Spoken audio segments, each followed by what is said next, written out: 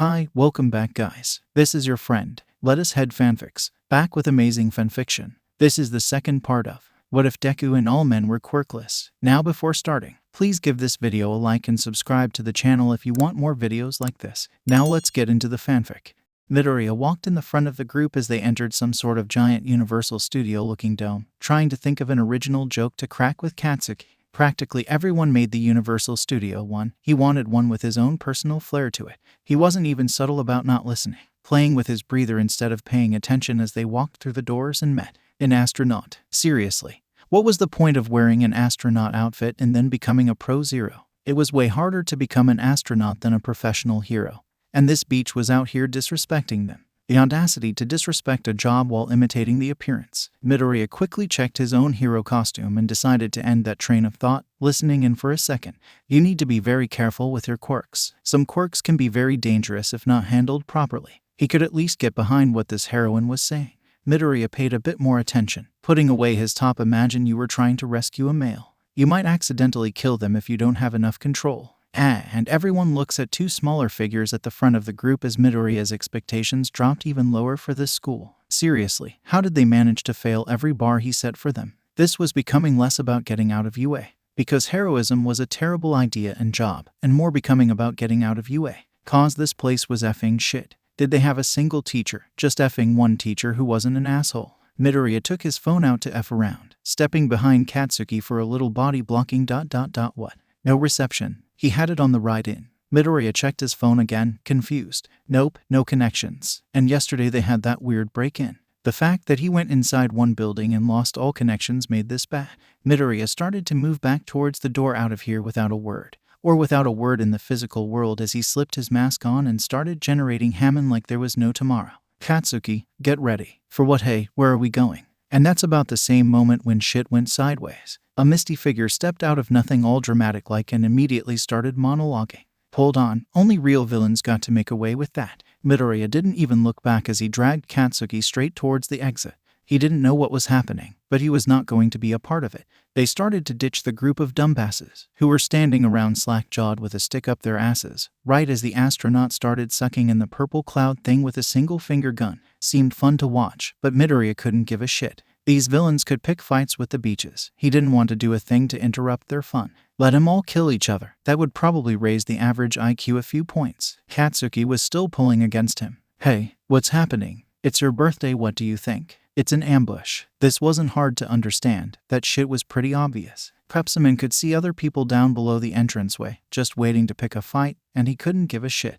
He just wanted to make it to the door. But Katsuki was making this pretty hard. We should help the heroes. They're big girls, they can take care of themselves. And if they couldn't, even better. Their class died. Midoriya and Katsuki walked. Everyone won. He didn't hate them well. He didn't personally hate most of them. But sacrifices had to be made to achieve your goals. That was the price of grabbing the napkin. Besides, that astronaut was winning. What were they gonna do? Get in her way and F everything up? Don't worry, Teach, we'll help you. As soon as he heard that one sentence, Midoriya ditched Katsuki as he bolted straight for the door. Everything became irrelevant. All he had to do was get to that door and he was free. Katsuki was well and good, but he had two legs and Midoriya knew exactly what kind of shitshow was about to happen. If he could get outside, he'd just call the heroes or something. Or blow up the car, some obvious shit that would make pros come and stop the shitshow that his fellow classmates were about to cause. He took back that thing about not hating his classmates personally. With this one act, whoever the F did it, he now had a deep hatred for every single beach in his class. Midoriya reached the door right as the astronaut got F'd over because the classmates got in her way, grabbing the handle with Pepsiman and preparing to rip the door straight off its hinges. No, he'd just pull it, didn't want to give away his real power. As the strange purple mist covered his body and the ground under him gave away, Midoriya questioned this whole hiding his power thing for the first time. Midoriya didn't actually know what was happening because he'd been so fixated on getting out of the ambush. Logically, he could think it through, but he was in free fall and he had bigger fish to fry. Why was he in free fall? Purple smoke stuff. The purple cloud-looking motherfucker seemed to be a teleporter. Those were always a beach to deal with. Where was he? Over a whole lot of water, like a lake. This attack wasn't planned well. If you dropped someone from a height as an attack, it was supposed to be over something dangerous, or just solid ground. Oh, wait, there were people in the water. Probably villains. Still, a better tactic would have just been teleporting them 100 feet in the air and watching them splatter on the concrete. Villains these days had no planning. Well, actually, that was all the questions he immediately cared about. Katsuki wasn't near him, but he could see a giant frog girl. A purple thing, he wasn't really sure what that was. They were two of his classmates, and they seemed to be the only ones falling through the air with him. Whatever, they could save themselves. Pepsiman, look at the weaklings. Well, save was a strong word. What he was about to do wasn't saving in the slightest, focusing in on the little kids pretending to be real villains.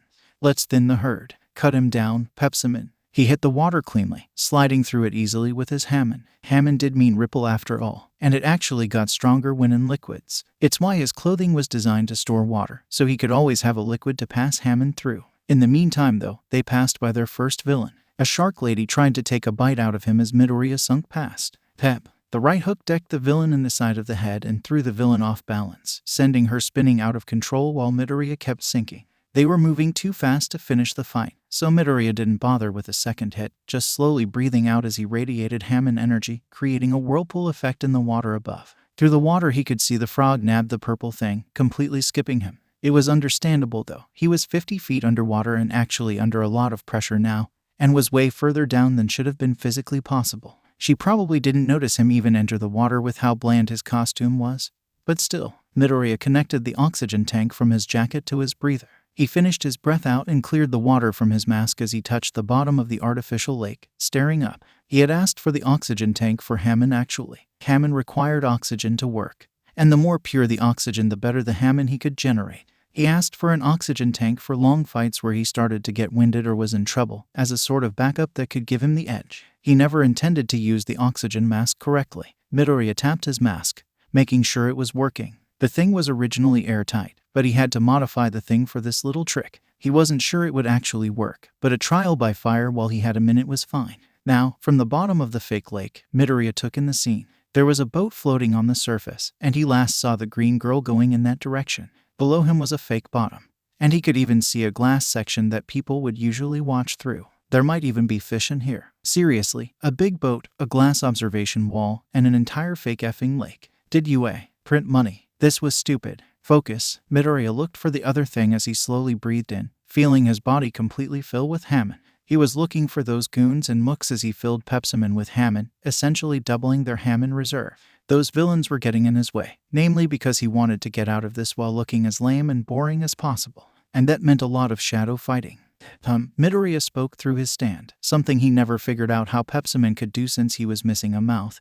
But that was irrelevant. Not only could no one without a stand hear Stan's talking, no one was close enough to hear anyway since they were all at the surface. He might as well just keep all his thoughts in his head. But that wasn't as fun. Let's do another overdrive. Midoriya stopped focusing on Pepsiman, drawing it into him and doubling his stored Hammond as his body began to sparkle under the water, giving off a dull blue glow. For Hammond, Midoriya never really bothered getting serious. He wanted to F with both the students and the villains. And there was one big way he could do that. Navy overdrive. Dark blue, navy, same thing. Midoriya did decide to send out Pepsiman, who spun like a top as he tried to create the spin. While Pepsiman tried to start a good spin, Midoriya concentrated his Hammond into a spiral motion that radiated out of his body, creating a turning current. The water spun around his body faster and faster. Then the strange current began to spread upward. Whirlpool. Bakugo had tried to run after Izuku. He even saw Pepsiman try to grab him right as the smoke hit, but despite only being inches apart they seemed to end up in wildly different areas. How did Bakugo know Midoriya wasn't in the round buildings with him? Asia. The villains weren't dead. They were all alive and overconfident right as the explosions tore into their bodies. Bakugo didn't run or hide. He ran straight at the villains, flying through the air on a string of explosions before M&M slammed both his hands into a villain's face, sending them flying backward and crashing to the ground. The spare materials he brought could keep M&M supplied for big explosions for about 10 minutes of constant action. And he wasn't even doing any big explosions right now. He jumped from villain to villain, crashing straight into them and exchanging attacks like insults. The blows just rolled right off him, blocked by M&M, while his hits kept landing with loud thuds. M&M could both defend his body and attack, stacking Bakugo's own strength with his stands for every attack. M&M was physically stronger than him, at least twice as strong, and that really evened the playing field when fighting giants. The duo tore through these extras as Bakugo searched for the only person who really mattered right now, muttering to himself about how shitty this was. Fighting villains was fine, but someone had to be there to stop Izuku. If Izuku wasn't held back, well, a whole lot of people would be leaving in body bags if Bakugo didn't hurry up and find the much more destructive boy. The once calm water became choppy as Hammond was poured into it, but that's all most people noticed on the surface. The whirlpool itself was a little harder to notice as it snaked up from the lake bed, grabbing one person from below and suddenly dragging them under. It was fun watching them struggle as they were caught in his web, dragged to the bottom of the lake suddenly. Some of his victims never even noticed him since he was coated in blue energy, helping him blend right in with the water. The whirlpool would drag them down to his level, pulling against them no matter what direction they tried to move. Some struggled more than others, which was good for him. The more energy they spent, the easier it was for him. He didn't care about fighting after all, he just wanted to win. And if a whole bunch of idiots drowned for him to win, at least it wasn't his funeral. When they reached the bottom, Pepsiman would stop spinning entirely and switch to pulverizing them. Most people in water couldn't move as fast as normal, but Stans treated water like it was air. That meant Pepsiman was at its most effective when underwater against a Stanless opponent. And hey look, a whole bunch of Stanless beaches in a lake. It was like a divine message from Dio himself telling him what to do. And who was Midoriya to deny God? What's happening? Where are all the villains going? Minta was still shivering, but Asui had the brains to peek over the ledge and check what was happening, counting the remaining villains. Some of them are gone, Jiro. I think they might be going to fight Sensei. She could see the crowd that was getting destroyed by their teacher in the middle of the USJ from the boat's edge. And it made sense to take some numbers away from the groups fighting the students to instead fight the professional hero. How are we gonna get out of this? Maybe we should just wait, and someone will come. The boat rocked again as another wave hit it. The water was getting more choppy again, and something was forming in the body of water underneath the heroes. What is that? A whirlpool? Pepsiman finally got a good spin going with his entire body, spinning like an arena on the bottom of the lake. It looked even dumber than could be imagined when you remembered what Pepsiman looked like. But Midoriya had to admit it was hella effective. The spin generated tons of energy, which his Hammond absorbed and turned into more Hammond for the Navy overdrive. This created a bigger whirlpool than Midoriya could with just Hammond, a whirlpool big enough to catch all his victims at once. All the small fries above him were caught in a single attack, proving his theory right. To monologue for a minute, because he was at the bottom of a lake and didn't have anything better to do while he drowned his victims. It all came down to strength again. To start off, items, because that was the most obvious. He had a breathing mask which completely changed the game, ensuring he wouldn't have to come up for air for another 10 minutes. This entire strategy hinged off him not needing to come up for a long time. Next up, base power. He had Hammond energy and patience, but not much else. Base power wasn't Midoriya's strong suit, but almost every other category made up for it. For example, technique. Hammond was technically a technique, and the spin was definitely a technique. By crossing these two techniques, he could create massive amounts of energy to use for the final category. Support, once again, changed the game seriously. It was like having backup made everything better. It was just like that fake fight they had over representatives all over again. Alright, that took some explaining to make sense. All the people fighting here had items, base power, and techniques that worked best underwater. It only took a few guesses to figure out what was happening. The ambush had picked the best mooks for the best locations so that they could make the most of their powers. Then they randomly threw the students everywhere to mix them up and confuse them. But there really wasn't any rhyme or reason to that. Otherwise, he guessed the frog wouldn't be paired with water. But that was a tangent. The point was everyone in the fight was effective in the water because of items, base power, and their techniques. The trouble came in with support. Once again, no one was acting with their support until he showed up. If they were, they would have just rushed the boat with half the group standing guard so that when the students tried to run, they'd hit the second group and die. The Goonies weren't cooperating. But under the sea, where everything was better down where it was wetter under the sea. Pepsiman was the best support he could ask for. No, that was wrong. Midoriya was the best support he could be. He gave all his Hammond to Pepsiman, helped the stand line up its spin to ensure maximum damage, and played to Pepsiman's strengths. With just that one support, Pepsiman tore through these hired hands like they were cardboard. At this point, they had comboed together so well that they were basically unstoppable. If the enemy had been working together and paying attention, they would have noticed the missing people and found him. Then, what they should have done is all rushed him at once, crushing him with numbers and killing him. However, they were just hired hands, and not very good ones at that. He kept his eyes trained on the scene above, using some spare Hammond energy to enhance his eyes and focus on the scene above. The villains were all getting caught up in his whirlpool, sure, but there was something else. A whole bunch of weird purple S were in the wall, caught by his whirlpool and sticking to the villains. His brain figured it out after a minute of thinking, but to be fair, he wasn't thinking hard about it. The midget girl, the one who looked like a toddler, had weird purple hair and could stick it to things. She was one of the people on the boat, so his classmates were probably making a move now. He wondered if he should be petty and stop the whirlpool now, trying to get some of the villains to hit the girls as payback for something they would most certainly do later, but it was too late. They were all stuck together because of the purple S, so they couldn't fight if they wanted. Midoriya glanced around at his drowned friends, floating beside him. It was probably time to go up, so he untied them. He had tied all the bodies together so they didn't float up and give away the whole game, but some of them were all of them alive. He had tried so hard to drown at least one, but that's what you got when dealing with water quirks. Damn, he was tempted to leave them down there, but he tied them up with the rope Yue had given him. It would be obvious who did it if he left them tied up, so regretfully he untied them and sent them up to join the whirlpool. He stopped the whirlpool after a minute, letting everyone get nice and stuck to each other before he recalled Pepsim. Midoriya scanned through the water for anything he missed.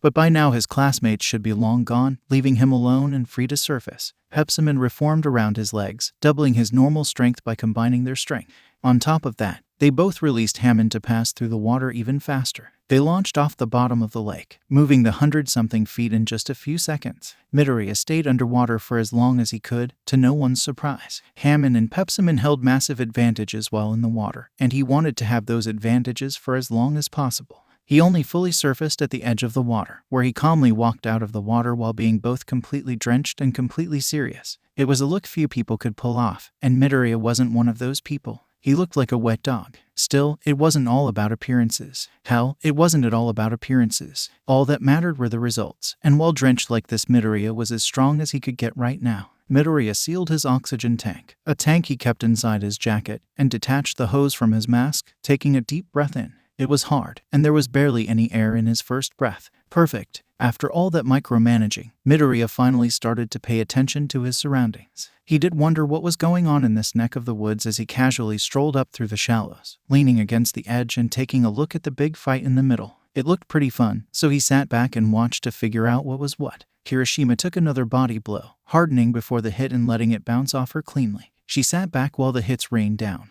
watching for the moment the villains started to tire out. One dropped her guard after punching the sturdy student, shaking her hand. Kirishima moved in an instant, giving that villain a solid punch to the body. The body blow knocked the air out of the villain and sent her stumbling back, as well as broke her guard. With her guard broken, the villain was no longer defending her head. Another punch, aimed straight for the chin. Kirishima moved straight through the attacks of the other villains, focusing entirely on one as she drilled her target with punches, hitting her wherever her guard wasn't. On the 10th hit, the villain went limp, dodging Kirishima's next attack by falling right under it. With her second KO done, Kirishima turned around straight into a giant villain, charging her and the other villains to crush all of them. Kirishima planted her feet and crossed her arms, trying to block as much damage as possible. Kablam. The explosion shook the entire area as it leveled all the villains in a single hit. Slowly walking onto the scene was one of the boys, the blonde one. He scowled as he looked over all the villains, eyeing the ones who trying to get up. He spoke, but she didn't catch all of it cause it sounded a little weird. Let's ice Eminem. He jumped straight into the fight and jumped off one of his own explosions, flying around the scene while still attacking them. He mixed dodging and attacking seamlessly, burning his opponents and keeping himself safe. Spiky, you gonna keep staring, or are you gonna be a hero? His own ruthless comments cut through the daze and made her refocus. She stopped standing around and ran straight into his explosions, weathering through it with her quirk and punting a villain as she tried to stand up again. Sorry, won't happen again. Damn right it won't. Now shut up and fight. The blonde boy raised both hands as he spoke, pointing his palms at the enemy. Die. He created his biggest explosion yet, destroying some of the buildings in his way with one attack. Or it looked like one attack. But then he turned and raised both hands again, still screaming. Die, die, die, die. Each explosion seemed to outdo the last as he tore up the scene, avoiding blasting her in his one-man rampage. She had to help out too, so she swept through the aftermath of his explosions and finished knocking out anyone still conscious. Then, as the numbers started to thin out, she started running into his explosions head-on and pinning more evasive targets down by tackling them. It was a weird method of teaming up, but it seemed to work. Unlike her previous, slow approach, the blonde boy's method was extremely fast, effective, and cool. He didn't wait for villains to come to him, he'd run straight up to them. Big, small, nothing mattered except they were still standing right before he blew them into the next life. So manly, Kirishima couldn't help it as she watched the guy destroy everything in his way. He might scream a lot, but he wasn't hesitating for a moment. Constantly advancing and screaming out as turned the battlefield into a minefield. His words echoed in her head though about staring, and she got straight back into following his lead as she plowed after him, trying her best to keep up with the blonde bomber as he left the ruins zone and went on to the middle of the USJ. Midoriya had started being cynical. But damn, he had to admit the edgy sensei had some moves. Their homeroom teacher, whatever her name was pulling off a whole bunch of flips and spins. It looked really fancy and stupid at first, but she was actually weaving her attacks and dodges into one motion. She was always attacking or defending, never taking a break and going at full throttle. By going as fast as she could, she didn't waste energy and finished everything as fast as she could, and it made sense. Their teacher might have been physically big, but in a fight, she wasn't huge. She wasn't particularly tall or muscular for a woman, but she was extremely fast. So, instead of being able to overpower her foes, she turned them in on themselves and helped them self-destruct. However, she had to fight a lot of people. A larger fighter usually had more endurance, making this easier, but she had to take on over 20 people with practically no muscles to her name without getting hit once. Not an easy feat. She had to constantly be paying attention to everything, which is why Midoriya didn't make his presence known. He could interrupt, but she was paying attention to everything right now and trying to deal with it the best that she could. He'd interrupt if things got lethal, but right now, it was just draining on the professional heroine. He wasn't a total D. He felt he owed her for trying to let him and Bakugo get even with Mina, so saving her once felt pretty fine. She bent the rules to help him get even with Mina. He'd bend the rules to help her. Pretty traditional win-win scenario stuff. He watched from a respectable distance as his teacher beat the shit out of a bunch of part-timers for another minute before switching to the real stars of the show, the villain. If he really wanted a career inside society, being a villain was a pretty sweet gig, so he had to pay attention to the ones he could find. Those SH mucks who had been in the fake lake and the ones his teacher was beating up were villains in the same way that ice cream was a dairy food, only on a technicality, and even then, barely. Those three standing back edgily were the real villains. The first one that caught his eye was the big, ugly Bird Beach. Seriously, with her brain exposed and that weird smile, it should have been really scary but was actually just really ineffective. One knife to that brain and it was dead. And that was just inefficient. She should wear a hat. Still, in terms of villains, she was the powerhouse of the group, easily identified by her large muscles and stupid grin. Next up was this purple smoke-looking mother fur. Yellow eyes and no discernible face, plus as tall and thin as a stick, plus the fancy clothes and vest. It all just screamed, I've got no muscles but will whoop your ass. She was the real threat out of the group, not the bird brain standing on the other side of whatever that was. His eyes naturally glazed over the last person until he really focused on her. Another thin stick, but shorter than the walking purple cloud, hunched and wearing raggedy clothes. The only interesting thing was all the hands covering her body, like the one stuck over her face. That just seemed inefficient. How were you supposed to see with all those hands on you? Still, it was fun to think of how many people you could flip off with all those hands. But outside of jokes, she was angry and uncontrolled, yelling at the others. A villain who couldn't even control themselves couldn't control a fight and wasn't a threat. None of them were supporting their mooks, which is why those mooks were getting so handily crushed. Their tsundere-sensei had a weird scarf item that seemed to magically wrap around people, ensnaring and tossing them around like ragdolls. Her item and technique trumped all the mooks' base power, since none of the mooks were even smart enough to support each other. It was going to be a massacre. And then, in one move, the entire battle shifted. Support had arrived as the last goon fell, distracting his sensei as the giant bird brain crossed hundreds of feet in a second and uppercut her, launching the teacher across the center of the USJ in one move. In one punch, the entire direction of the battle had shifted. Maybe it would be fine to pay attention to what the villains were actually saying. Why isn't All Might here? Why? Handy Mandy was throwing a hiss fit like the 2-bit villain she was. Oh, is she even weaker than we thought? She was out for 3 hours today. Perhaps that is her current limit, mused the purple cigarette, being vague in that first-rate villain way. But a game over's a game over. We can't do what we came here for. Pansy Pansy scratched at her neck as she mused out loud. Then her gaze shifted to the boy walking through the shallows towards his teacher. ... But we can still damage her reputation. To keep it brief, Birdie was kicking tsundere-sensei's ass around the middle of the dome, like it was some sort of old-fashioned arena fight, the kind from Rome. Or was that from Greece? What country had the gladiators? Midoriya couldn't remember off the top of his head. He had more important things to do at the moment. Speaking of things to do, he should stop doing metaphors and start helping. He was gonna try a little now. Midoriya moved through the water with a strange dignity as he overlooked the fight, keeping an eye on the villains fighting the hero. It was a mess through and through.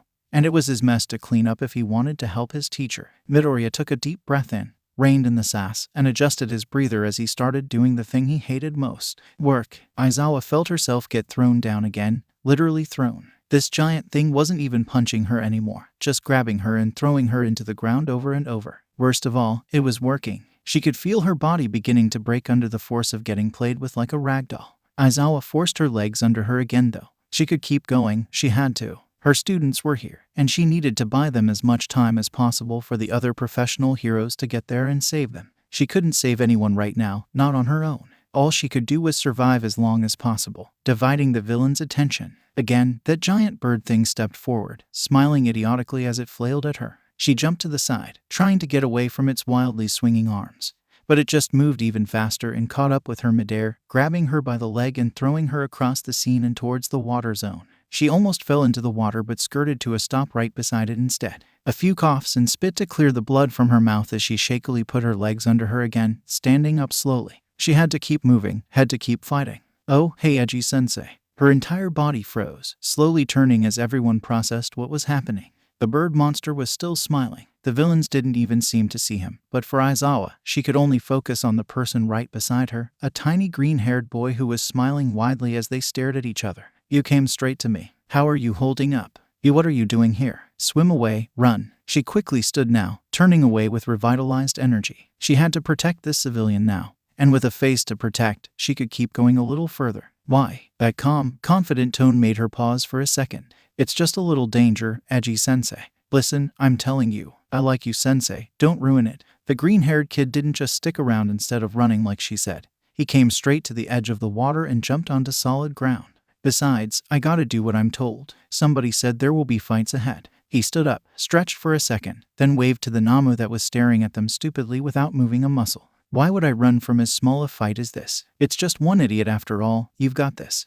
Are you quoting me? Don't make assumptions like me listening to you. And while I'm complaining, stop being such a baby. You just stand around and dodge and of course, you're gonna lose. You gotta throw punches to knock the other muck out. Oh hey, it's coming. The green-haired child didn't even look at her once as he resolved to fight beside her or as the Namu suddenly lurched forward, finally making a move as it jumped off the ground and attempted to tackle both of them. Aizawa grit her teeth as she dove out of the way, grabbing the child along the way. The Namu turned to grab her out of the air, attacking twice in just a second, but it missed by just a hair, knocking them further away with a blast of air as it swung its arm. The pair messily landed well. It felt like they should have had a messy landing. But after rolling on the ground for only a second, Aizawa was back on her feet. Mirio, what's-his-face, stood beside her, smiling confidently despite nearly getting killed in the first hit. It was that strange confidence he had every time she saw him with such a cheery expression slapped on his face. The same smile stayed, stuck to his face, as he moved towards the Namu instead of running like she told him to.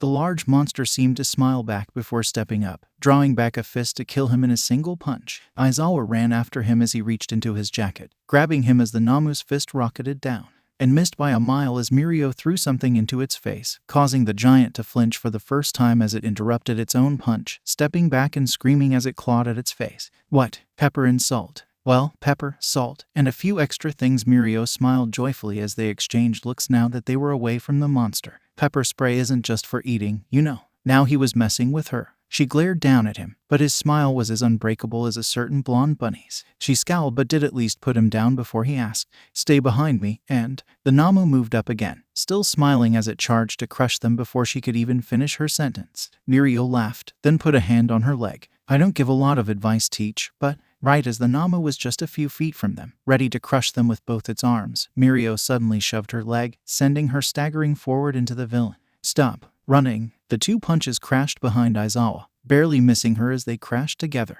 She only had to look at the Namu for a moment before she regained her composure and started to engulf this giant bird thing with her scarf. And start. Fido, you're already doing that. Whoop her ass, Teach. Aizawa and the Namu began to weave around each other faster and faster. Aizawa's eyes trained on the giant's every move, dodging attacks before they even started.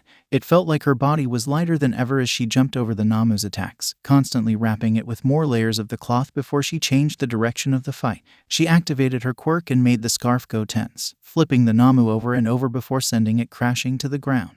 The Namu got back up immediately and rushed her again. But with just an ounce of momentum, she wasn't on the back foot anymore. As it rushed towards her, she was already stepping to the side to dodge. By the time it adjusted its course to hit her again, she had landed and moved for a second time to dodge its usual follow-up attack while wrapping up the Namu's arm, giving it a sharp twist and forcing the arm to turn, ruining its punch and making it crash into the ground again. The Namu wasn't getting hurt much by her attacks, but all she had to do was outlast it. It was like protecting someone. That tiny brat had given her all new energy. She could tell she was doing much better than she ever had before, but maybe that was what happened when you tried to protect someone. Aizawa smiled, then rushed back into the fight, just like that little green kid had said. Midoriya watched the Namu with a careful eye and threw Aizawa the way out of the attack with Pepsimin, then exchanged blows with the giant monster. Pepsimin stayed close to the Namu, hitting its punches mid-swing and making sure they never hit Aizawa. He wasn't doing any real damage, but he was just keeping his teacher safe for now. This Namu was really, really stupid. The edgiest sensei EST was in a life-or-death situation and wasn't devoting much thought to how she was doing this. But the big oaf should have noticed her enemy randomly start dodging everything when a random green runt showed up. Even if edgy sensei could dodge everything, it was better to keep attacking the small little baby boy than the trained professional. But Hansi Pansy said to kill Teach, so it seemed Birdie would only follow orders and couldn't think for itself. That explained its god-awful fighting style. A strange series of flailing motions as it basically crashed towards Aizawa, trying to crush her more than hit her. He fed more pepper and whatever at the Namu, disrupting its vision again. It wasn't actually pepper or anything special, just water filled with Hammond to the point of being boiling. Hammond was the power of the sun, and effing around with temperature was one of the first things he learned how to do with his sun powers. Once again though, the boiling water got in its eyes and made it flinch as Aizawa threw it again into the concrete, breaking the ground with her excellent throw. The Namu seemed to pause to the rest of the world as Pepsimin went to town on the Namu, attacking roughly 10 times a second straight at the brain. It wasn't dying like he thought it would when its brain was struck, probably from a defensive quirk, but it did freeze up when punched. Each fist was aimed at the exact same point, slowly breaking through the defense. And then the big bird went up again, launched by Tsundere Senpai. Pepsimin worked with Teach, helping her move the giant dumbass. She pulled it up, Pepsimin would throw Birdie up. She threw it down, Pepsimin would float through the air to spike Bird Brain into the ground. It was like she was at least twice as strong as usual as Pepsimin helped her, but more if you counted all the attacks Pepsimin threw into the giant black bird's body. Still, they weren't doing much to the birdie. Midoriya filled his eyes with Hammond, using it to track the energy in the area. Normally his Hammond eye technique thing could only detect Hammond in nature, like the small amount of Hammond everyone had in them. That Hammond amount was so small you couldn't do anything with it, but it was still in everything. However, if he followed Pepsimin's attacks which were filled with Hammond, he could see the energy washing over the Namu instead of piercing it correctly. Its quirk was messing up their attacks. And on another note, the other villains, well, they were starting to lose that title. The other idiots were just standing there staring. He was literally a sitting duck in their eyes with no way to defend himself. So why did no one bother to attack him? Probably because he was a boy. And killing one of those wouldn't even make the local news. The two big villains were just standing around staring and talking to each other without paying an ounce of attention to him, until one of them finally did. A bit of an abrupt change, but hey, so was the Hansi girl switching her priority from talking about the weather to getting some shit done. Whatever, she might be a joke villain, but he'd take what he could get. Midoriya straightened out as the third-rate villain approached. Bakugo jumped over the villainess and planted his feet on her shoulders, placing a hand directly onto her forehead. She stumbled backward and tried to pull him off, having already seen this move a dozen times before as he crushed everyone in her path, but even if she could pull off Bakugo, she couldn't pull of M&M. Blow him to hell. Die. They didn't bother to talk out loud as M&M punched her square in the face. Bakugo's hand left a trail of sweat on her head, a trail that exploded as M&M's flames made contact and launched the villainess backward, knocking her out in one blow. Bakugo didn't slow down as headed for the middle of the USJ. Time was of the essence as he tried to find Izuku before something bad happened. He even outran the much taller girl who was trailing behind him, trying her best to keep up with his hellish pace. Hey, why are you going so fast? Wait up. Hurry up. Heroes aren't supposed to be slow. He didn't really care if she followed him, but he did care if she slowed him down. He had to find Izuku as quickly as possible, for everyone's sake. If he wasn't there to hold back Izuku. Eraserhead, did you think we'd let you just beat our Namu with this little cutie here? Hansi spoke with a smile in her voice, her joy palpable without even seeing her face behind the hand stuck to her ugly mug. She calmly moved towards Midoriya as the big bird kept attacking his teacher, whose attention was divided again. Midoriya himself wasn't sure how he felt about someone he was about to murder calling him a cutie. Didn't win her any points, that was for sure. Mirio, get behind me. Mirio? Who's Mirio? Those were the thoughts in Midoriya's head as Aizawa threw the big idiot at Hansi, forcing her to jump back. The other heroes should be coming soon, don't worry. What, did you think we'd leave the communications up Eraserhead? How stupid do you think we are? Midoriya didn't think they were stupid. He was pretty much certain they were at this point. No one's coming to save you. You're going to die here, one by one. First off, Namu, forget Eraserhead, kill the runt. And with that single order, Namu's eyes locked onto Midoriya's. The Namu was still covered in his teacher's bandaging, but now it planted both feet and started to free itself from the mess, glad to start picking on a new target. Credit where it's due, his teacher was at least concerned, trying to get more layers on the big O faster than it could remove it while keeping it down.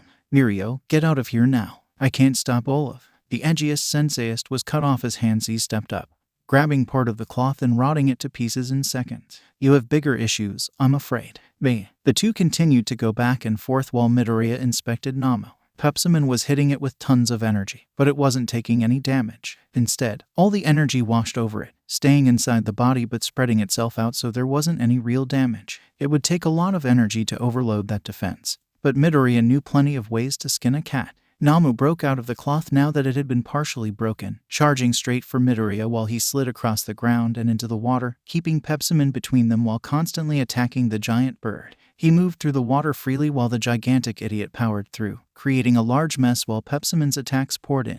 Namu was definitely faster than him usually, but the water served as an equalizer. Not only did it slow down the Namu, but it sped him up faster than normal. Plus, it gave him tons of options. Midoriya took a deep breath in and created a large splash as he went up to his waist in the water, filling the small wave with Hammond. The water became as hard and sharp as steel as the big birdie crashed into it, cutting itself on impact but powering on. It bled heavily from the chest and stomach as more of these slashes started to layer over each other, Midoriya continuing to move faster and faster while creating more and more of those sharp waves to crash and cut into bird brain.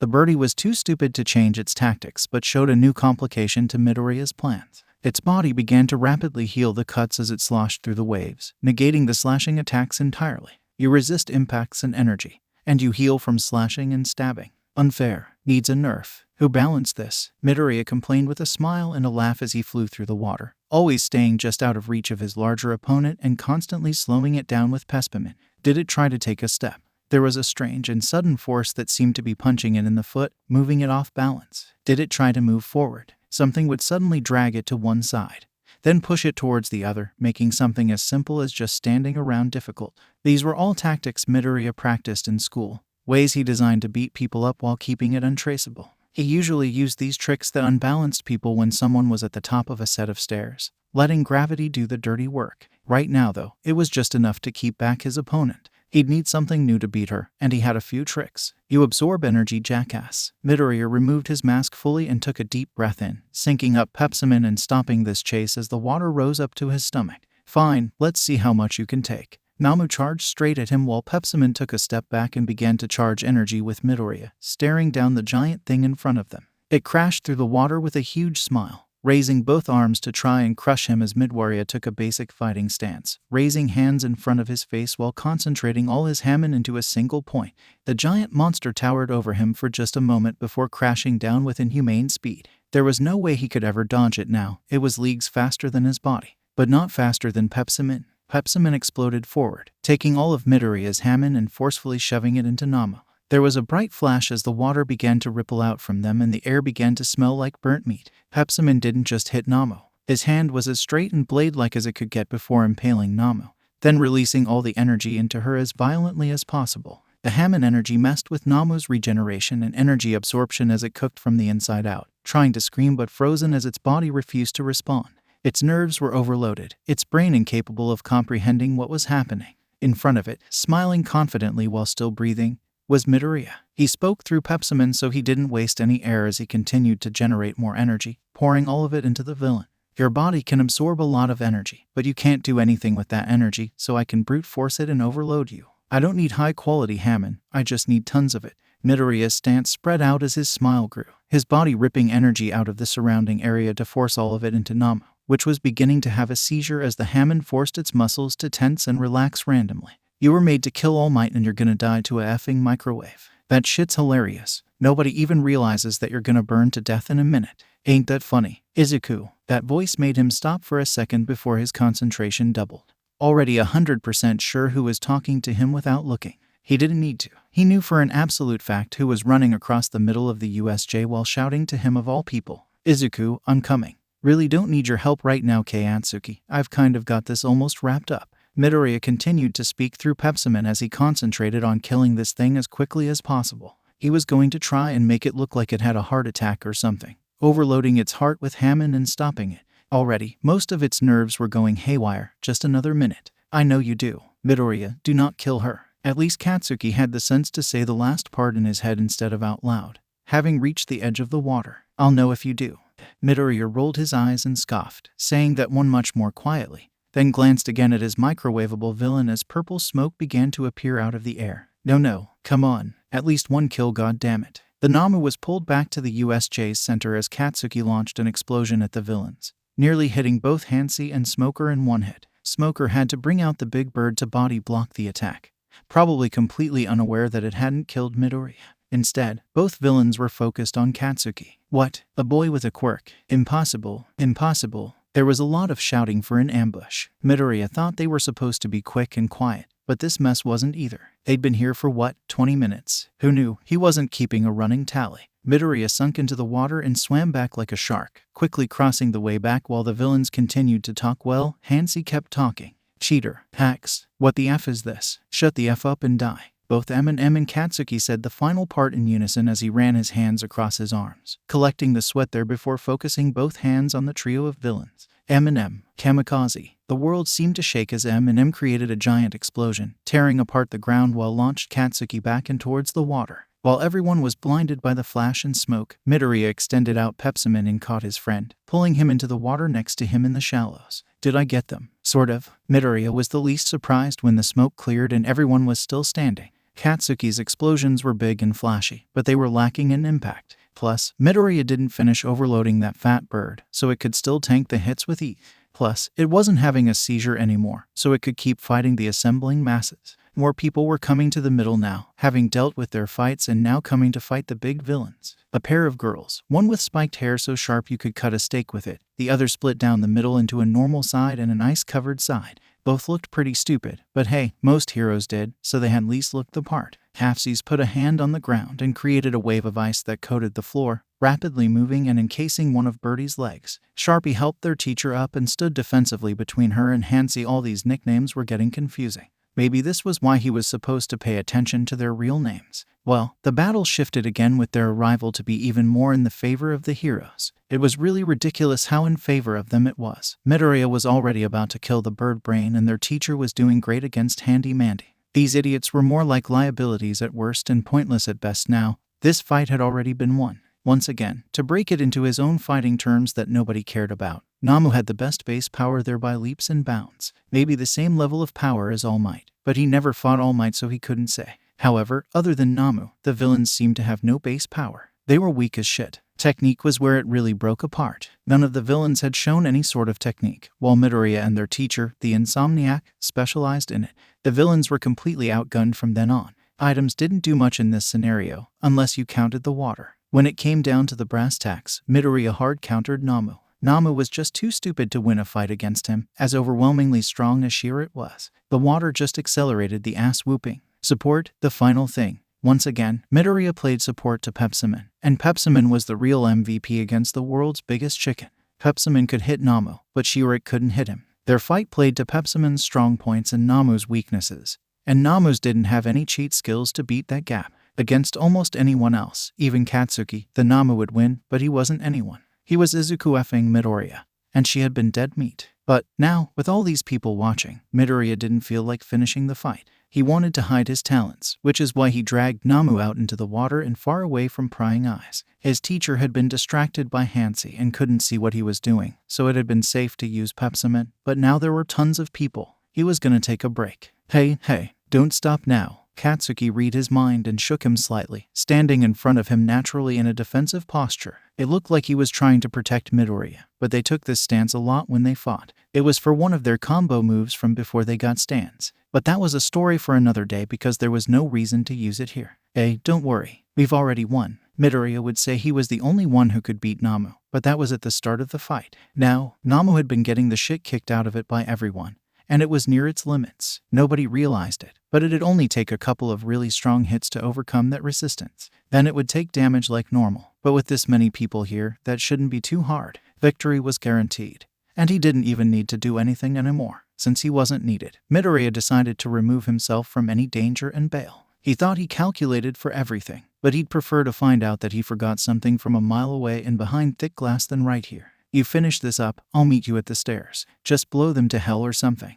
But Katsuki pointed to the villains, still confidently monologuing. They didn't even see the boys floating in the water right now as Midoriya slowly crept out of the water, completely drenched again. It really looked like the villains had the upper hand. But that was because they had no way of knowing how badly hurt Namu was. Suckers, just use a lot of explosions on it and it'll collapse. Midoriya stretched quickly, then started to make his way to those nice-looking stairs, away from any sort of danger. All it'll take is a few good hits and its energy absorption power will collapse. And then it'll start taking damage normally. Oh, by the way, it's got some sort of energy absorption quirk. Go for broke, Katsuki. Katsuki also climbed up, helped to his feet by Midoriya, who was now taking this as seriously as a walk through the streets, even putting his hands in his coat pockets while nodding to the fight. I did most of the work, and now you're gonna take the credit. Just remember to aim for the brain. That seems to be its weak point. It is fine now. A deep, confident, but distinctly angry voice echoed across the scene from atop those stairs.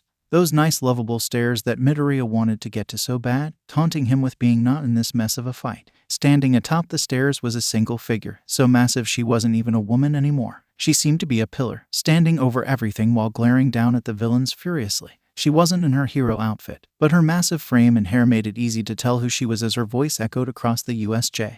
I'm here. God. All Might stood at the head of the stairs, an imposing beacon to the villains. She radiated confidence and rage as she looked across the scene, ripping off her tie and moving forward to face the criminals. A shame she was so late. The random mooks that the villains brought along, most were already taken care of by the tsundere-sensei. The villains that were standing around like dumbasses. Namu, the big girl with her brain exposed, had been getting her shit rocked for the past 2 minutes and would have been dead in just one more. Hansi, the lanky rake-looking motherfucker, had been exchanging blows with Aizawa and had gotten the shit kicked out of her, but did at least do some damage to their teacher. Teach's right arm looked pretty bad. The shirt and skin had been destroyed, probably by Hansi's quirk. She might need the help, but both Spiky and Halfsies were right next to her if she did need the help. Lastly, Smokey. Smokey was still fine. Nobody had tried to fight Smokey, and Smokey didn't try to fight anyone. Now that he'd gotten a minute and thought it out, Smokey was probably the group's support or supervisor. Midoriya was leaning towards supervisor because she hadn't been supporting a single person for the entire fight, instead just sitting back and watching the mess unfold.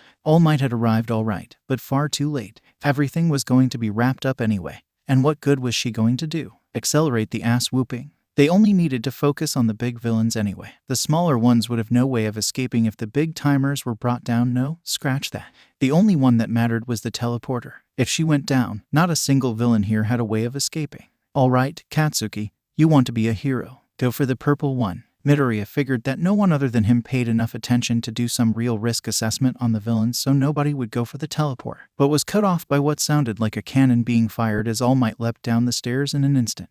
The remaining mooks were all taken out in an instant before All Might appeared next to their homeroom teacher, helping to steady her. I'm sorry, Aizawa. I should have been here. All Might then looked beyond their teacher, staring down the surrounding area before moving so fast she disappeared again. And suddenly Midoriya was being dragged out of the water through the air at the speed of sound before coming to a stop back on solid ground, suspended by something. All Might had picked him up. No, picked up both him and Katsuki out of the water in an instant, all while attacking the villains and carrying their teacher under an arm. She placed them all on the ground and stood in front of them, trying to protect them from the paper tiger villains. Everybody back to the entrance. Bring Aizawa. She's in no condition to keep fighting. I'll take it from here. The other students gazed up with amazement and wonder while Midoriya stared blankly before adopting a sweet smile, playing into the stereotype. You saved us, All Might. Be careful, she's super tough. Don't worry, young boy. Wow, she couldn't even remember his name. At this point though, he was just satisfied if someone remembered the wrong name. Still, she flashed him that usual confident smile and a thumbs up. I've got this. Alrighty, come on, Kak. And Midoriya smiled on the outside while grabbing their teacher's good arm, helping to pull her away. Let's get somewhere safe. Izuku Katsuki started to say something but was cut off when he caught sight of something. Pepsiman, so enveloped with rage he had accidentally come out. He was stomping on the ground so fast he had powderized it while clawing at his face, completely consumed with Midoriya's fury at having to play weak right now. Pepsiman clawed at his face while he convulsed in the air, making strange noises out of anger and frustration. All right, come on. We'll stay behind in case she needs help, Halfsies said without flinching, showing as much emotion as the ice covering half her body. A weird choice for a costume, even for a hero. Unlike you boys, we won't get in the way. Midoriya was going to tell them about the teleporter and who was the biggest threat, but now, welp, good luck, ma'am. Be seeing you in the morgue, I pray to Dio. Dude, calm down. we're in an ambush. Katsuki led the way away while the villains got to monologuing. All while the weak group made their way to the exit. We were the ambush. Did you see how weak they were? Effing pusses. The whole bunch, Midoriya snorted with indignation. I had this in the bag. Our teacher was gonna pass out. Then I'd get serious and wipe them all out. I even had a cover story. I was gonna say the big bird went rogue and started attacking everything near it. Then nobody'd question shit, cause who else would've? The boys are just gimps. Alright, I don't say this a lot or lightly, but you need to relax. Katsuki took a glance back at the villains and All Might. They're not fighting. I think we can get to the stairs and then make it back before it gets serious. No, not feeling it. Midoriya checked in with the third unwitting member of their group, who wasn't even aware there was a conversation going on. Sensei, how are you feeling? Stop playing cute, Mirio. I remember you calling me edgy sensei earlier, HRK. She grit her teeth and cut herself off. It looked like she was in a lot of pain. Midoriya had to admire someone who could take a hit. And she was quickly climbing to the bottom of the list of people he hated, a very long list that included almost everyone he bothered to remember. Yeah, but you can't remember my name. I see how it is. Midoriya smirked mischievously before grabbing her arm and forcing some Hammon into her system. It wasn't enough to heal her injury, just enough to dull the pain and stop anything from getting worse. You didn't answer my question, Edge-sensei. He didn't bother hiding it as she smirked, now in slightly less pain and rolling her eyes at his cheap humor. Not terrible, not right now anyway. But what you did was reckless. Don't save you next time, gotcha. Midoriya gave her a cheeky smile and a wink, playing off his own big eyes and cute face. He hated this face. It looked like his mother's, and made him just want to kill something. Pissed him right the F off. Izuku, calm down. Pepsiman's breaking things again. He got himself back under control, never once losing his signature flat smile. You know what I mean. That was dangerous, and you could have been seriously hurt, like me. Well, her heart was in the right place, so Midoriya reined in the sass to let her talk. And they were interrupted with a thunderous crash, both teacher and Katsuki stopping to look back and wonder at what caused that noise, even though it was obvious. You put All Might, the punchiest puncher in the world, with a villain. What did you think was going to happen? Besides, it interrupted his teacher just when he said he wasn't going to, so he was at least a little happy for it. The group was climbing the stairs when they looked down to see All Might and Namu exchanging punches well. All Might punching Namu while Namu kept miffing her punches. This fight really proved how brain-dead Namu was, missing every single attack while All Might landed blow after blow with little effect. That young boy was right, you're one tough customer. Doesn't even matter where I punch you, does it? That's because Namu here has shock absorption. All Might. Just shock absorption. Lame. That meant any energy-based attacks, like fire or a taser, completely bypassed its defenses. No wonder they said it was designed to kill All Might. It would have been kind of shit at killing anyone who could do things other than punch. The only way you're going to hurt her is to slowly gouge out her flesh. But of course I don't. She'll sit back and let you do that. You've finally met your match. Thanks for telling me how to beat her. All Might sidestepped Namu again and grabbed her by the waist, speaking one last time before she lifted with the same conclusion Midoriya figured out about 5 minutes ago. All I have to do is wear her down. Then it's on to you. There was a large explosion as All Might suplexed Namu into the ground, creating a huge gust and cloud of dust. Up above them, at the top of the stairs, cheers could be heard. Some of the villains on the ground were blown back, and, climbing the stairs, 3 people stared out over it all.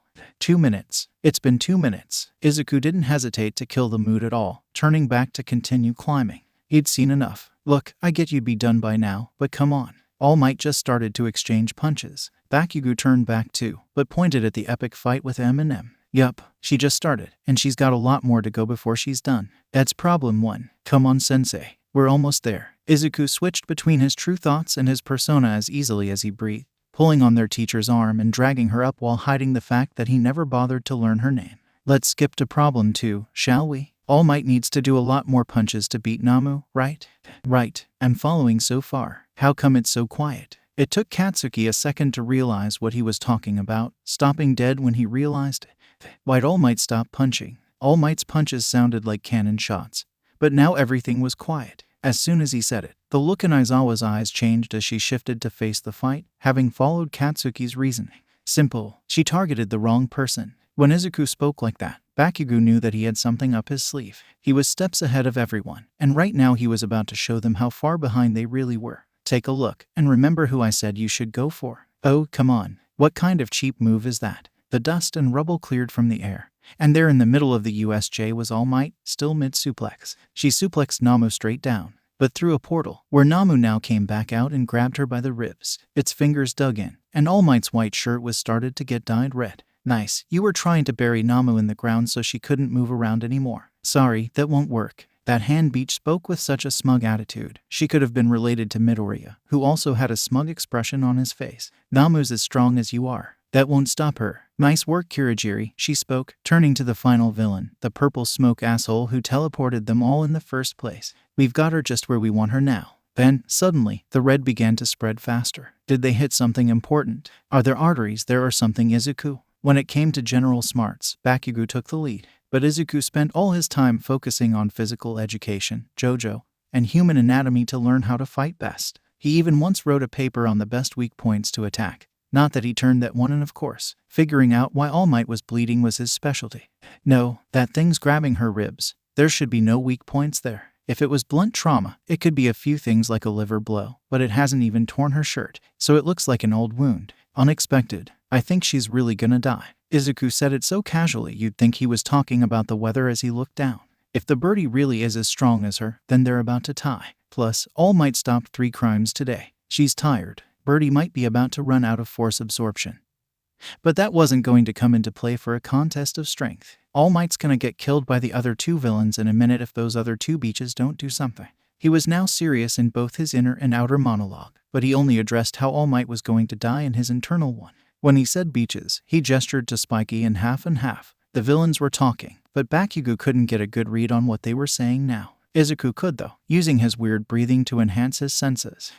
Kirigiri. Lovely name. Oh, the purple one is Kirigiri. She's going to cut All Might in half by closing a portal on her, but Namu's got to pull her in far enough first. What? Katsuki stopped bothering to use M&M seriously. It wasn't that hard. Why don't they do something? The beach is right there. Half and Spiky, cause they're cowards, talk smack, but when real shit comes up, look at him. Midoriya couldn't hide his smugness as he turned back to Aizawa, the most likely name for their teacher. You keep stopping, but we need to get to safety. Focus on helping yourself first, then try to help others. How's All Might doing? Can you see from here? Aizawa looked down, but all she could see was a mess of limbs. She didn't have the ability to enhance her eyesight to superhuman levels, so she couldn't tell that All Might was getting her ass kicked. She's in a tough spot, but she's fine. Don't worry. Midoriya focused back on enhancing his ears when he caught some interesting info from the old teach. I knew it. She used up all her hours today. Hold up. All Might used up all her hours. What did that mean? The villain said something at the beginning like that too. That All Might only had 3 hours and they overestimated her. 3 hours of what? 3 hours of quirk use. All Might was famous for a lot of things, and one of them was being dodgy with what her quirk actually did, which Midoriya thought was stupid. The easy answer was just to lie and say it was super strength, a quirk that everyone could see and understand. But what if All Might's quirk had a time limit, and she was out of time? What? Sometimes, Midoriya forgot there were other people in the world. Katsuki was the one to prove him wrong every time, usually by being as loud as possible, like this time. He shouted both in the real world and with his stand, killing Midoriya's enhanced ears. Calm down. No, we've got to do something. We've got to help her. Katsuki glanced down the stairwell, anxious and stuck. Once again, he couldn't take the napkin. Whoever acted first was the one who took the napkin. They were the one the rest followed, and they set the rules. Katsuki was stuck, always wanting to grab the napkin but never quite having the guts to do it. He stared out at All Might, his expression torn as he looked down on All Might, stuck in his own mind.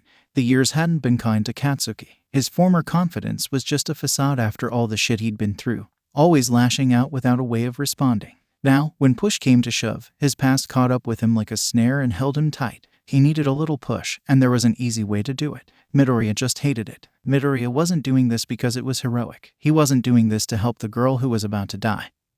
He was just doing this to help his best friend work his way through his problems. Nothing more, nothing less. Aizawa-sensei, get to the top of the stairs on your own. We've got to go be reckless. Izuku. Katsuki turned to look down at him with an expression of confusion and wonder before Pepsiman gave him a soft push down the steps. Where are you two going? No, I forbid you from going any further. It's dangerous down there. Dangerous. Shit fam. That's all you had to say. Midoriya's usual cutesy expression became genuine as he pushed off their teacher, taking the steps 2 at a time. Come on Katsuki, are you with me? Katsuki stood back for just a second before jumping forward to meet him, flying down the stairs. To the end of the line. Midoriya hurtled down the steps of the USJ as he drew out Pepsiman, using his stand to keep himself balanced as he quickly descended the stairs that were each as tall as his shins. Not superhumanly quick, mind you, just recklessly quick. After all, the tsundere-sensei was still behind him, shouting at both of them to stop and how dangerous it was. It was quite odd, and the first time Midoriya could remember someone actually looking out for him.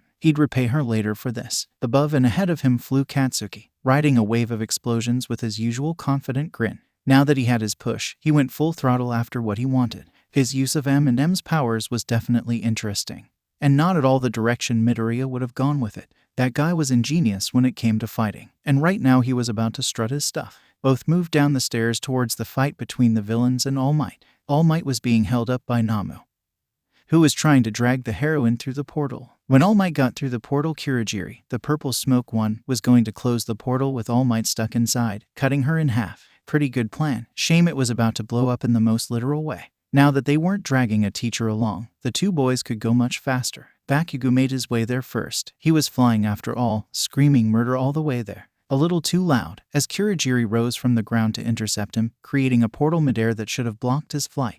You should stay out of. Get the hell out of my way, extra. Bakugo began to spin as he screamed, twisting his hands as M&M coated his entire body in invisible flames. He spun through the air like a bullet, going faster and faster as if he intended to body check the smoky villain into next week. And, effing, DIIIE. What? The villain definitely wasn't expecting a response like that. And judging by everyone's reactions, no one else was either. And that's when the magic happened. M&M, howitzer, IMPAAACT. Bakugo continued to hype himself right up until the last second as the fire consumed his body. The sweat from flying through the flames covered his body and was consumed by the inferno, exploding out while being focused forward. The largest explosion Midoriya had ever seen blasted everything, including the other villains and All Might. The shockwave sent Kurogiri into the ground, disrupting her concentration and giving him another opening.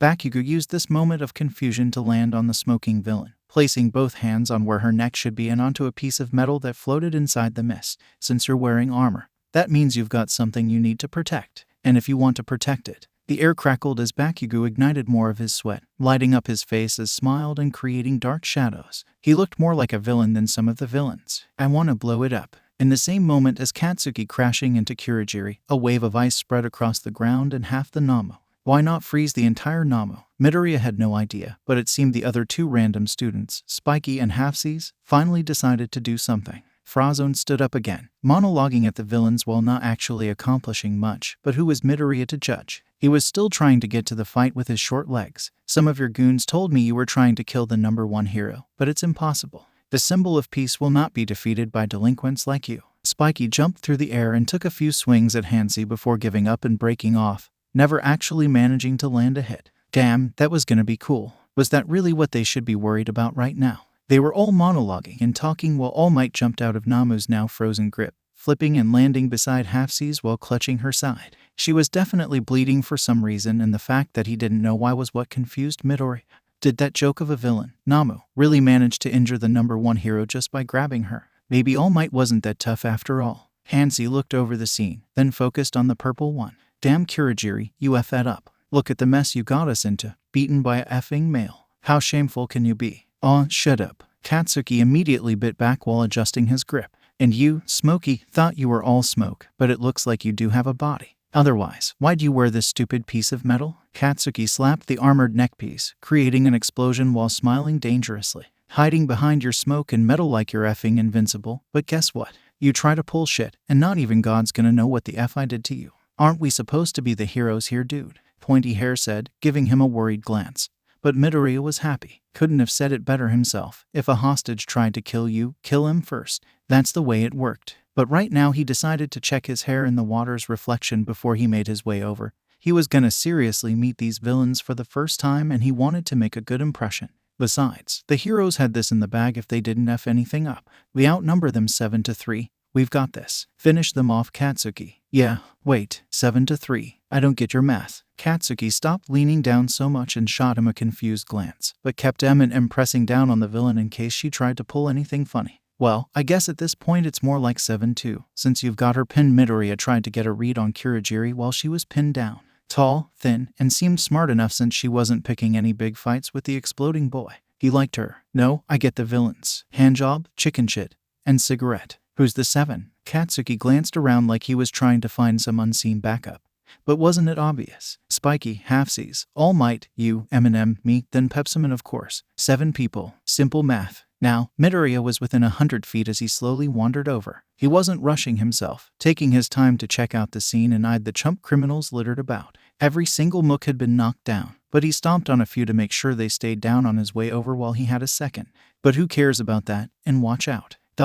You escaped uninjured and captured my 2 strongest women. Kids these days really are something. Oh, I know. Corpses. Handjob turned to Birdie, who is still stuck in the portal and frozen in place with an idiotic smile plastered to its face. Namu. Just as she spoke, Midoriya's predictions became the present, with Namu forcing itself to stand up, shattering its frozen limbs and convulsing for a second.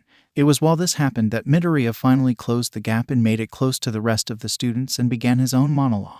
Interesting. Its body seems to be having difficulty using all of its quirks correctly. Right now, it should be activating its next quirk. Quirks? What do you mean quirks? Like multiple? Yup, mostly defensive it seems. Besides the shock absorption, it also seems to have. Midoriya paused for dramatic effect as Namu shook off the rest of the ice, then began to rise again while creating a new leg and arm where its frozen ones had shattered off. Regeneration. Stay back everybody. Everyone but Midoriya was amazed as the Namu stood again on new limbs, stumbling for a moment as new skin formed. What is this? I thought you said her power was shock absorption. I didn't say that was her only quirk. She also has super regeneration. This also raised a lot of questions, like if this creature was born with multiple quirks or had been modified to have them. Theoretically, it could have had the shock absorption quirk naturally and been given the regeneration quirk as a transplant. This theory was answered as Handy Mandy kept monologuing. Namu has been modified to take you on even at 100% of your power. She's basically a highly advanced punching bag that hits back. Man, the ultimate weapon was a punching bag. Shit, why had anyone bothered with stuff like nukes when they could just use punching bags? The whole thing made Midoriya snicker until Handjob continued her monologue. Namu, secure the escape route. In an instant this went from a joke to a serious problem as Namu rocketed forward towards Katsuki, lining up a killer hook at his head. Pepsiman. There was a flurry of motion as both Pepsiman and All Might moved in the same instant in front of Katsuki. It was a blur that normal humans couldn't see, and even Midoriya could only understand the play-by-play through Pepsiman. 1 second, Katsuki was standing over Kurogiri, and the next, ELAM. Katsuki now stood beside Midoriya in stunned silence, trying to figure out what happened. Midoriya cut this off short by grabbing the back of his head and gently directing him towards Kurogiri. The smoky villain hadn't moved, but now a big dumb bird towered over her, still posed to punch something. Whoa, you dodged it, blonde. That's awesome. No, he didn't, Kirishima. He's only a boy. Look, while Half Eyes was technically correct this time, it still pissed him off. It was obvious what had happened. Well, it was partially obvious what happened if you knew where to look. There were slit marks in the floor leading to a broken section of the USJ, and beyond that stood the #1 hero. Her arms were crossed to block the attack to the best of her ability, coughing from just the first exchange of blows. All Might was this bad off just by taking one hit from the villain? Wasn't she supposed to be strong? So she protected the child? No shit, Handjob. That was obvious. And wrong. Pepsiman was the one who grabbed Katsuki and pulled him out of the way. All Might just tried to block the attack. If he hadn't, with how far All Might got hit by that one attack, Katsuki would have been flying to America by now. He wouldn't even hold back while attacking a boy. Geez, it was like villains were criminals or something who generally did bad things. Just wait till someone told All Might about all the murder villains normally did. Midoriya shook his head in wonder at just how much obvious shit they could say while checking up on Katsuki, stomaching how pissed off that one line made him. No major apparent injuries, and nothing that Hammond couldn't heal. He started to pump it into his friend while vaguely listening to the idiots ramble back and forth, just in case something actually smart came up. No shit, he was threatening my companion.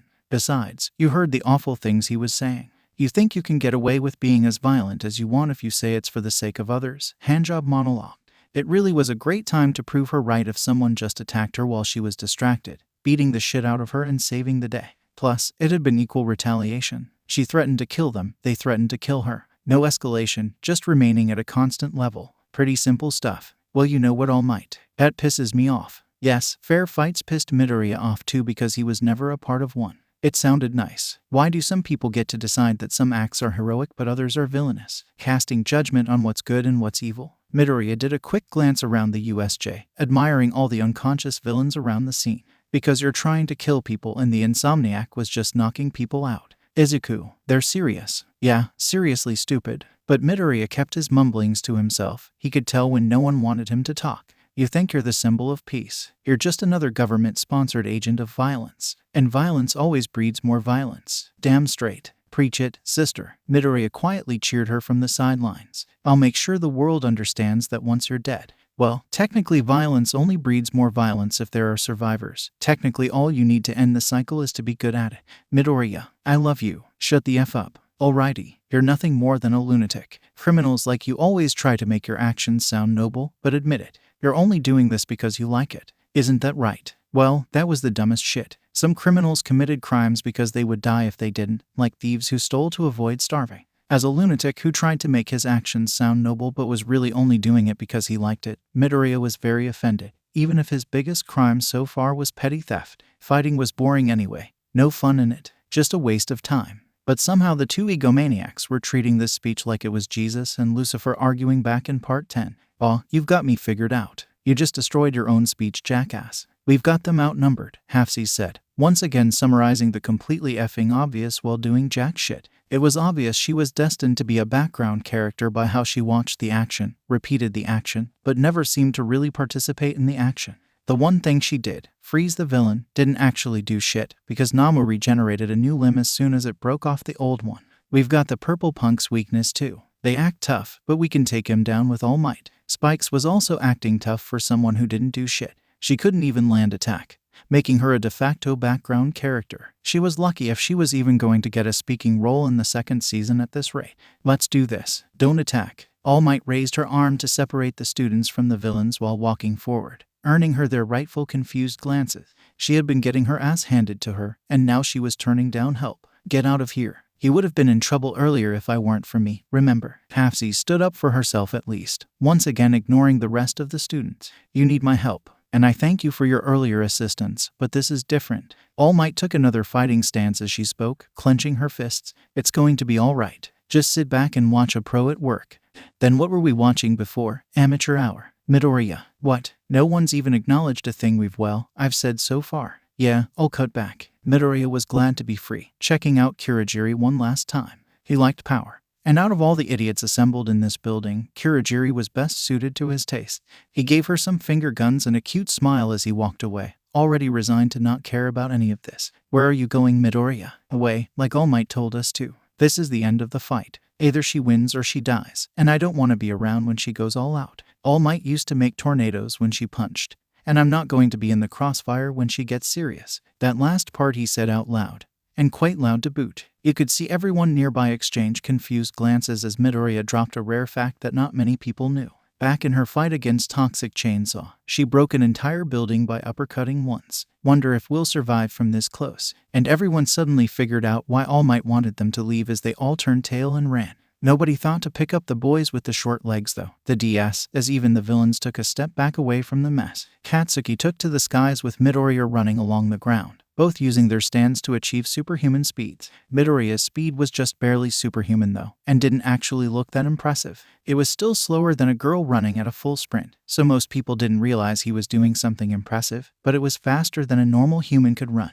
Throw in the flashy Katsuki literally flying with explosives above him, and nobody paid attention to the boring guy in the coat running along. And then the first shockwave hit, sending everyone flying back or forward. Since they were running away didn't matter. That didn't matter. All that mattered was that Namu and All Might's exchange was so powerful it sent everyone flying away despite their attempts to run away. Weren't you listening? One of her powers is shock absorption. Handjob found time to sass All Might even while riding the shockwave from one of her almighty punches, flying through the air like a rogue kite before landing neatly on the ground. Yeah, what about it? All Might exchanged punch after punch with the big bird, all while wearing a confident, victorious smile, striking each other's fists out of the air. Given the fact that Namu's aim was literal garbage, a better tactic would be to just dodge Noma's punches while constantly countering with your own. Constantly aiming at vitals that would take the most damage when the shock absorption wore off, but that didn't really matter when you were as strong as All Might. All Might was pushing everyone further and further away without even trying, only focusing on the villain in front of her.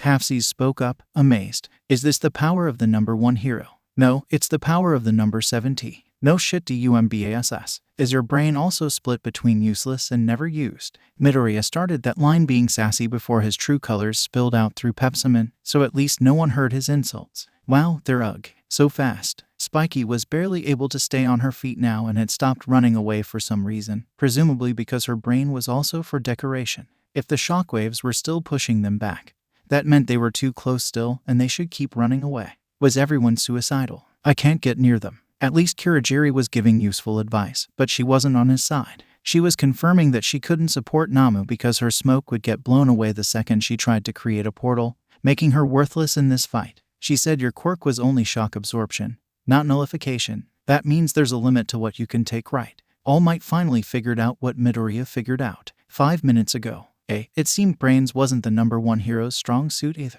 She and Namu really were perfect for each other. Midoriya glanced back, being the furthest away and the only one who kept running until he was well past the shockwaves. Even Katsuki couldn't resist stopping and was intently watching the two biggest meatheads in Japan punching the shit out of each other. So you were made to fight me, big girl. If you can really withstand me firing at 100% of my power, All Might shouted above the winds as she began to walk into her opponent, going faster and faster while hitting even harder and beginning to push Namu back. Then I'll have to go beyond that and force you to surrender.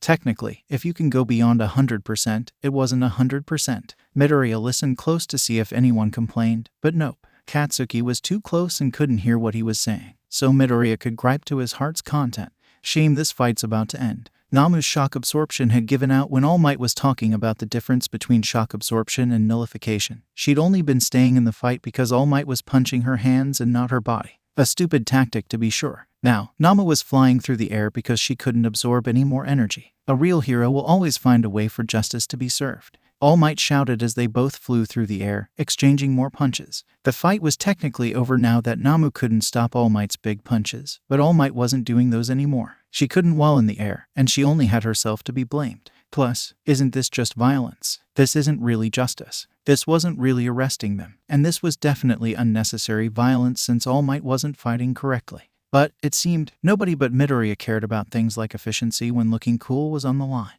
All Might grappled Namu out of the air, then hurled her into the ground, a move that wouldn't knock out Namu, but would trigger her regeneration. Now, for a lesson, All Might hit the ground like a thunderbolt and rose dramatically. And thank God that other shit wasn't a lesson because all it would have taught kids is how to F up being a hero. You may have heard these words before, but I'll teach you what they really mean. Go beyond. All Might rose dramatically, throwing her right arm back and making a fist. Plus, All Might stepped into the punch, her body twisting as her fist rocketed forward. Ultraaa. The entire USJ shook as All Might finally got serious, landing one real punch and sending the Namu flying upwards and out of the USJ, punching a hole straight out of the top. Everyone stared in awe for a second, before they all started going back to saying stupid shit. Wow, All Might beat the shock absorption right out of her. I've never seen that kind of brute strength. Classic mob character line. And incorrect. That was how absorption worked. It was like a sponge. A sponge couldn't infinitely soak up water. It had a limit on how much it could take. Spiky was showing off her side character Ness bright and early. And already Midoriya could feel his eyes glaze over every time he looked at her. Imagine having power like that. She must have hit that monster so fast it couldn't regenerate. Bakugo, we have power like that. It's called a stand rush, and if you practice things other than blowing stuff up with your stand, you could do that too. Plus, that wasn't how regeneration worked. This had nothing to do with regeneration. Hell, they didn't even know if All Might knocked Namu out. For all they knew, Namu was still totally fine but airborne right now and about to land inside a building and start killing people. Was anyone thinking this through though? Maybe All Might, who was still standing proud in the pose of her last punch. Her formal shirt was gone, her pants were torn, and there were streaks of blood where they had exchanged punches. I really have gotten weaker. She was still smiling as she stood up, exposing both large muscles and more wounds than she first showed. She was wearing an undershirt over her bra, but while it hit her body you could see the large splotch of blood over her stomach, still spreading slowly as she rose to her full height. Back in my heyday, it only would have taken one hit to knock that gal out. But today, she faced the students, putting her fist over her heart as she smiled. Today, it took 100 mighty blows. The students cheering from the stairs could be heard from across the entire site.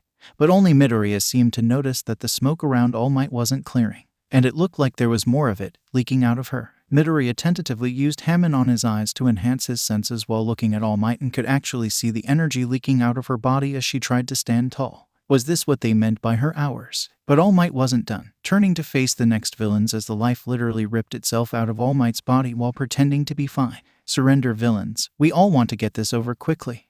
You. Handjob once again showed how unprofessional of a villain she really was, succumbing to anger and rushing straight at All Might. This is revenge for Namu. Kurogiri followed closely behind, creating another portal as she moved for the kill towards All Might. But All Might didn't move. She couldn't. All the energy in her was slowly leaking out. It looked like she was fighting just to stay standing. But if she didn't, she'd probably die to this idiot.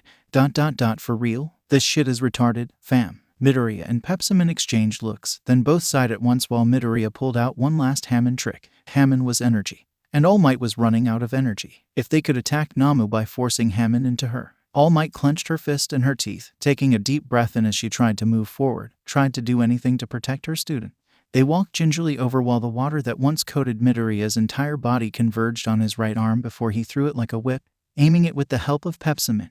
The water became as thin as spider silk, virtually invisible to the naked eye, and attached to the back of All Might. White Overdrive Puppeteer. Handjob was about to job in the air when, suddenly, All Might stopped radiating smoke and straightened up, glaring straight through both her and Kurogiri. What the F? In an instant she dove forward, slamming one foot forward as she pulled her right arm back, twisting her hips so she could put her back into it, performing the best punch of her entire career straight into Handy Mandy's stomach and throwing her back 20-odd feet. It seemed Midoriya's rushed Hammond wasn't good enough to replicate the power of All Might's almighty blows. And, after that single attack, the water fell harmlessly to the floor since Midoriya was completely out of Hammond. What the F? Controlling someone takes that much Hammond? What the F? No wonder nobody does it in JoJo. Sorry everyone. A voice echoed from the top of the stairwell, a new voice, much more cheery than his classmates. Sorry we're late. Midoriya blearily turned to see the pro teachers standing at the top of the stairwell, all in a fancy line. Whatever, he didn't care. After using all of his Hammond he was tired as F. Aw man, they're here. Hansi stumbled to her feet, shaking slightly as the fog encompassed her. Shall we go home and try again later? A barrage of bullets smartly cut off her next monologue, forcing her to take cover behind the curtain of fog.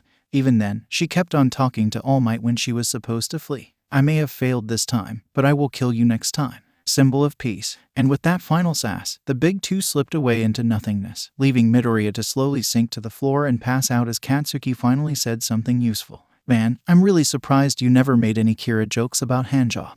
God. The villains entered that cigarette beach's purple haze and disappeared. All Might took a step back after her final punch, triumphantly holding up her fist in the signature pose of victory. Silence descended on the USJ as she stood tall, gradually becoming coated in a strange smoke. They did it. She did it. They won. All Might won. The USJ erupted into cheers as the teachers began to descend the stairwell and Izuku passed out, leaving Bakugo to catch him midair before he fell and broke his dumb ass. Izuku had probably used the last of his Hammond reserves for something big. But Bakugo didn't have a clue what he actually did. Still, if Izuku did it, it was probably pretty important. Izuku could store loads of Hammond now, so he had to have used a ton to run out so quickly. If this many pro heroes have gathered here, then it looks like they did not attack the whole school. The candy cane girl explained as she turned away from the stairwell and looked back at where the villains had been in the strange steam surrounding All Might. Had that steam been Izuku's doing? Hey, green dude, you alright? The girl with the spiky do came over to check on Midoriya, looking up at Bakugo. What's wrong with him? What, you think I know? Instead of trying to come up with a reason for Midoriya falling unconscious, he played it straight and glared up at her. You think I'm a doctor or some shit? Huh, maybe you should tell me, cause you sure as shit can't fight. How many times did you actually hit someone today? More than that green guy did. That half-and-half bastard scoffed before turning to walk towards the stairwell. The F did she say about Izuku? He didn't even manage to hit a single person, and yet, piss off. Katsuki went to pick up Izuku, but the red-headed spiky chick beat him to it. Hey, put him down, damn it. Don't worry dude, I'll bring him up the stairs for you. This beach had the audacity to flash him a thumbs up and some cheesy smile. No, he needed to calm down and be an example to Izuku, even if he was sleeping right now. She was just being friendly. Bakugo took a few deep breaths. Not everyone was out to piss them off and F with them, so he just needed to calm down and relax. If she did do anything to Izuku though. Eminem floated through the air, wiping a hand on Bakugo to collect some sweat before pressing its hand into the base of her skull. Sure, thanks, don't sweat it. She flashed him another cheesy smile and took off running for the exit, leaving Bakugo to shoot one last glance at All Might before he followed after her. What the F was All Might doing in that weird cloud of smoke? Tashinori stood in the cloud of smoke, breathing slowly as she switched forms. She thought through the fight that had just wrapped up, thinking about the moves she'd done and the attacks she'd thrown out. And most of all, she thought about the ending. That ending had been weird. Right as Toshinori thought she'd run out of gas and was super F-ed, she received a second win. For just a second, all of the pain faded away as her injuries felt more like memories. For about 5 seconds, she'd felt like she was back in top form, which had been really weird, since 2 villains were rushing towards her to kill her and the students behind her. She'd just been thinking about how she couldn't let those girls die. Then, that happened, whatever that was. For a few seconds, she felt her old strength returning. That was when those guys came into range. And then, she punched them. She barely put any force into it, but the one covered in hands still flew 20 feet back. It was so strange, and Toshinori couldn't figure out what happened. She took a few more breaths as someone came over. She managed to turn her head enough to see Cementos walking over, having just created a wall to divide them from the rest of the USJ. Thanks for the help, Cementos. Wouldn't want any of the girls to see me like this. I'm a fan of yours, too. Still, I am surprised you can still stand after that last exchange. Cementos pointed out something that Toshinori didn't notice at first. While she was tired from that last exchange, she wasn't exhausted for some reason. She actually felt pretty good. I didn't know going past your limits was so refreshing. Is that why UA's motto is plus ultra? Toshinori joked as she took a few nervous steps before Cementos caught her and lent her a shoulder, the two starting to make their way to a secondary exit where the students would see them. You shouldn't be so reckless. Come on, let's get you to the nurse's office. Together they walked out, chatting casually. I would have died if I hadn't been so reckless, you know. That's just how strong the enemy was. Besides, I feel pretty energetic today for some reason. Tell that to Recovery Girl. I think she'll like to hear that before she gives you an earful for ignoring your time limit today. Oh yeah. Oh. 16, 17, 18. We're missing someone. Oh, there you are. I didn't notice you down there. Detective Tsukachi apologized with all the sincerity of a politician before continuing. Other than that sleeping guy, everyone's here. Hey, Bakugo snarled but was casually ignored. Again, everyone seems unharmed, including the boy. The detective took note, then glanced at Izuku who was laying on the ambulance bed. Don't bother, just drop him off at the nurse's office. She'll figure out what's wrong with him. Hey, the students started to talk to each other in hushed tones, excited and amazed at what just happened as they gossiped and shit. Seriously, after that shit, they were excited and effing gossiping. People could have effing died. This wasn't some exciting shit. This was a major problem. Villains broke into UA, and these beaches were talking all giddy and shit about where they ended up and how cool they had been. The ambulance left without Izuku because of course it effing did. This time at least he was only sleeping, but what if next time he got seriously hurt? The moron with the badge spoke up again, interrupting Bakugo's growing rage and turning it into a rapidly growing rage. Let's have the students return to their classroom for now. We won't be questioning them right away. Anyway, right? Shouldn't they go to a police station and be questioned right away? Bakugo wasn't an expert on hero laws like Izuku, but he did at least have common sense. Bakugo gritted his teeth though as M&M began to stew in its rage, its colors shifting from a dull orange to a bright yellow as it grew hotter and hotter. Detective, what about Ms. Aizawa? The frog effer jumped up like a moron instead of just walking over, saying some random name. Where had Bakugo heard that name before? Aizawa. Was that the name of something in JoJo? God damn it. He'd been around Izuku too long. Now he thought everything was a JoJo reference. Some serious injuries to one of her arms and her head. But no bad brain damage. She should recover quickly. Don't worry, UA can afford the good hospitals for the injured. Bakugo's eyes naturally shifted as he clenched his jaw, trying not to give in to his instincts. The big worry wasn't that he'd say something stupid. It was that he'd let M&M blow someone up and make everything worse. But Izuku wanted them to lay low, so he just needed to calm down and suffer through. This time. But for some reason, everyone was getting all worried and weepy about this teacher shit. They barely knew her. Why was everyone acting like their best friend was dying? At this rate, Izuku was going to wake up normally before they got back to their classrooms. What about 13? Who the F was 13? That wasn't a name, that was a goddamn number. Who the F was coming up with these shitty names? Oh, wait, she was the astronaut who almost stopped the villain. Shit, she seriously helped them out too. Well, her name was still shit. No, wait, he was supposed to be staying calm, not staying angry. F, she's getting treatment. The laceration from her back to the upper arm was bad, but 13 will survive. The detective explained it all away, but Bakugo was pretty sure a laceration didn't include accidentally dissolving yourself because you forgot how to turn your quirk off. Then, finally, the detective got to the serious business. Seriously confusing. That is, All Might will also survive. Wait, she was at risk of dying. Even Bakugo was surprised by this. He didn't know All Might had gotten injured in this fight, but Izuku had been saying some weird shit. Why wasn't Izuku awake right now? Then they could talk through their stands and he'd know what the F was going on and why all these names were getting thrown around like he was supposed to know half of them. Hey, what about Izuku Midoriya? Huh. Bakugo worked up the courage to say something, scowling as he stepped forward, and was talked over as no one noticed him. Now, go back to your classroom. Hey, Bakugo was left shouting for a second as everyone else got the bus before he stomped after them. He'd slip out of class and find Midoriya the second they got to UA. What that effing mall cop say? Midoriya was in the nurse's office. Detective Tsukachi turned towards her coworker. Sansa, I also have some business in the nurse's office. I'll leave the rest to you. Yes, meow.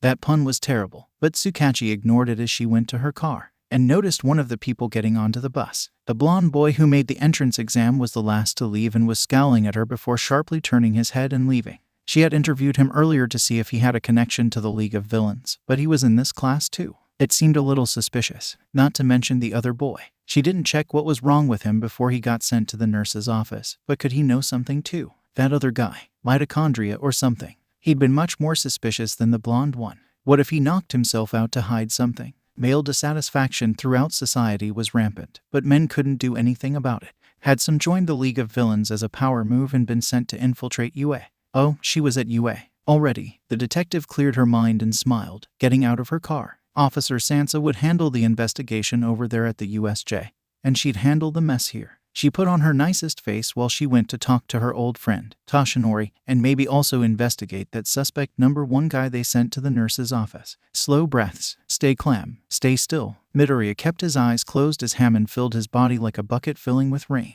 His vast reserves had been emptied in just seconds, all because he tried something new. It was an interesting experiment that told him a lot. Deep breaths. Become calm. Move as little as possible. Midoriya had lost all of his Hammond in 5 seconds by trying to control All Might's body. That could mean a lot of things. Did body control just take a lot of Hammond? Probably. His brain was controlling his body through Hammond. A normal person only generated enough Hammond to move their own body, and he just tried to override someone else's Hammond and control them at the same time. Midoriya took another deep breath. He was in the nurse's office, having been dropped off in one of the beds and had the curtains shut around him to block everything else out. Did it take so much Hammond to control someone else's body because All Might was so big? Because All Might was leaking energy? Because of how far they were from each other? Maybe it was because All Might hadn't been willing. There were so many experiments to do going forward. Midoriya smiled sickly like a maniac, his joy extending all the way to his eyes, controlling a human through Hammond. Now this was going to be fun. Midoriya quickly wiped his face clean and returned to his usual placid smile as he looked around, staying perfectly innocent and boring. He was in the nurse's office, stuck in a bed that was way too big in the corner and covered up with a separation curtain. Beyond that separation curtain, Pepsiman could see a blonde skeleton girl in the bed next to him and some old lady in the opposite corner. Midoriya adjusted his smile from pleasant to cheery as he began to pull himself out of the bed to leave. Because of the situation this time, I can't really scold you. Recovery girl, that's who was in the corner. Midoriya went limp and lifeless as she spoke, hoping no one heard the bed moving in the corner as he shut up and listened intently. I'm not sure. The skeleton's voice sounded familiar, like Midoriya had heard it somewhere before. But where? But I think I might have shortened the time limit of my hero form again. Time limit for a hero form. Who was this? Was it someone with a transformation quirk? I hope I still have at least an hour left. A moment of silence filled the room before the blonde skeleton lurched up. Well, it can't be helped. These things happen. Now that she was sitting up, Midoriya got a good look at the skeleton's back. She was shirtless but coated in bandaging around her back, focusing on her left side. Pepsiman leaned forward to get a good look at the front of this woman. Not out of a sense of perversion, but because he had a strange feeling he knew who this person was. But it couldn't be. Right. Excuse me. A new party entered. A strange person wearing a brown coat that should have been cooking her alive in this weather. She looked ridiculous, like she was trying to be some 1940s detective. All Might, it's been a while. And she just confirmed it. Wow. What the F was secrecy in this day and age? Huh. Pepsiman wheeled around in total confusion, looking at the skeleton in the fact as she coughed up blood while he tried to figure out what the F happened to the All Might he just saw launch Birdie through the effing roof like what, 20 minutes ago? How long had he been asleep? Tsukachi, you're here too. All Might, nope. He couldn't bring himself to believe this. Effing ragdoll-looking thing was the #1 hero of Japan. Every instinct in his body tried to correct it to something else, so he was just gonna call her No Might. No Might coughed up blood for a second before wiping her mouth as the 1940s chick sat down next to No Might's bedside. Sorry to cut to the chase, but All Might, no, don't just say that name. All Might was supposed to be invincible, not some gangly chick who looked like Midoriya could kill by sneezing too hard. Can you give me details about the vil? Wait, please, wait. Yes, slow down. Midoriya was having a hard time keeping his asleep act together. He needed a second to mentally catch up. This was too many twists at once. More importantly, are the students okay? What about Aizawa Eraserhead and 13? Don't worry. Other than one of the boys, all the students are fine. The cheesy detective waved it off with a smile. The teachers are currently stable and should make a full recovery. See, this is the kind of moment Midoriya needed. This cheesy detective pissed him off so much that he could push back all this all might and no might business and focus on his disguise, calming himself down by focusing everything on his hatred. Pepsimon's once erratic movements as it tried to comprehend what was happening slowed to a stop as Pepsimon regained focus, snarling with rage as it began to twitch, floating over all and daring them to keep pissing him off. I see. All Might nodded with a smile, satisfied with the answer. If you three heroes had not risked your lives, then the students wouldn't have survived. Alright, that was total bullshit. Midoriya's memories of the fight were coming back in full force now. He hadn't thought about it because he was so focused on controlling a human body with Hammond, but now he remembered the fight in the USJ. He had to do almost everything himself. Save himself in the lake, save Eiji Sensei, save All Might. He had to do all of that, not those three F'ers.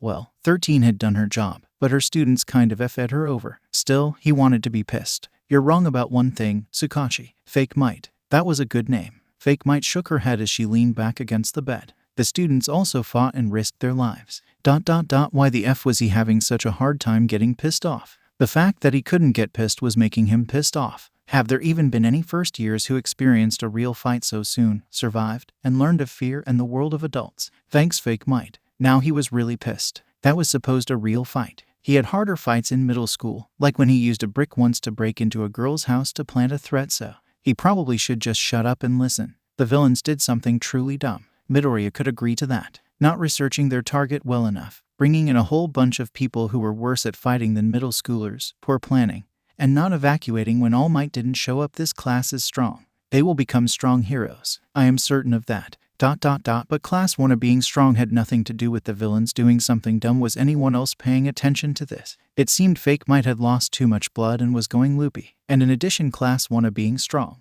Most of the kids just sat on their asses and stared. What was strong about that? Were they talking about the same beaches? Oh yeah, recovery girl. Do you know where the boy is or when he'll wake up? I've got some questions for him too. And suddenly everything slammed to a stop as everyone looked at the detective, confused. The boy. Recovery girl squinted as Pepsimon grabbed Midoriya's heart, forcing it to slow down. Calm down. Don't get found out. One of the boys in Wanna passed out and should have been brought here. He's not in this room, is he? Suddenly all of them looked around the room and locked their eyes on the only bed in the room with its curtains closed, and the conspicuous sound of someone breathing. Recovery girl wheeled her chair over, parting the curtain while she checked on him. Pepsimon held a death grip on Midoriya's heart, forcing it to be weaker than it should have been as she listened to it to simulate someone who was asleep. Slower heart rate. Nope. He's not awake yet, but his heart rate is starting to increase. He'll wake up soon. Everyone, Midoriya included, took a sigh of relief as they went their separate ways. The detective then began to question Fake Might about what happened, with Fake Might proving that, as much as she didn't look it, she was All Might. No one else would have known all the cheesy shit the number one hero did. Then they got to the interesting part, the part where Midoriya helped her. I felt a surge of energy. It was like a second wind as I tried to defend those girls. I felt like I was in my prime again, but the punch I threw, it was a lot stronger than I thought I could do at the time. I tried holding back since I was so tired, but that punch had been strong, so it seemed like All Might. Ugh, that felt wrong. Hadn't tried to resist his body control. She'd been wanting to do exactly what he told her to, but she didn't have the energy. That made it a little more confusing why it took so much energy, but that just shaped his future experiments. After that punch, I was out of energy. I'm afraid I shortened just how long I can be in my hero form again. So using energy when she didn't have any took a toll on her. Maybe that was where his energy had gone. He hadn't just been trying to control her body. He'd accidentally been trying to keep her in the buff form. It's been a couple of years since you did that. The detective laughed. Hey, Midoriya recognized her. She was the detective from a month ago or something. The one who had interrogated Midoriya and Katsuki while pretending to measure their bodies for their uniforms. So she did work for UA. But I've got to say, you're actually looking pretty good, All Might. We should probably switch to Toshinori before he wakes up. So she did remember he was there. But this was interesting information. 2 years ago was the last time All Might did something like this. He bet he could find that fight if he searched hard enough. In addition, this stick form thing Was actually All Might looking good for once? What did she look like normally? A corpse? A skeleton with no skin? Izuku. The door was thrown open by Katsuki as he looked around the room, seeming furious. His eyes locked on the peppermint floating through the air for a second before he noticed the half-naked woman on the bed. This is a school. Put on some clothes, damn it. Oh, sorry. All Might sheepishly pulled up the covers while Midoriya got a kick out of seeing Bakugo's confusion and fur as he deliberately ignored her, rushing past quickly and only focusing on Midoriya. Get out of here, boy. This is for injured people. The detective got halfway through her speech by the time Katsuki made his way to Midoriya's bed, looking over him worriedly. Hey, listen when someone's... Midoriya. You alright? What happened? Katsuki spoke through M as he climbed up on the bed next to his friend, looking him over. Pretend to wake me so we can leave. We got some shit to talk about, Midoriya responded through peppermint right before Katsuki cut him off. Wake up more on DIYA. Midoriya had just enough time to think about how lame a pun that was before he got gut-checked by Katsuki, springing up in bed as all the air was forced out of his lungs. Caillou. Midoriya was forced into a sitting position as he tried to get air back into his lung, sucking deep in.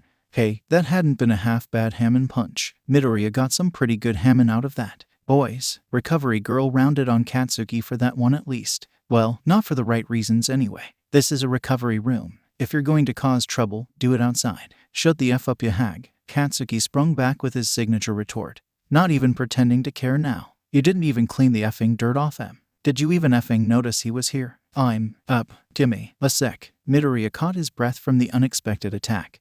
But it was more laughter than the punch that got him. Now this was pretty funny. I wouldn't even want to be in your shitty recovery shit room. Katsuki grabbed Midoriya and jumped off the bed, dragging him out. Damn old hag beach, can't even clean dirt, effing. Crack. Oh, a cane was brought down sharply on Katsuki's head, making him shut up and drop Midoriya onto the ground again. It was fine at least. Midoriya just endured it with Hammond cause he saw it coming. But it was the thought that counted, like recovery girl's death stare. You will not talk back to me, do you understand? Recovery girl glared down at Katsuki without even batting an eye at Midoriya. There was a moment of silence as Katsuki rubbed his head, glaring at her. I believe I asked you a question, and you do well to respond. After what you did to Izuku, or should I say didn't do. You treat all your students like this. Katsuki was clearly pissed. M floated out of him, crackling with life. His flames went from a soft red to a bright yellow, the second worst they could get.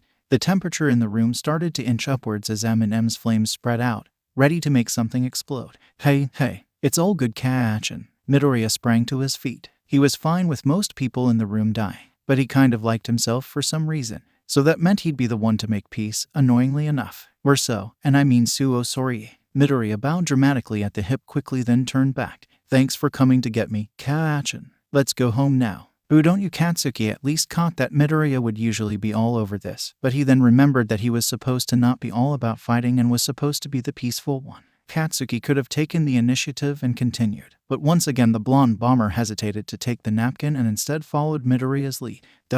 Fine. Shit. Midoriya smiled as they skipped out, taking one last cheap shot as he left. Right as recovery girl got back on her stood, an unseen force suddenly kicked and toppled the chair, knocking her on her ass. Midoriya and Katsuki got a chuckle as they ran away from the room and down UA. As Halls at full speed, barely looking at each other as they hit top speed and started to park her out of the building. So, motherfire. What the F actually happened? Katsuki shot him a confused glance while Midoriya's smile grew wider and wider at all the fun shit they were gonna do tonight.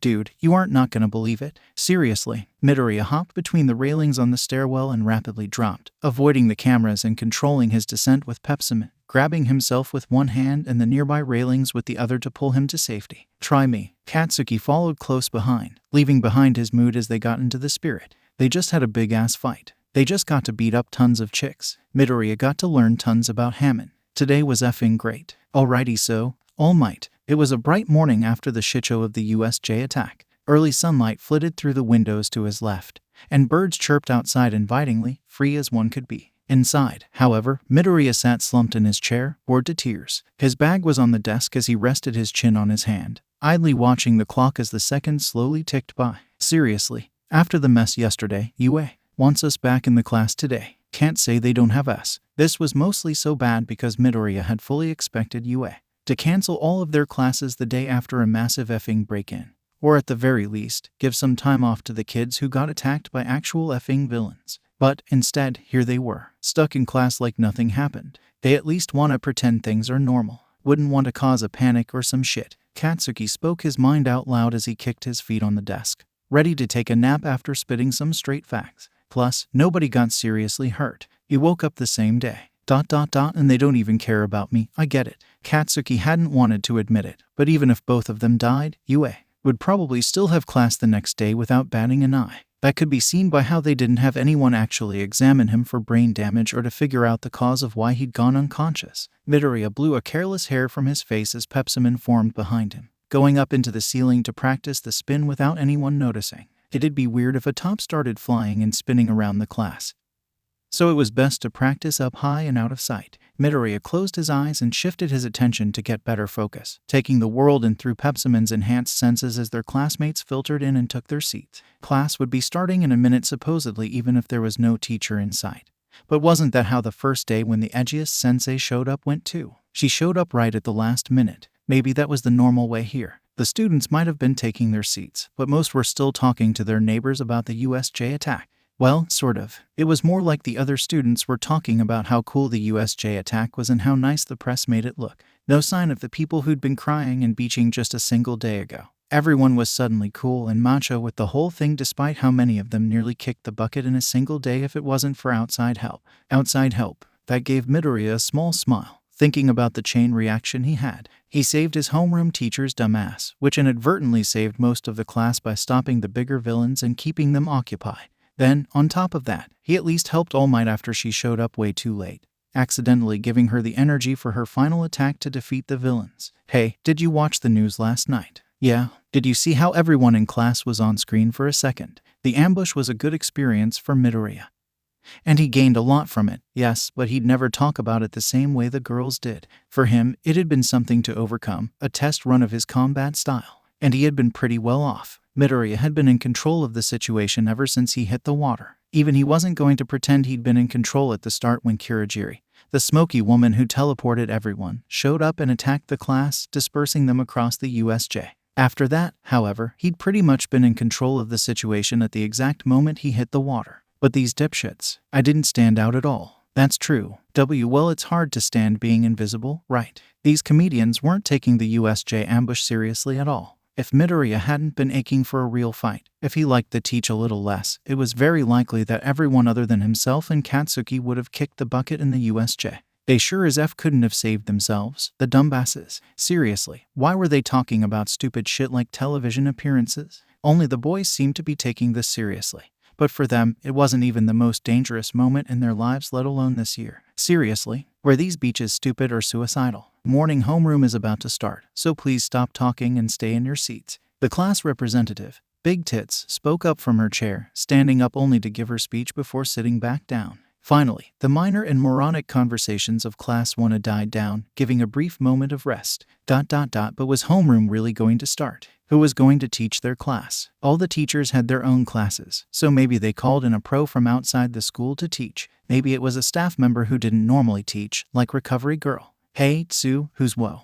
The pink pinhead tipped her chair back and went a little too far, almost going all the way before being caught. Gonna teach homeroom to today. See, if he knew someone else was gonna talk about it, Midoriya wouldn't have said a thing. Or thought a thing, whatever. Well, Ms. Aizawa is supposed to be in the hospital recovering from her injuries. And with that one sentence, Midoriya had a sinking suspicion he knew what was about to happen. The door to the classroom opened right as the students wondered who would be teaching, because of course it did. And guess who walked in? Morning. A very tired and bandaged up Eiji Senzi walked into the classroom. One of her arms in a cast, in addition to being wrapped a crazy amount. That was the major injury handjob had given her back at the USJ. But judging by the other bandages on her, the all-edgeder had a tougher fight than Midoriya first thought. Ms. Aizawa, you're back too soon. Morning, Ms. What's your face? The class seemed surprised that their teacher was here with them, but they really shouldn't. Yue had made the rest of them come in for class today. Why wouldn't it force the teacher to come in too? Seriously, this place was a drawstring shitbag. So you're all right, sensei? The blue-haired girl asked that and made Midoriya wonder if her glasses were for decoration. Did she think people wore casts for fun? My well-being doesn't matter. More importantly, the fight isn't over yet. The teacher trudged up to the front of the class, giving Midoriya a good laugh. Sure, the well-being thing was just Japan's job economy, but the fight being over. The fight was definitely over when the villains ran home yesterday, unable to do a single thing right. The phrase was supposed to be the battle's finished but the war isn't over yet, or something similar. The fight was objectively over, but the larger problem was still going on. The UA Sports Festival is drawing near. Midoriya blinked and then slumped forward on his desk while Pepsimon fumbled for his spinning top, nearly dropping it. Oh, the fight isn't over. That's a super normal event. The class shouted, but Bakugo was just confused. What on earth were these extras and forgettable rambling about now? Did he miss something? Their teacher just said they'd be having a sports festival. That was totally normal, but then again, so were all the events so far relative to their class. The opening day with the sports competition, the class president elections, all of that was normal for high school and even middle school. The things that weren't normal for the average students though were normal for the hero course, like going to that big dome place to practice rescue shit and the thing with some students being heroes, and some were villains, and there was a bomb, whatever that was called. That was normal shit for the hero course, and so was this. UA had been televising their sports festivals for years, and these extras and dipshits didn't know about it. Seriously, what are you, stupid? The thing happens every year, same time. Can't you extras read a calendar? Wait. Now the class snapped back to focus and remembered the simple shit that had been happening around them, seeming to have forgotten what had just happened yesterday for a minute.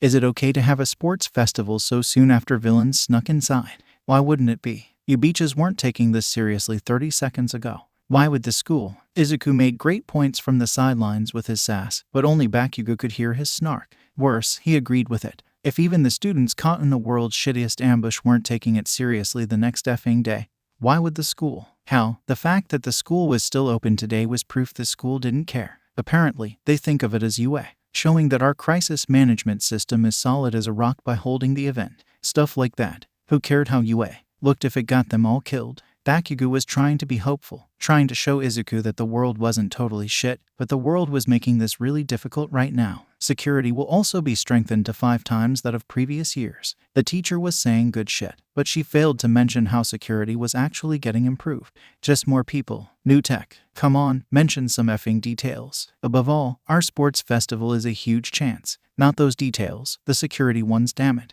It's not an event to be cancelled because of a few villains. But that's a good reason, right? It's just a festival of sports. Some girl, a short effer with weird purple braid things, spoke up in a worried tone and really hit home on the central issue.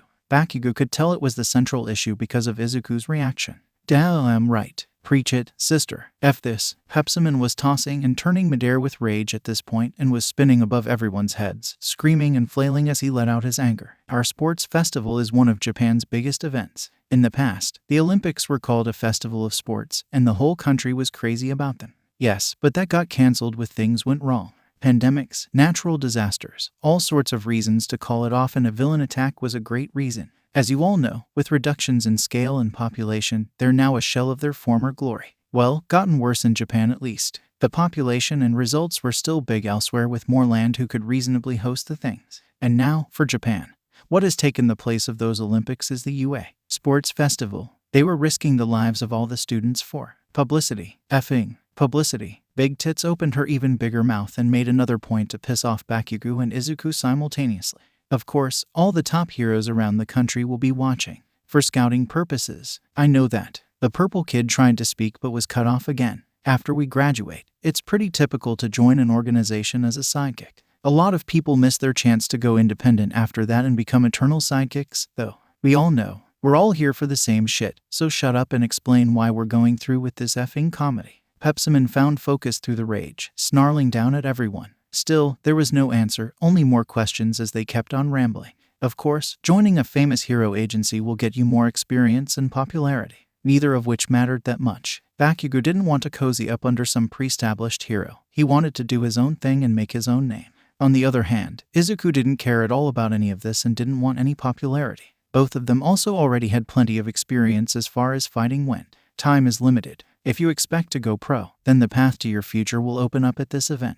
Bullshit. The path opened the second we got into UA.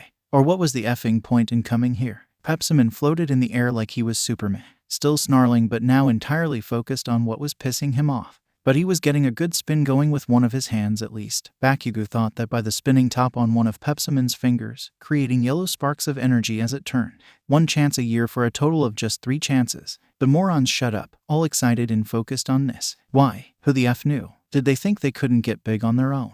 No aspiring hero can afford to miss this event. If you understand that, then don't slack off on your preparations. The lemmings all spoke at once, swept up in the speech in the moment. Yes, sir. The classes passed quickly with that wonderful rallying speech to get them off to a great start.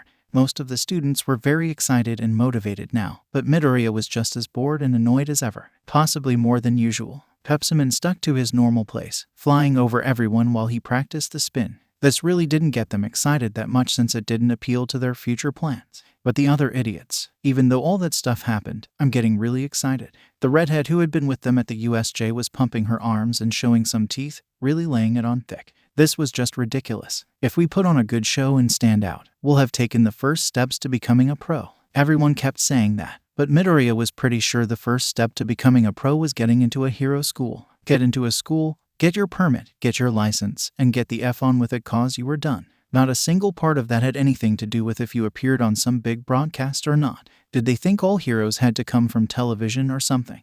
Midoriya didn't want to be a hero and he knew this basic shit. Whatever. There was no reason to keep thinking about things that wouldn't change shit. Midoriya tossed a pencil into the air right as Pepsiman dropped the top he'd practiced with, letting Midoriya catch both in one seamless motion. He then gathered his things to go to lunch. We have enrolled here to become heroes, so of course we would get fired up. Blue Hair was doing a strange dance as she also spoke to the purple-haired midget who sat behind Midoriya, doing bicycle pumps with her arms while scooting her hips side to side. He had no idea what on earth that was supposed to be, but that right there made his goddamn day. Ada, you have a unique way of getting fired up. The frog lady spoke the completely obvious, then doubled back to restate the obvious. It's weird. Everyone. A strangely dark voice spoke from the back of the class, a little past Blue Hair and Kermit the Frog. It was Pink Cheeks with a strangely focused aura and a sharp glint in her eye. Let's all do our best at the sports festival. What's the matter? Pinky now butted in, giving her 2 cents for free. Well, he couldn't complain. He was just listening in himself and watching this. Seriously, they were so over the top it was like a shounen action series. These people certainly were dense enough to be in one. You don't look carefree at all, even though that's what your name means. Who the F talks like that? Pepsiman had moved towards them to hear better, but now he was just confused. Now, if this was shonen, the characters were really hamming it up for this scene. Everyone, I'm gonna do my best. Pink Cheeks pumped her fist into the air, maintaining that strange level of focus and drive. Everyone, I'm gonna do my best. What are you, your own hype man? Midoriya got an actual laugh out of watching this, shaking his head as he slid from his chair. Now this was way too corny even for his tastes. Pinky Cheeks repeated herself a third time while Midoriya and Katsuki took this chance to exit stage right to go and get some grub. It seemed like some big moment for the gravity-defying gal, but Midoriya didn't devote too much thought to her. She punted him into a tree when they first met after all, so why waste time thinking about her? Instead, he should spend his time thinking about what was really important. Hey, Katsuki, what was the lunch special today again? Midoriya was already putting his things away as class wrapped up, ready to start running the second the bell rang. Everyone wanted to get to training and developing their powers, and he was no expectation this time even if their reasons were wildly different. Midoriya wanted to get some more practice in controlling creatures with Hammond, and that meant he needed to be alone. He was planning to go to the beach and try it out on some insects or something. But as the class was dismissed, something stood in his way. Or someone. Or would it be some people? Whatever the F you'd call it. As their last class for the day finally closed 2 minutes late, Midoriya quickly shut his things and got ready to leave when he caught a glance out the door. What's going on? Pink Cheeks stood at the doorway out looking confused, staring out into a sea of people. There were easily dozens of students standing outside their classroom, peering inside with curious glances without actually coming in. They formed a wall of people that looked more impenetrable than UA's own defenses. What business do you have with Class 1A? Blue Hair spoke with more robotic chops for emphasis as she addressed the crowd while Katsuki leaned over to Midoriya. Hey, think we should just wait for them to leave. I don't want to push through that. Midoriya nodded along, pulling out some of the leftovers from his lunch. No point in wasting energy and it's too late to rush past them. They'll get bored and piss off in 5 or 10 minutes. Bread roll. What you come here for, anyway? The purple midget shouted while she tried to get out, showing that while she could get some good points against the sports festival, she didn't quite understand the scope of it or the scope of what Class 1 had done so far. Didn't Cha watch the news, Minta? Pinky whispered to the midget so loudly that everyone could still hear her, enhanced senses or not. They're probably here cause they heard about that USJ stuff from yesterday. And Pinky missed the point too. At least Katsuki knew what was going on, explaining it under his breath while he leaned back in his chair. Did those extras forget what the homeroom teach said today? Every class probably heard the same spiel, so they all know the festival's coming. And since they know the festival's coming, Midoriya swallowed another piece of bread before tearing another chunk off and tossing it into his mouth. They're investigating the only class with real combat experience. Total bullshit, Katsuki snarled as he leaned forward,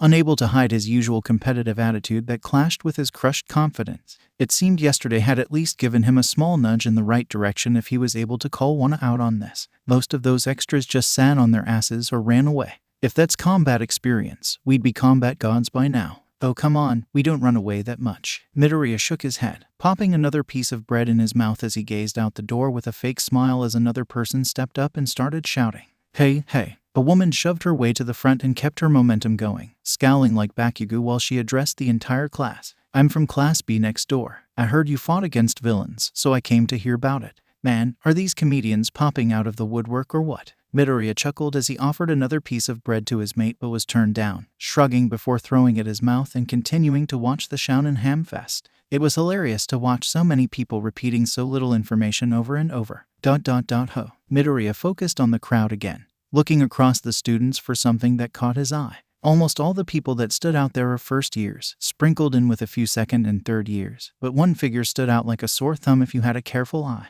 One figure stood among the rest of the group and, to his eyes, stuck out wildly for a multitude of reasons.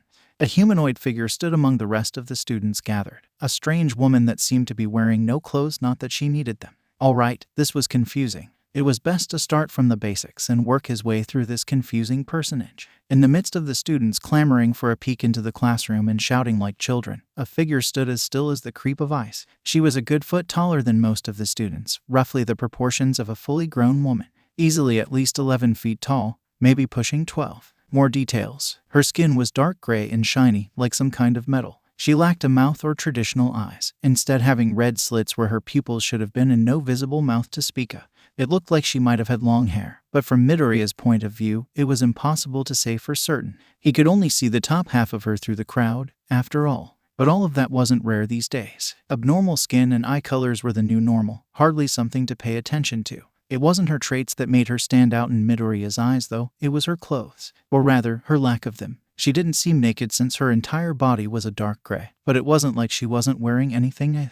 Coils wrapped around her neck like a scarf, and from what he could see it looked like her metallic skin formed into some sort of shirt, like her metallic appearance was actually some kind of bodysuit. Her body seemed almost plastic, like an action figure with the clothes molded on. No one seemed to notice this strange person who wasn't wearing their uniform. Any other day and Midoriya would point towards the terrible security. Or maybe it was a teacher, then laugh it off, but how the F did a huge group of students miss someone that big not wearing their uniform walking in the middle of them? There were many possible answers, but Midoriya had a few theories of his own, especially when it appeared as though people were moving straight through this mysterious figure. Hey, Katsuki snapped him out of it by shaking him, but Midoriya refused to look away out of fear of losing sight of this strange woman. Dude, what are you doing? You went all quiet for a minute and stopped eating. Midoriya picked at the bread again, continuing to eat while maintaining eye contact on the tall woman. He didn't look her in the eye or stare directly at her. He just made sure he could always see her in case she tried to move. This could change things. This could change the entire plan going forward if she was what he thought she was. Hey, look in the crowd. You see the tall chick with gray skin, red eyes. She's behind the one with light gray hair and big eyelashes. Midoriya didn't point. He didn't want to do anything suspicious, and Katsuki seemed to catch this. Katsuki's eyes fed up to the crowd, moving across it systematically but not stopping when he found her. Yup, what about her? Midoriya had been thinking about how to check his facts. The first answer was to go up and ask.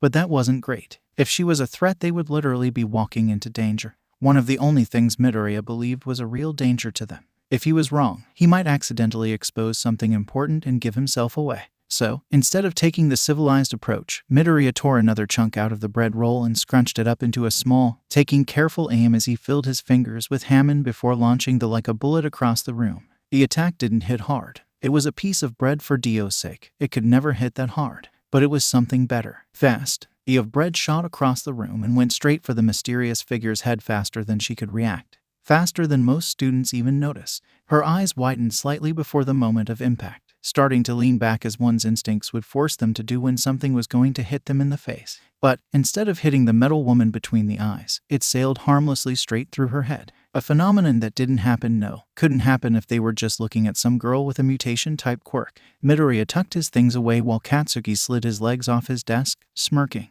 Hey, motherfucker, That what I think it is? Probably. Both hit the ground as the strange woman focused on them, eyes widening before she suspiciously moved back, surprised and startled. Now, while Fing bred at somebody was rude. Why would a woman twice size of a full-grown man run from two kids after getting fed once by something as soft as bread? All three began to move at once, pushing through the crowd of students both in and outside of 1A. Both boys couldn't help smiling as they spoke in unison. Completely confident when the woman began to run and they hit the crowd, pushing through the people as the chase began. An enemy stand. From within the crowd outside of 1A's classroom, mixed among the students gawking and shouting, the metallic woman stepped back and away from the mess, taking 2 hesitant steps backward before breaking into a run down the hall. Midoriya and Katsuki sprang into action at the same time, running past their classmates and into the mess of students to pursue this strange figure. Midoriya took the lead, summoning Pepsiman's arms to discreetly shove and bash his way through the crowd. Hey, watch it, pervert. Get the F out of here, you disgusting what just hit me? Midoriya smiled as he broke through the crowd and forced them apart as Katsuki trailed behind him, both going into a full tilt run when they had the room to. The smaller boys weaved and danced between the legs of their larger classmates and couldn't help smiling as they moved. They hadn't done something like this all year, and the exhilaration was addicting. They weren't being chased well. If they were, they didn't care they were chasing. This wasn't running away. This was charging in and taking the bull by the horns, something they didn't get to do a lot. Stands were invisible so Midoriya could cut loose, and Midoriya was already moving so Katsuki could strut his stuff too. This was helpful because, for all their fun and gumption, they were losing the feminine stand. As slow as she was, and she was slow, she was still twice their size and so had twice the stride they did. But that was only on foot, and only with traditional running to boot. Hey, Midoriya, should I use my stand to catch up to her? Katsuki voiced his thoughts as they weaved through the students. But that idea was every shade of bad for a lot of reasons. No way. When it comes to stand battles, never be the first to show off your power. If you use it now, she'll know what you can do. Midoriya explained it simply as they ran, not bothering to mention they should hide their powers as much as possible because Katsuki didn't seem to care. Once they got out of these halls and away from all these effing women, then they could go all out for a quick dominating victory. Katsuki, just make sure you don't fall, alright? Sure, why whoa. Hey, Pepsiman's left arm formed, reaching back and lifting Katsuki up while Midoriya began to run seriously. Hammond filled his legs as he leaned into it, going into a full sprint and crashing through the students with increased vigor. Hey, don't make so much noise, we're being stealthy. Most women weren't paying too close of attention to them and so wouldn't notice that Katsuki seemed to be flying a few inches above the ground as he kept perfect pace with Midoriya somehow. Because they were so small it was hard to tell that they were doing something sneaky like this, and just as important as being sneaky, this tactic was effective. The female stand they were chasing had a longer stride than they could, yes, but that was it. Her running form compared to Midoriya's was like comparing a toddler to an adult. They rounded a corner sharply. Instead of trying to slow down, the female stand just crashed into the far wall and bounced off, shouldering the injury and going straight back into her run with a lot of speed lost. For comparison, Midoriya took that same corner at top speed as well, but instead of running into the far wall he ran alongside and pushed off it, using it like a runner used starting blocks to get a good push off. This turned his turning into just another chance to gain speed instead of losing it like the female stand had just done. Midoriya used Hammond to keep from being tired, giving him tons of stamina and letting him keep in top sprint for huge periods. Humans could only maintain their top speed for about 10 seconds usually, but Midoriya could maintain his for about 4 minutes if he had some Hammond stored up. Beyond endurance though, Midoriya was just fast, plain and simple. Hammond helped him move his legs at top speed, quickly pulling his legs up before hammering them down so he could move faster than normal. Just as icing on the cake, his steps hit the ground with more force than usual. Not only were his legs hitting the ground faster than usual, they were also pushing off the ground harder to boot. It was no wonder he was catching up to the female stand while Katsuki was dragged behind him like a kite stuck to a car. The female stand took a few more corners, constantly glancing behind her with wide eyes before she switched things up. She couldn't traditionally outrun them, so she'd have to eventually do something else she'd be caught. As they ran down another hall she slid to a stop and turned at the stairwell, running up the stairs and climbing the railings like some sort of metallic monkey. She jumped off the guardrail and latched onto the handholds that stopped you from falling off the stairwell, climbing those like a ladder with remarkable speed. Strangest of all, she was going up. She's isolating herself. What's she thinking? Katsuki verbalized his confusion as the two took the traditional way up, passing through the clumps of people as the students began to thin out. They were going to a less populated zone at UAS Towers, and less people were here in the first place. Plus, most people who would have been here were probably already leaving. She might have an obvious stand power that she doesn't want others to see, like your explosions. Maybe she's got some escape plan. We'll find out when we catch her, but right now, we're losing her. Midoriya was a great runner, sure, but he had to take the stairs while the stand was climbing up the railings like they were a ladder. He had to go in a spiral while she went in a straight line. He might be faster than her normally, but he wasn't fast enough for this. Should I use my stand power? I could catch her in a minute, tops. Katsuki adjusted to getting dragged quickly enough. This wasn't the first time they'd done it after all. Before Katsuki used M&M's explosions to fly around quickly. This was their patented technique for running away. However, his flight technique was definitely faster overall and would take these stairs much faster. Midoriya glanced around, taking in the lack of students as they got higher. Past the 5th floor was practically empty, so no students would see him. Plus, the faculty would have already seen Katsuki fly. And if Katsuki engaged quickly enough, the stand might not notice. No, the stand would definitely notice, so fine, but be quick and don't get too close to the stand. We still don't know what it can do. Midoriya weighed through the risks and they weren't too bad. Katsuki was going to show his power first, sure, but you couldn't figure out M&M's stand power just by sight. Ever since Katsuki started blowing up his sweat, it was basically impossible to figure out his limitation. And you'd probably think his stand's power was just to make explosions with no consequences. It looked stronger than it was, so it had a good intimidation factor. On the other hand, Katsuki was going to use the same thing to attack the stand that he was going to use to chase her. Katsuki didn't lose much by showing his power so long as he didn't show it to too many people or was too flashy. Katsuki nodded as Pepsimon let go of him and jumped up on top of the railing with M&M's help before taking another leap, pushing off the railing and into the open air with over 200 feet to fall if things went wrong. Then gave off a seemingly sinister smile as he thrust both hands down and began to create a large string of explosions, flying straight up the stairways. Midoriya couldn't tell what happened next, blinded by a string of explosions as Katsuki rocketed upward with speed to put the female stand to shame. She had an initial lead because of the crowd, lost it over time, then regained and expanded the lead with these effing stairs, pain in the ass that they were. Now she was losing it faster than ever as Katsuki flew up like a spacecraft, his explosions and laughter echoing down the stairs while Midoriya kept his pace steady. Midoriya looked up the stairwell, smiling while shaking his head and continuing upward. For once they weren't doing some heroic bullshit. They were just working together to deal with the first stand user they'd ever met. He could almost forget the stupid sports festival thing that UA was fixed on doing for a minute as he focused on the fight ahead. Midoriya picked up the pace as he climbed past the 7th floor and the last students he could sense.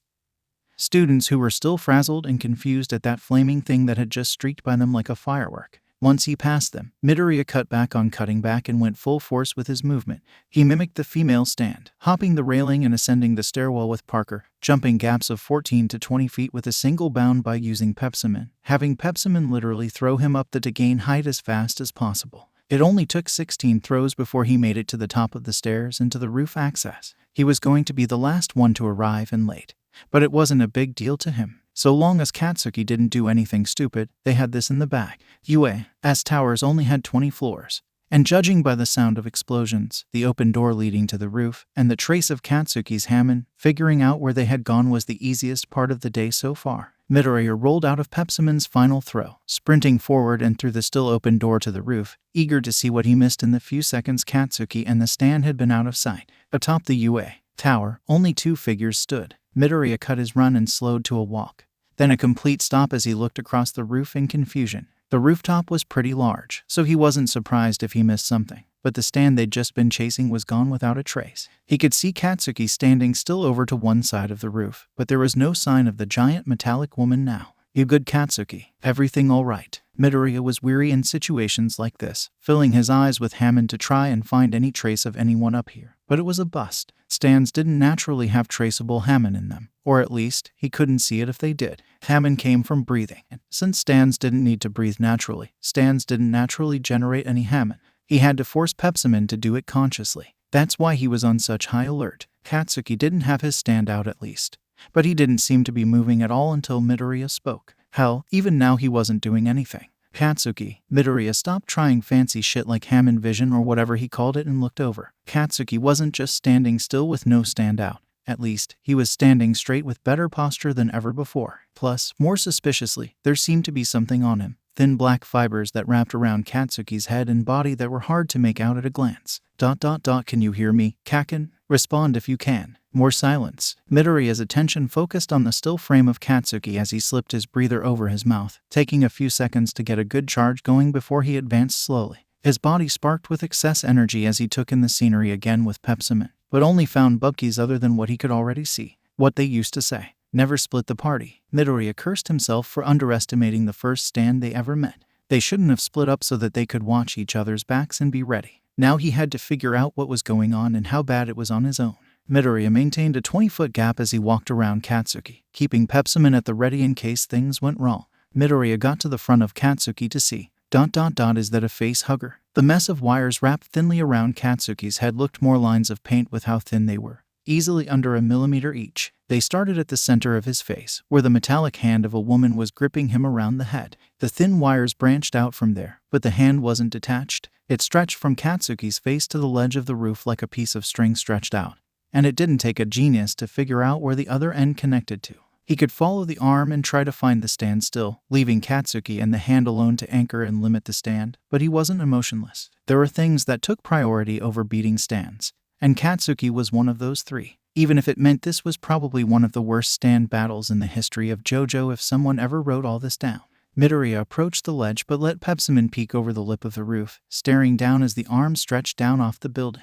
It seemed to go all the way to the ground and further. Damn, this stand's got some range. What is this, Aerophant Green? Midoriya couldn't actually make out where the stand was right now. It was like Where's Waldo? Definitely there, but it'd take some time. Midoriya didn't want to wait though. He wanted to find out what was wrong with his best friend. He walked away from the ledge and approached Katsuki slowly, patting himself down to see if he had anything useful like a really big stick to poke his friend. His school uniform, his backpack, some spare bread. Well, he could try the bread thing again. Midoriya stopped with 10 feet between them, still enough distance to pull out pepsiment and attack if anything happened, and fished around in his bag until he pulled out the bread roll and tore one last piece off. He ate it up and filled his fingers with hamon, taking careful aim before fing the bread. The bread missed entirely, proving how lacquer a fighting style this was when the target was this thin and small as the bread instead struck Katsuki in the face. He staggered back half a step as Midoriya missed, grumbling to himself as he went for another piece of bread to try again while the thin wires began to slide back before releasing entirely. The hand letting go and sharply snapping back as it flew off the roof like a rubber band released. What the F? Midoriya squinted as his gaze followed the flying arm, completely confused before something loud cut off his thoughts. AGH.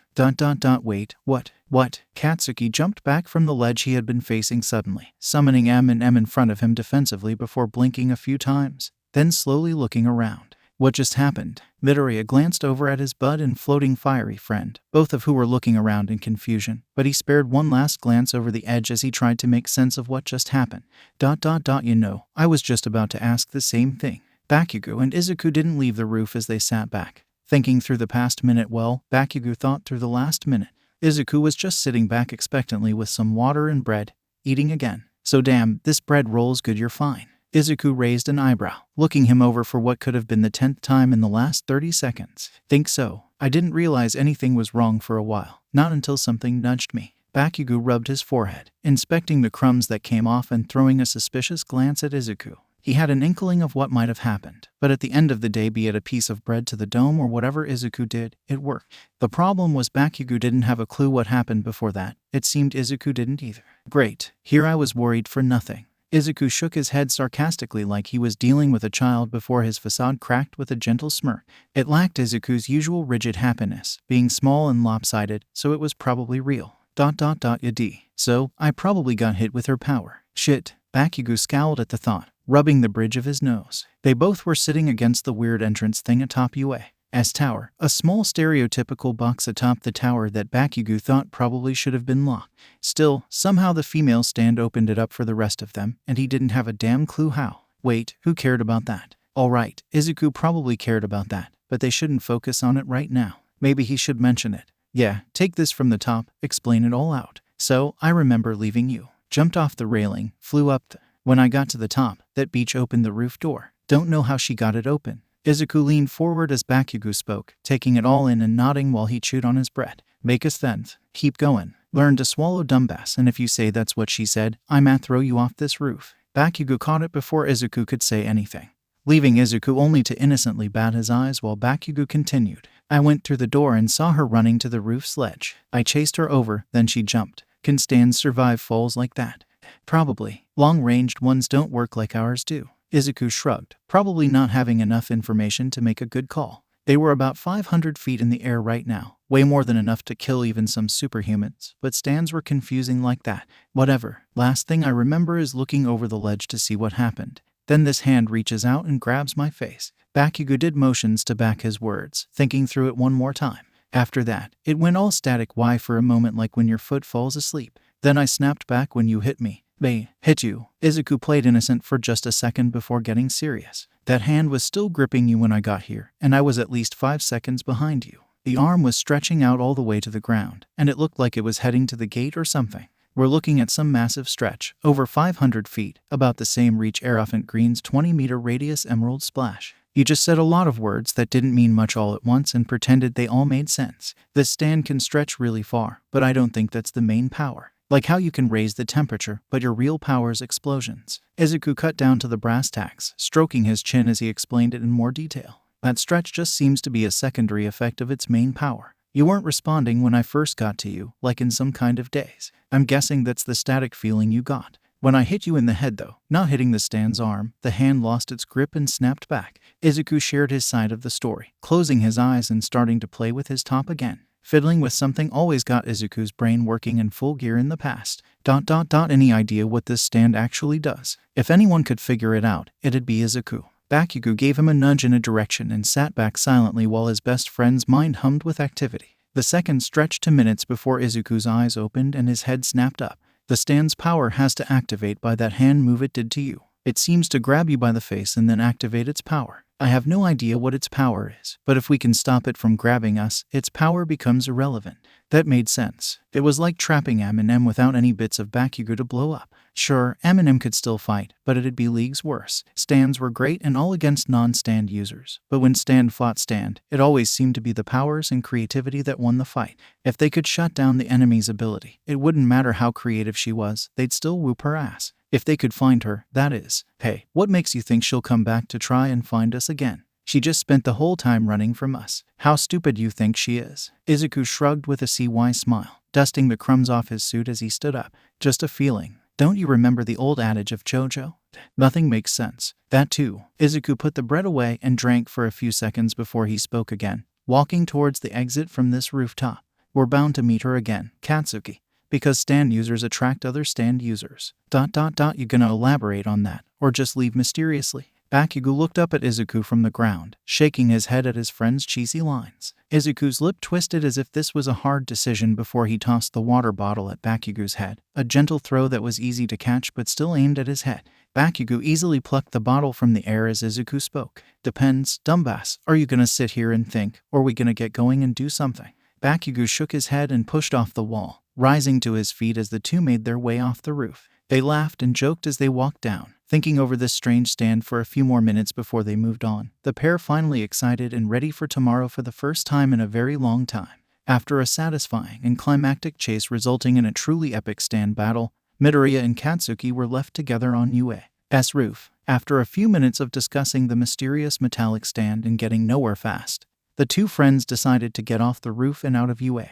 They could run around town and relax, probably hang out on the beach again, maybe do some more training. And why wouldn't they? The stand battle was over and the female stand was long gone. What was there to worry about? The two boys cut across the school and the city, carefree and relaxed, no longer needing to think over the strange events of the day. As if, all right, it was half true. Katsuki really wasn't thinking too much about his recent encounter. Not anymore at least. Midoriya wasn't psychic, but he'd bet solid money that Katsuki had thought once about the stand, realized its main attack only worked if its hands touched you, then decided just to dodge those while blowing it to hell and moved on with his life. The female stand's only ability so far only seemed to work by grabbing a victim with one of its her. He wasn't entirely sure. Shit, he was getting off track. The stand's power worked by grabbing someone with a hand, stunning its victims on contact. It seemed to have some form of paralysis, but Midoriya wasn't sure since he hadn't experienced it himself. Katsuki described it like going numb, unaware of anything and everything around you.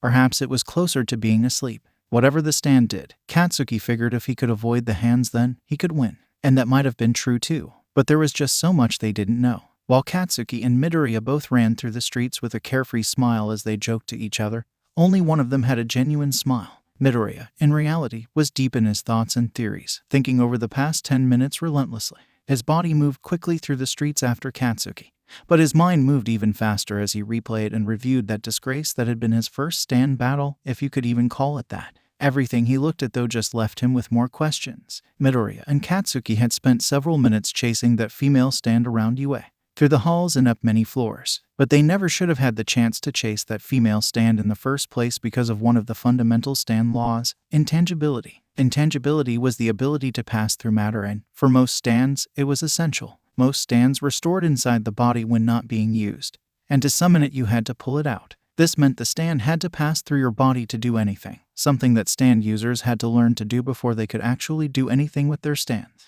This also meant all stands that could be stored should possess some level of intangibility. So why didn't the female stand just use her intangibility to phase through the floor during the chase? It was a very viable option and an almost perfect escape method. Midoriya and Katsuki couldn't phase through floors, so they'd have to run to the nearest set of stairs to keep chasing, giving the female stand plenty of time to ditch them. But, for some reason, the stand never did this. Midoriya even knew the female stand could become intangible. It's how he found out she was a stand, by throwing a piece of bread through her head. So why didn't she do it? Midoriya calmed himself down as they reached the beach, checking the food they picked up along the way while Katsuki started training with a smile. There was no point in him getting so furred over the first enemy stand he met. After all, getting the answers right now was impossible. He had more questions because of course he did.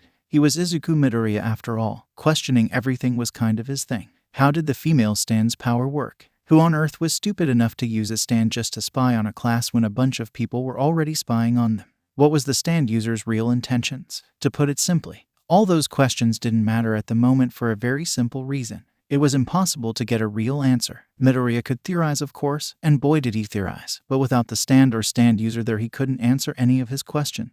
They were all guesses based on what he knew or what he'd do in that situation.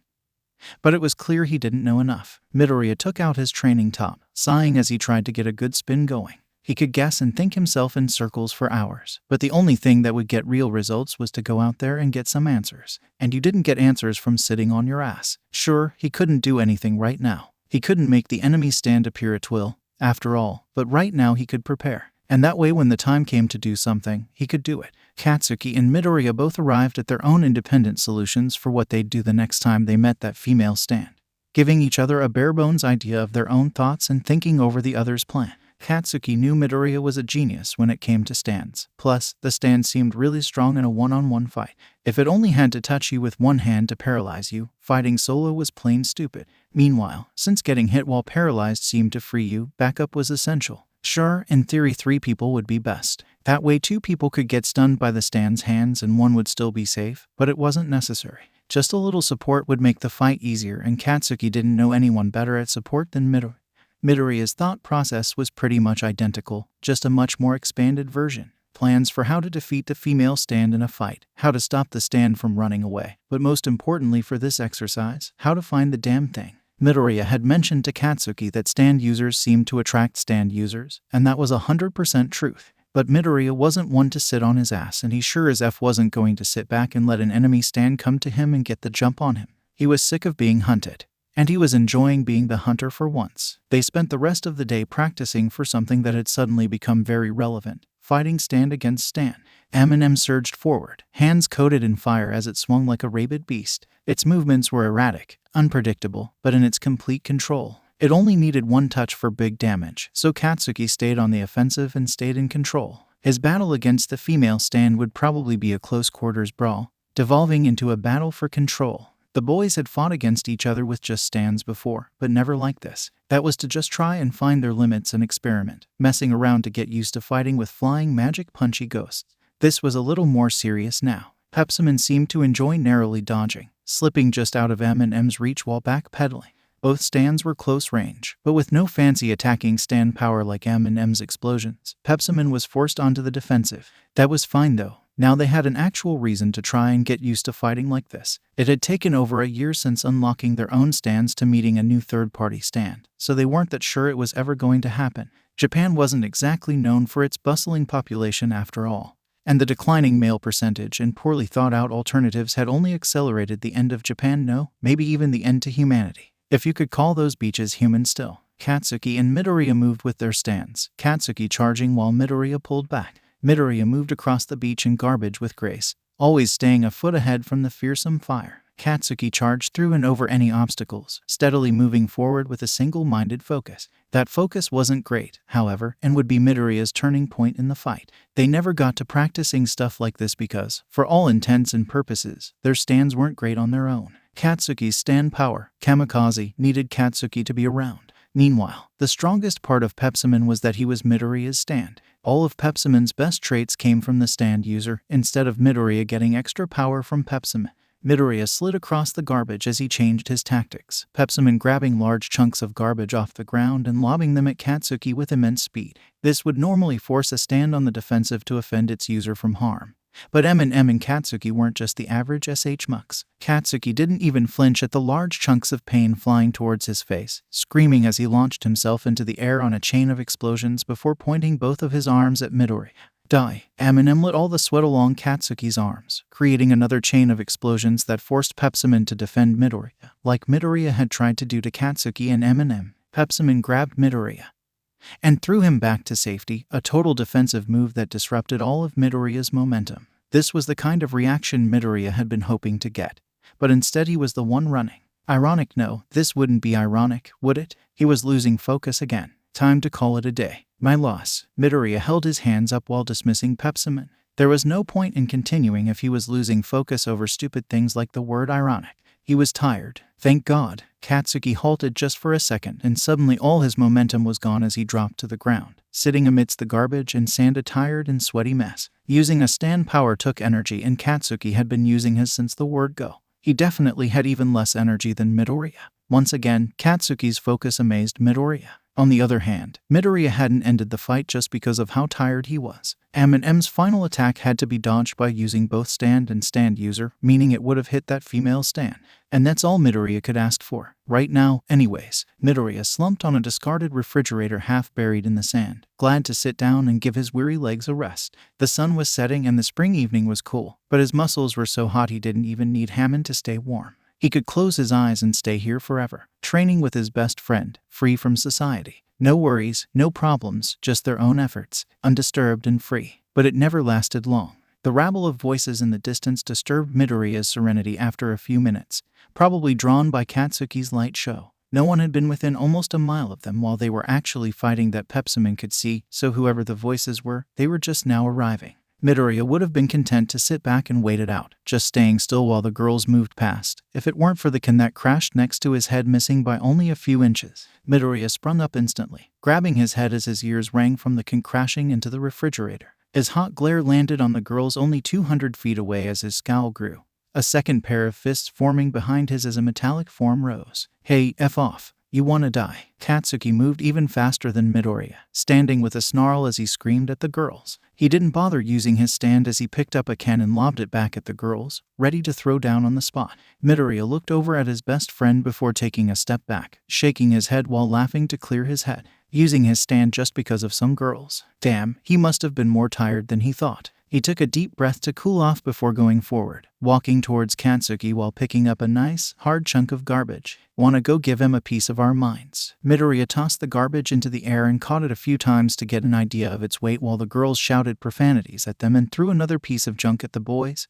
missing by a mile. It seemed they were upset Katsuki had better aim than them, and judging by Midoriya's throw as it hit one of the girls' center mass with his piece of garbage, so did he. No shit I do, Sherlock. Let's F him up. Katsuki grinned, showing that edge that Midoriya liked so much. For all the times when Katsuki was too much of a to get shit done, the blonde still had some bite when it came down to brass tacks. Midoriya and Katsuki both walked through the garbage, then picked up the pace into a full run. He was going to enjoy this. After all, why would Midoriya use a stand for this when Dio gave him 2 working fists? Midoriya and Katsuki spent the rest of the night meandering through the town, wandering in circles to relax after the rough day they just had. Class today even after the USJ. Shit, the upcoming sports festival, and to top it all off a real stand battle followed by lots of training. While the day hadn't been hard, it certainly had felt long, and it wasn't even over yet. Katsuki clocked out a little before 6, leaving to go home and get some dinner. He waved Midoriya goodbye as he headed back to his family, smiling wide with excitement for the next day. Midoriya returned the smile and waved back, waving goodbye well after Katsuki was out of sight before he started to walk away. Already at home on the sunset-stained streets, the roads seemed to glow a soft orange as the lone child shuffled across town, content to take in the quiet scenes of a town at dusk. Midoriya spent a lot of time on these streets. He learned to live and love them, especially back before he got his stand. Back when he was so sure that he'd probably spend most of his life on one of these streets, barely scraping by. Midoriya kept his hands in his pockets as he moved through the vacant town, admiring the sights and sounds of the bustling world he could never be a part of. The activities within it were so familiar, like a billboard you passed every day, but so foreign like a different language. Co-workers out for a night on the town, getting drunk and doing whatever they wanted with each other. Police and heroines patrolling, using their stupid quirks to enforce their own little rules. And worst of all, a mother and her child walked down the sidewalk towards him, leaving little room for him. Midoriya ducked into an alley to avoid bumping into them as the young girl looked at him, smiling and waving hello. She was only a few inches taller than him despite the probable decade between them, matching his eyes at such a young age. Her eyes were bright and harmless, too young to really get the difference between them. The lack of malice took Midoriya by surprise as he second-guessed himself, blinking in confusion before returning the small smile. "Ray." The small exchange was cut short as the mother intervened, pulling her daughter back with a look of disgust plastered on her face. The mother shielding her daughter from the disgusting male. Now this was the sight Midoriya was more used to. The mother glared down at him as she strode past, all but spitting at him. Midoriya returned her gaze with his usual smile, the blank and hallowed one. He didn't bear any grudges against people who didn't do anything to him, but it didn't matter. In a world as shitty as this, hardly anything he did mattered. He faced forward again, rubbing his head. He was still tired and unfocused from stand training. He shouldn't focus on what wouldn't change, but what he could change. That female stand. Midoriya sighed dramatically as he looked at the sky to check the time, turning on his heel and moving in a new direction. It was time he slipped back to that hellhole he called a house. Tomorrow had a lot of work to do, after all, and it wouldn't do to be late. Midoriya and Katsuki met in their usual space outside Katsuki's house, but this time they were a full hour earlier than usual. Midoriya couldn't tell what was worse, that school already had them waking up at the brink of dawn, or that Midoriya seriously thought this was the worst thing to happen this year. He still buzzed with eccentric energy as they walked down the street, brimming with new ideas of how he might be able to find their mystery stand user. He went straight into them, listing each option as they reached the train to school. "So, stands are incorporeal, right?" "Most of them." Katsuki nodded along, showing that he still understood what Midoriya was rambling about and encouraging the madman to go a little deeper. "But stands can always touch other stands, right?" "Yup. So, all we need to do is stick around the front gate and gut check everyone who comes in with our stands. You skipped something, and I think it might have been thinking. So, stands are incorporeal when they're in the user. Otherwise, stands that are bigger than their user would stick out, like M&M's gauntlets." Midoriya turned this conversation of stand theory into a personal connection, relating it to Katsuki's own stand. M&M had large grenade-shaped gauntlets on both arms, a little larger than a watermelon each. If stands weren't incorporeal while stored, M&M's gauntlets would hit anything that got too close to Katsuki's arms. "Alright, I'm following again. But since stands can touch stands, we can use our stands to hit the stand while it's stored in someone." Midoriya was practically jumping in his seat, so excited to finally be able to voice the thoughts that may or may not have kept him up all night. "That means we just have to gut check everyone who comes into UA. So we'll find our stand user and knock the stand right out of M." Just to experiment, Katsuki summoned M&M and touched Midoriya with M&M's arm, testing out Midoriya's theory. He then pushed slightly, his arm passing through Midoriya while pushing out no stand and proving Midoriya's main theory to be a total bust. Welp. Shit. Midoriya glanced down at the arm going through his chest, a mix of surprise and slight annoyance on his face as Pepsiman was not forced out of him, disproving the main idea Midoriya had come up with. "Well, I wasted 6 hours last night." M&M gave him a gentle pat on the back as the two sat on the metro, now fresh out of Midoriya's whopping one idea for what to do. Katsuki still wasn't worried though. His natural instincts when it came to fighting generally meant it was harder to ambush him. So if the stand tried to get him a second time, it would be in for a much harder fight now that Katsuki knew its ability. Besides, Midoriya was there too. Katsuki's plan was fine even if they couldn't find the stand user quickly. Katsuki had already shown his hand when he showed his stand power. But it was a damn fine hand. In a one-on-one confrontation, when both stand users knew each other's abilities, M&M had the better ability since it didn't need to touch to win. Katsuki just had to keep his head and stay calm, something that Katsuki had been doing pretty well recently. Midoriya took a moment to calm his head as their stop arrived. and for once slowly got off the train instead of rocketing out like a bat out of hell. There was no point in running with so few women on the train, just like there was no point in getting so furred because his first plan didn't work. Even if that plan cost him 6 hours of sleep and he was awake long before he'd like to be, he'd just have to prepare, to think ahead of what he could do and when the time came to do it. While he wanted to get this mysterious stand over and done with as quickly as possible, he could afford to sit back and plan. There was no reason to rush in with half-baked ideas. Most of the scientific method was just failing. After all, Midoriya had been planning to test his stand gut punch theory thing with Katsuki eventually. Katsuki just sped it up. Now that he knew it didn't work, he could move on. There was no real time limit for when he'd have to face the enemy stand. And while he did want to take her on quickly, that was balanced against the idea of rushing in and being outwitted because of a sloppy plan. Midoriya didn't have Katsuki's natural power, after all, and the USJ and Kurogiri showed him just how weak he still was without a plan. He wasn't going to plan forever. He'd still be on the constant search for the stand user, but it seemed that this was going to take a little more planning before he could get a real hunt going. Still, he could at least spend the time stuck in this prison school to brainstorm a few more schemes to find that pesky stand user. So today, students, you'll be running another battle simulation. Got him, knit. Midoriya's entire body seemed to droop slightly despite his constant painted-on smile. Class 1 was out and about once again, back in one of UA's foe cities for some more fun battle simulations. The whole class was decked out in their stupid spandex, standing on the main street and listening to All Might ramble once again. Who knew how many times they'd have to do this? This will be run the same way as last time with new partners, just to make sure everyone's getting to know everyone. I don't want to see any bad blood between heroines brewing in my class, all right, ladies? All Might laughed as she swept across the class. Midoriya just wondered if this meant he could get away having all the bad blood he wanted since he wasn't a heroine or a lady. A few of the beaches ran along with All Might's speech, still amazed and wowed by their teacher, especially after the big show at the USJ.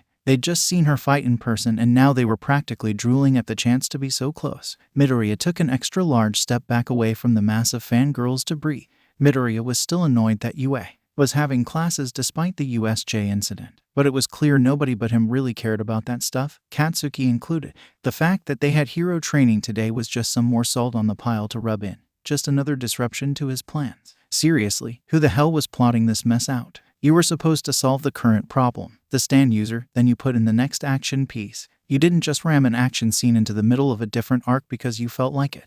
Alright, the groups are on the screen. Come ask me if you can't find your partner. All Might pressed a button like the kind used during presentations and gestured to some kind of glass panel that had the class's names all posted up. The same kind of glass panel that was used during the physical exams to show their rankings within the class. Seriously, couldn't you just have a normal list on a piece of paper? This felt kind of like a waste of budget. Pepsiman checked for Midoriya's placement, hovering over the crowd and drooping further when he saw his partner wasn't Katsuki. Got him, knit. But that wasn't a surprise. Either UA was testing how they acted on their own, or this time the placement really was random. Still, Midoriya seemed to recognize his partner's name, but he wasn't sure why. He hadn't bothered to learn his classmates' names past his best bud and that Todoroki chick, but for some reason, the name rang a bell. He just couldn't quite place it. Gather up with your partners so we can get started and pick teams, girls. Hurry up, hurry up. Heroes are expected to be fast, you know. All Might kept the cheesy dialogue coming while Midoriya scratched his head,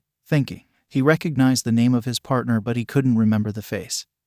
So he couldn't find her. He didn't pay much attention to these beaches, even the ones that pissed him off. He just remembered what they looked like, paid them back for whatever they did, then went on with his life. Maybe he should make a list of all his classmates' names so this didn't happen in the future. But that'd only be useful if he got pictures of them too. Maybe make a journal out of it or something. Still, it was on the tip of his tongue. He could tell because he was feeling slightly more pissed off the more he read the name.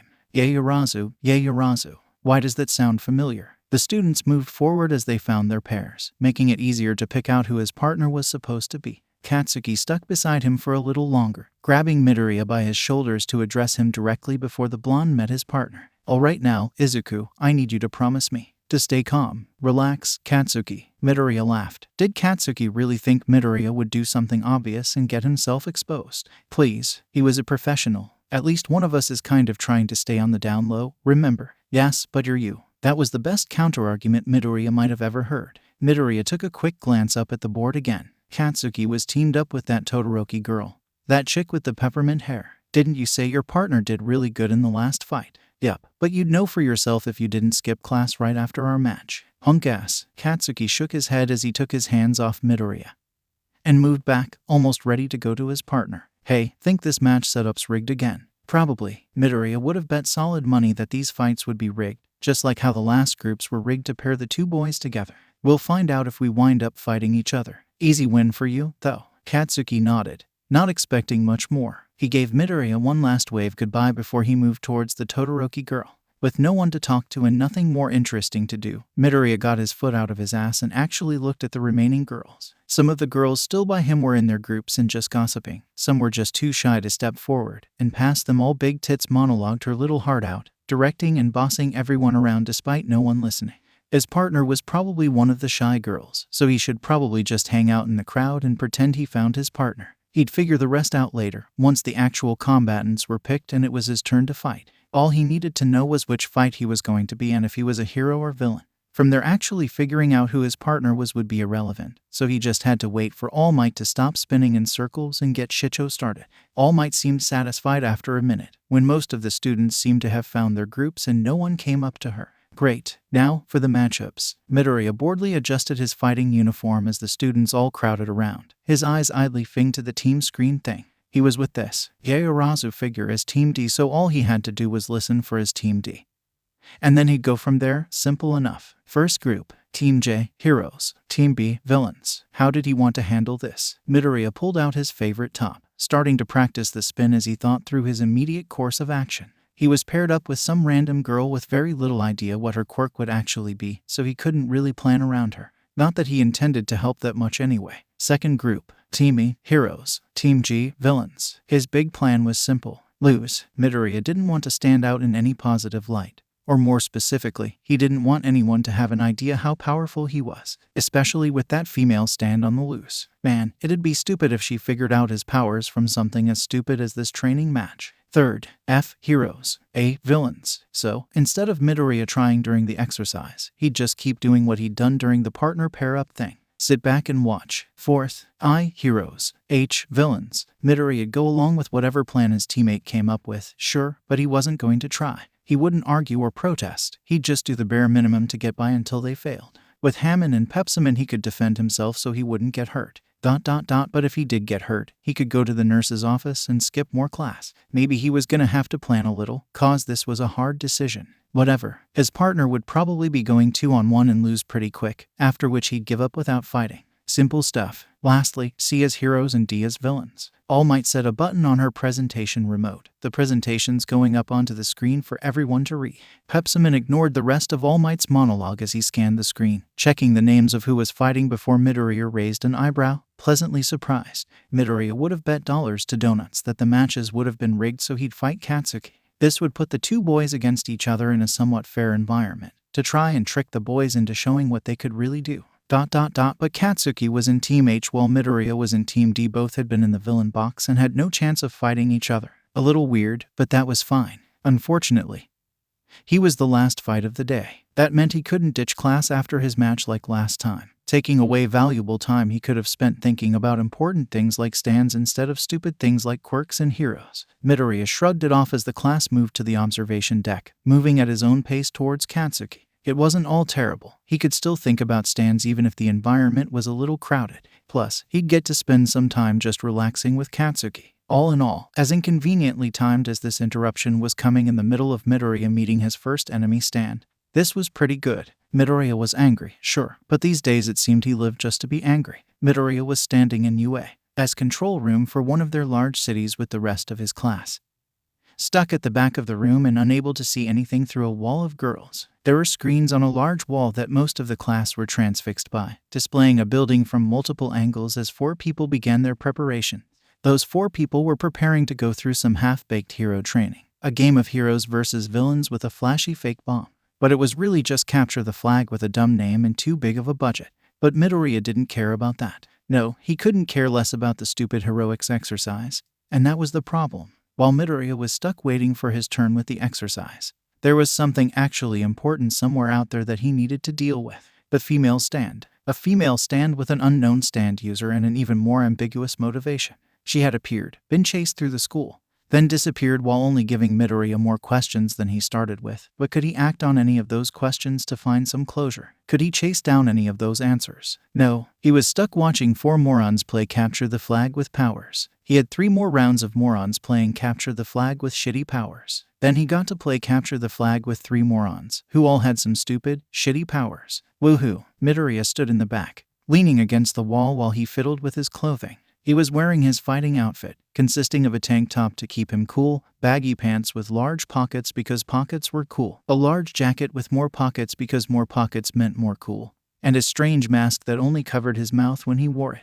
His outfit had a few more parts, like his old yellow backpack or the bare bones utility belt the support course had given to him, but the most important part to him was this little mask by far. He held it in his hands as he fine-tuned it, checking it every so often by pressing it against his face and taking a few deep breaths. See anything interesting? Katsuki spoke up from the floor. He was sitting beside Midoriya, sitting against the back wall since UA decided putting chairs in a surveillance room made too much sense. M&M and Pepsiman were both out, floating just above the crowd as they watched the action on screen for their vertically inclined stand users. Not really. Midoriya's eyes inadvertently strayed up as he focused through Pepsiman's eyes. He was always seeing through Pepsiman, but it took a little effort to actually pay attention and see through Pepsiman's eyes. It was like the difference between staring straight at something and seeing it out of the corner of your eye, and something Midoriya was trying to overcome. Pepsiman surveyed the fight between the students with an air of boredom, sitting midair with legs crossed and leaning forward, head resting on his arm like the thinker. Ironic, given that seeing such a terrible fight made him go brain dead.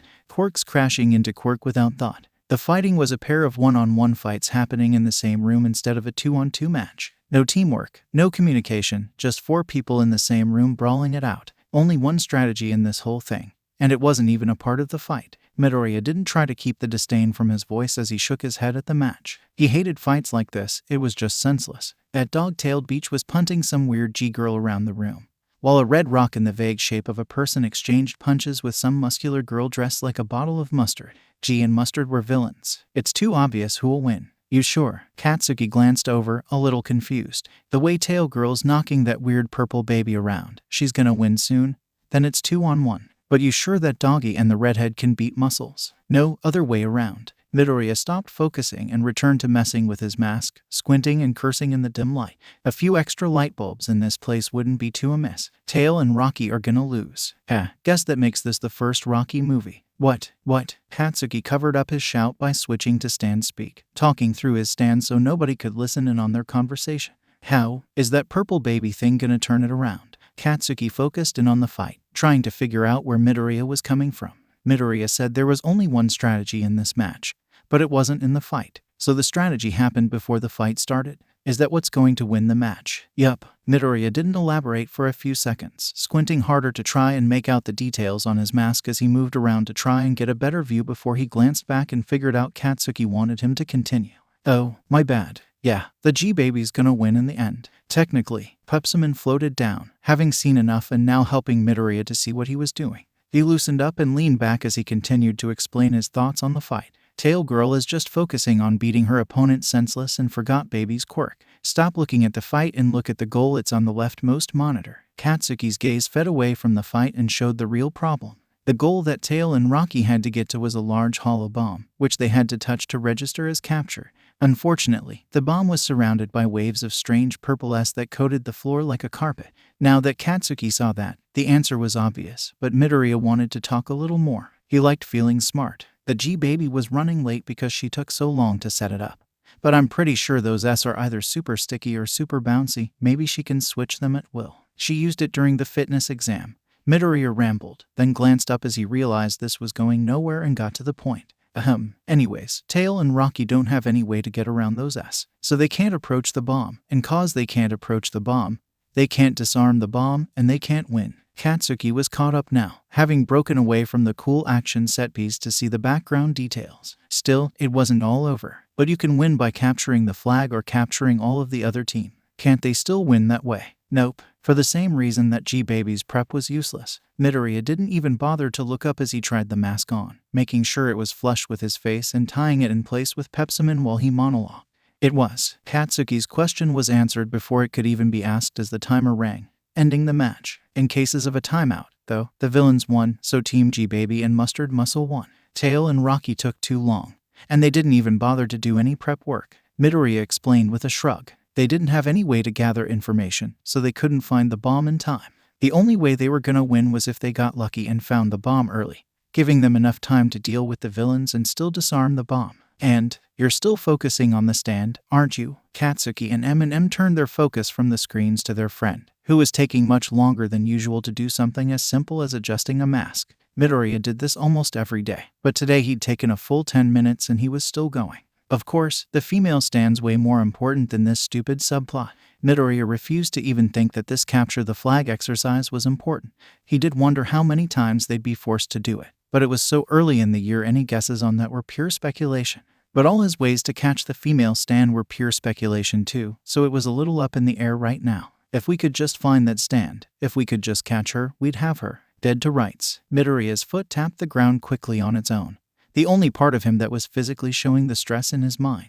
But beyond the physical, Pepsimon showed Midoriya's real colors as it moved, showing the rage that Midoriya played off as just annoyance. In a fight, you'd crush her, but before that, we need to catch her, yeah.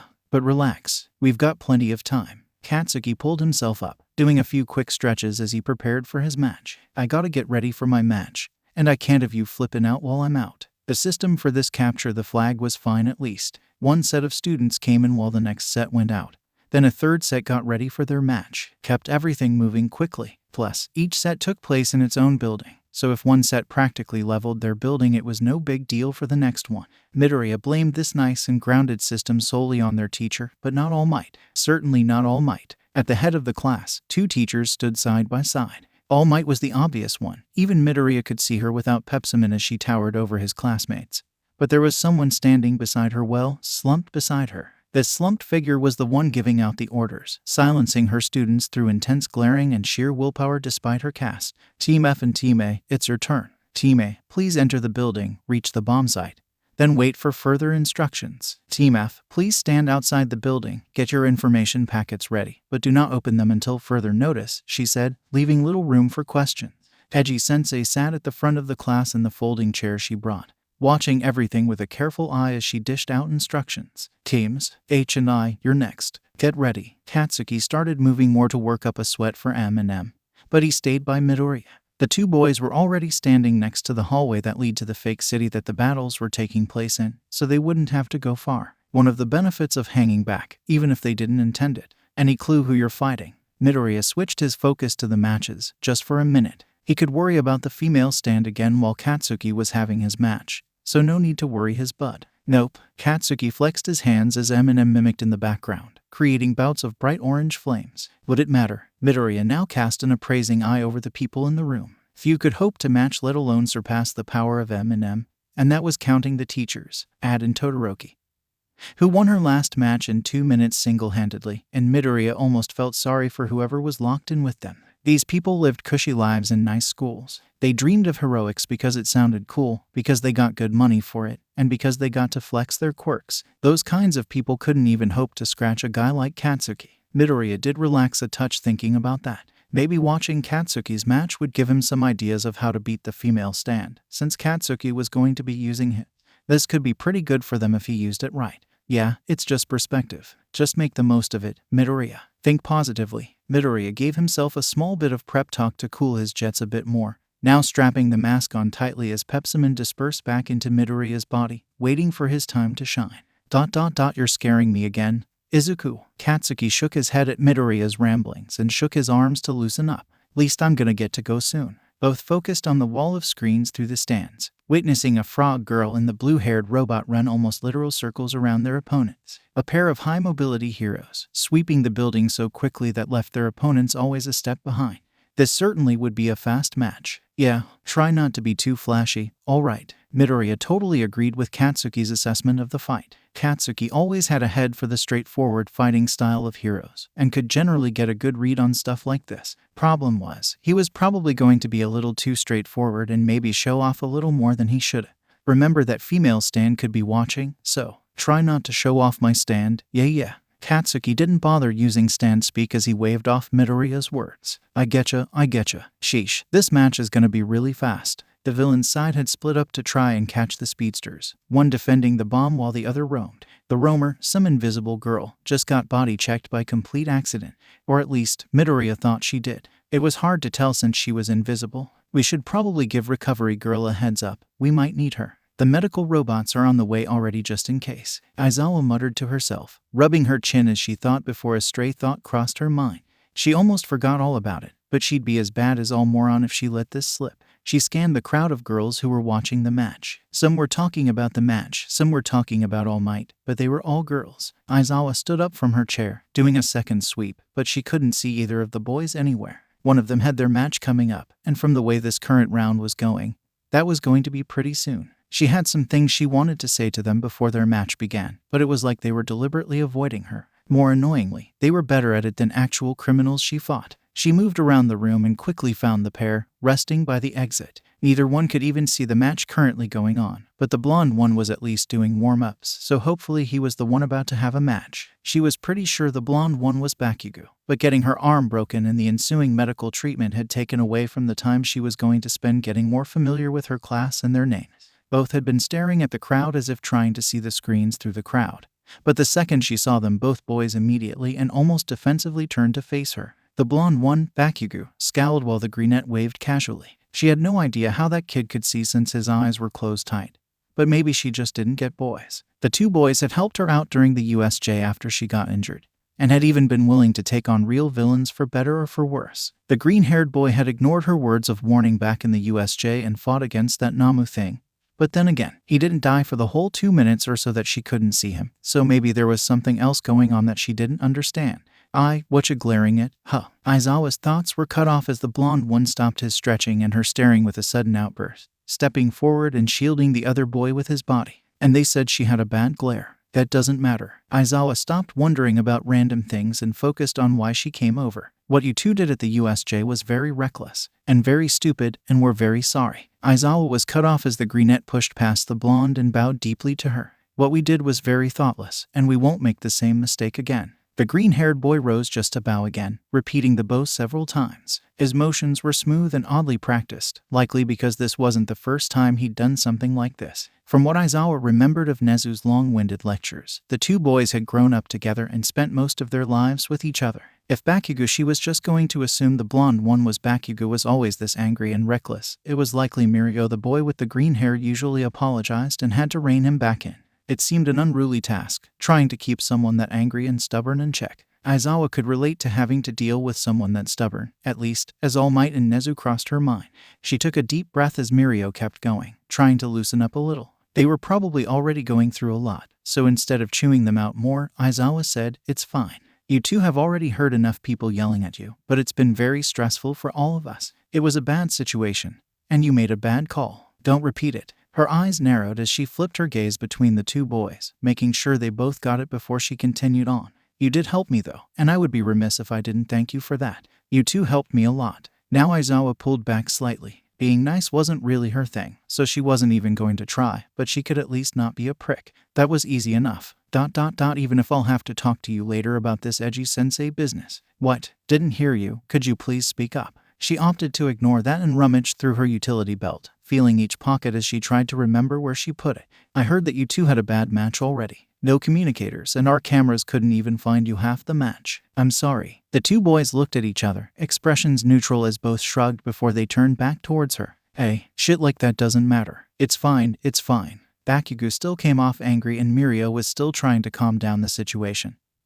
But both seemed a little more subdued, like they didn't expect otherwise. And that was not good. "No, it does matter and it's not fine." Aizawa finally found what she was looking for and handed it over, a small device that looked like a speck of dust in her hand. She lowered herself to the boy's level as she held it out, explaining what it was. "This is a smaller version of the communicator we use at UA. We only have one right now since it was such short notice, but the support course should make a second one by next week. Take it, Bakugo." The blonde one stepped forward, confirming her theory of which one was which while he picked up the small piece from her hand and inspected it, quickly and naturally pulling away from her as he did so. Does it matter which ear I put it into? No, it acts as a three-way communication between you, your partner, and us. She took out the larger model, the one used by the women, and turned it towards the boys for a quick explanation. There's a button you push if you want to talk to your partner or us, but you can hear messages at any time. The boys both glanced at the large and then the small model, turning it over before they exchanged glances, seeming to talk to each other with just their eyes before Bakugo turned back to her.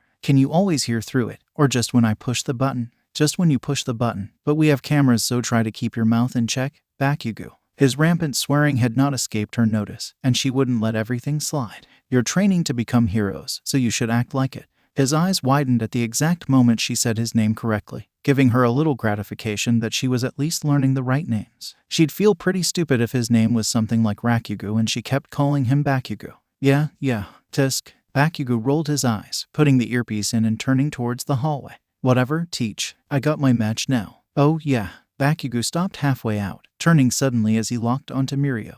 Bakugo flashed the green-haired boy a vicious smile like a wolf as he spoke. I told ya. The two boys stared at each other for a moment before breaking off as suddenly as they started, Bakugo moving further down the hall after that confusing statement. Aizawa wasn't sure what happened. I told ya. What an annoying note to end on. Midoriya shook his head at Katsuki's retreating form, thinking back over the past. Katsuki had said that someone would be looking out for them, and now Eiji Senzi had proved him right. How dare she ruin all of his plans by being a decent human being? Through most of the revenge plots Midoriya boiled up over the years right out the window. His gaze lingered on Katsuki's form a moment longer before he turned away, leaning back against the wall without his usual fake smile. Midoriya entered this place with expectations so low they hung out with fossils. So that meant anything nice was a pleasant surprise. And what a welcome surprise this had been. Midoriya opened his eyes as he adjusted his position against the wall, and stared straight at Eiji Senzi, who was still staring at Katsuki moving down the hall and hadn't moved a muscle. Her gaze slowly switched to him, staring straight through him like a hawk. Was she suspicious about the USJ? Back at the USJ, Midoriya had fought one-on-one with a villainous a muscle-headed moron named Namu. Namu could have given All Might a run for her money, but Midoriya managed to last for about 2 minutes against her and come out unscathed. That was suspicious as hell, and that wasn't even mentioning how Midoriya nearly beat that dumb brute if Katsuki hadn't shown up and ruined it. There was no way a normal boy could have done that. Hell, there was no way some professional heroes could have done that. Eiji Senzi couldn't have even done it since she needed Midoriya's help to just survive fighting it.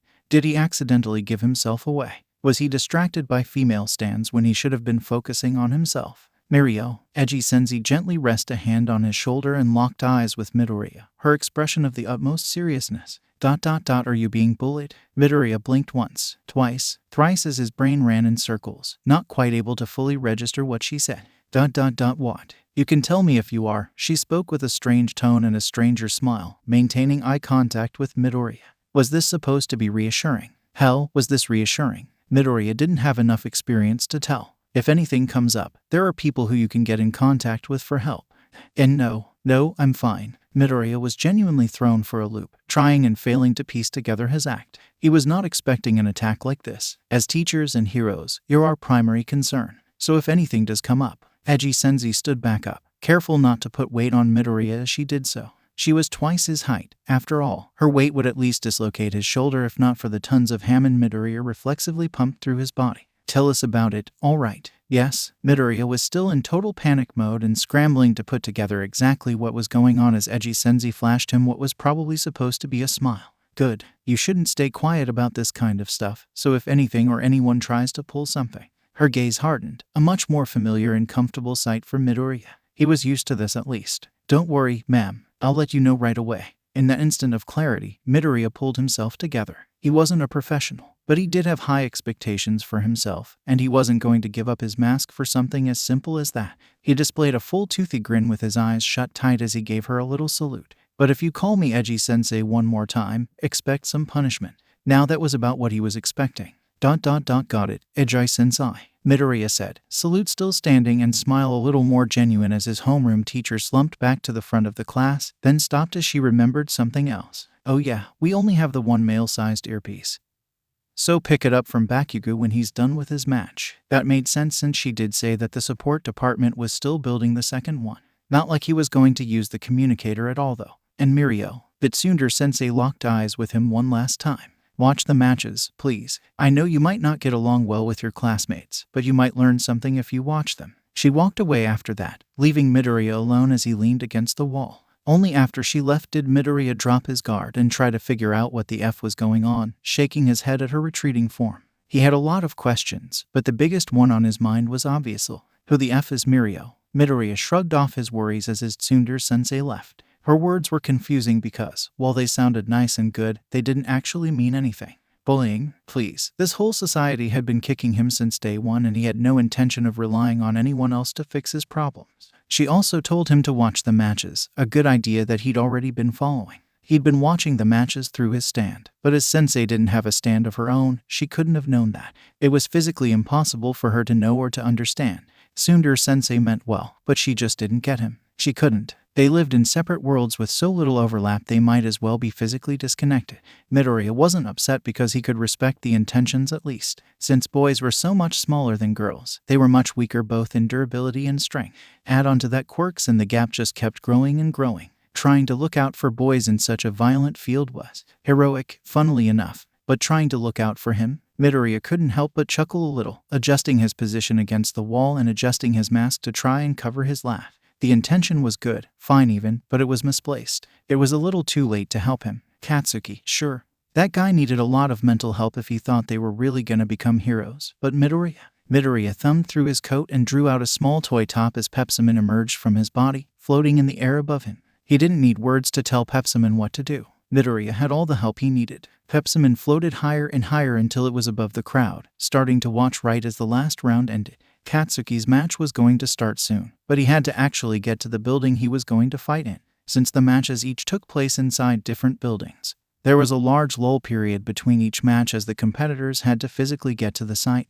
Then there was the 3-minute setup period. All in all, a lot of dead time. With the match formally over, the students and teachers watching began to relax. The girls started to talk and move around, discussing the previous stomp between two speedsters and two support morons. The day's matches seemed to be genuinely random because they were terrible. Some of these matches dragged out for the full time without a single fight, while other matches ended in a minute because the sides were so poorly balanced. Not all heroes were about combat, and these fights showed it. At least half of these idiots couldn't fight their way out of a paper bag. For example, the team that just got done fighting and losing, an invisible girl and some chick with weird earlobes. Midoriya didn't have a effing clue what earlobes Quirk did, but Invis was best at information gathering and sneaking around, not defending a bomb from two speedy dipshits. She didn't have any skills that helped, her quirk didn't help, and her teammate didn't help, so of course she lost. The match didn't even last 2 minutes. That was how you could tell that the matches were really random. A rescue hero and an information gathering hero would get stuck against two combat heroes wasn't a real fight. Katsuki thought Midoriya was being a genius when he was predicting who'd win each match, when really Midoriya was just pulling apart what these idiots were actually good at. He paid attention to their quirk, turned his brain off, then thought of what they were probably good at. All of these idiots weren't anything without their quirks. If you figured out what their quirk was and how they used it, congrats, you figured out what they were good at. Take for instance Katsuki opponents, some frog girl in that pink beach whose phone he kept breaking. Did he break it today? Shit, he didn't. He'd have to do it when she got back. He was getting off track. Midoriya remembered frog girl mostly because she practically screamed "I'm a frog" all the time. Green hair, squatted everywhere, kept her weird tongue out. Some of that had to be on purpose. Such bad posture wasn't good for one's back, and he was off topic again. What was important wasn't Frog Girl's weird habits, but what she was good at. Frog. The hell would you put Frog under? Midoriya tapped his chin as he mumbled, pulling out and spinning atop as he theorized to give his hands something to do. Frog isn't inherently straight combat, so I guess that'd slot her into a support role. But she could also be a rescue. Hey there, loner. Watcha doin' over here? S-H-I-T. Midoriya's flow was lobbed out a window when someone spoke to him, interrupting his thoughts and sending him scrambling to figure out what was happening. People had approached his real body while he'd been staring through Pepsiman like a moron, completely unaware of his surroundings. Now Midoriya tried to make up for lost time and take in what he was dealing with as quickly as possible. It was just two girls, but more were watching from the crowd. The two who approached were a girl with black hair, large elbows, and strange teeth, and some blonde girl with a black streak in her hair who looked pretty generic. Midoriya wasn't paying attention to which girl spoke to him, so he opted to go for a generic and safe response. Oh, me. He glanced around in his patent-pending stupid protagonist act, rubbing the back of his head and smiling like a moron.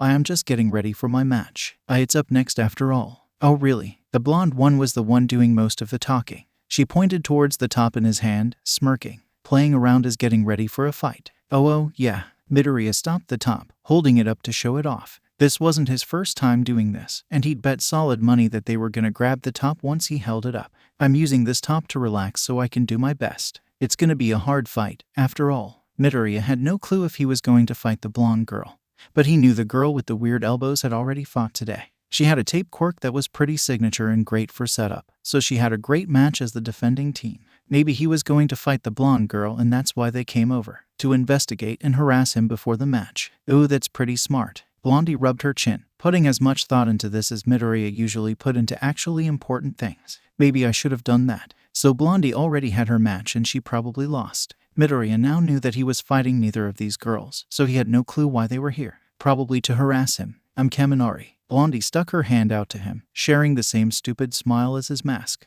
What's your name, kid? Midoriya. Midoriya hesitantly put his top away and shook her hand, Hammond flowing defensively in case she tried to yank him. It wouldn't be hard to dislocate his shoulder normally or to pick him up and throw him by his arm. Best to stay defensive and get ready to counter. I'm the same age as you, though, so it's a little weird to be called kid. Oh, you're right. Blondie no. Kaminari ruffled her hair and laughed it off. Sorry, I forgot because you're so short. What? Bakugo glanced up at Half and Half, who spent their entire walk to their building glaring down at him. She was getting on his nerves, and he wasn't having it. Nothing. The human candy cane's gaze switched ahead, as lively as a doll's. They had been standing outside a building for about a minute without saying a word to each other until now. They didn't have permission to open the files given to them, but they still could talk. You got a plan, Candy Cane? Bakugo squinted as he leaned back and counted the floors. Only 2, but the building was pretty wide. There'd be a lot of room to hide a bomb in there, so the search phase was going to be another pain in his ass. You stay outside, I'll freeze the whole building, go in, then capture the bomb. Should take 2 minutes. This beach said it like she was reading the weather report. She sounded so dreary. More annoyingly, she didn't have him do anything. Hey, why am I just gonna stand there while you do everything? You looking down on me? Bakugo didn't bother to hide just how much this got under his skin as he glared up at this dipshit, but she didn't bother to return his glare. I never said that. You don't have to stand there. She took a second to inspect the building as Bakugo had done before leveling her gaze at the entrance. You can also walk around the perimeter. That's the same damn thing. Bakugo bit back immediately, then scoffed. You seriously think that's gonna work? Yes. If there was one thing that was interesting about this chick, it was how straightforward she was. Izuku could take a few lessons from her. Whatever. We'll do it your way then. Bakugo had seen her plan before, the last time they had done this exercise. It had been the fastest win of the day. No reason to ruin it if it was gonna work.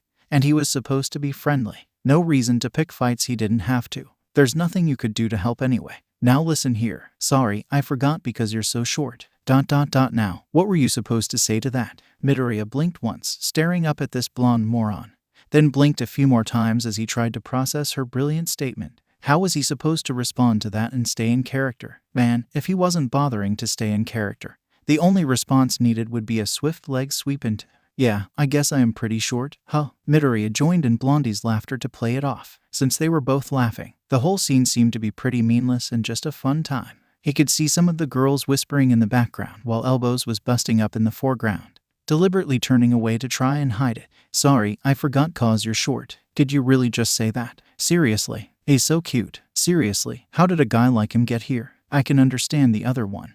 That guy's built like a pit bull, but this kid. Midoriya smiled through it all, pretending he couldn't hear it while Pepsimon hovered above, his gunmetal gray body becoming tainted black by Hammond as his muscles tensed. This did not matter. It didn't matter. These idiots didn't matter. He shouldn't let them get under his skin. Them underestimating him was actually good for his plans in the long term, even if it still pissed him off in the short term. Pepsimon floated higher, slowly releasing his Hammond and pent-up rage through long, slow breaths, then turning his attention to something more important, Katsuki's match. As much as this stuff got under his skin, it happened all the time. If he got into a fight every time it happened, he'd still probably be in the same amount of fights overall, actually, but it was about the principle. Besides, if what he was seeing on the screens through Pepsimon was playing out like he thought it was, Katsuki was dealing with something much more annoying at that very moment. Bakugo was standing outside the building, tapping his foot on the ground impatiently while the world's beakiest candy cane sauntered to the front door. They were still waiting for the word to start, but his dumbass partner only took one look at the file they'd been given before cementing that her shitty plan would definitely work. Each team had been given a set of files on the building. Floor plans, electric plans, the kind of stuff real heroes got to work with when trying to infiltrate a building.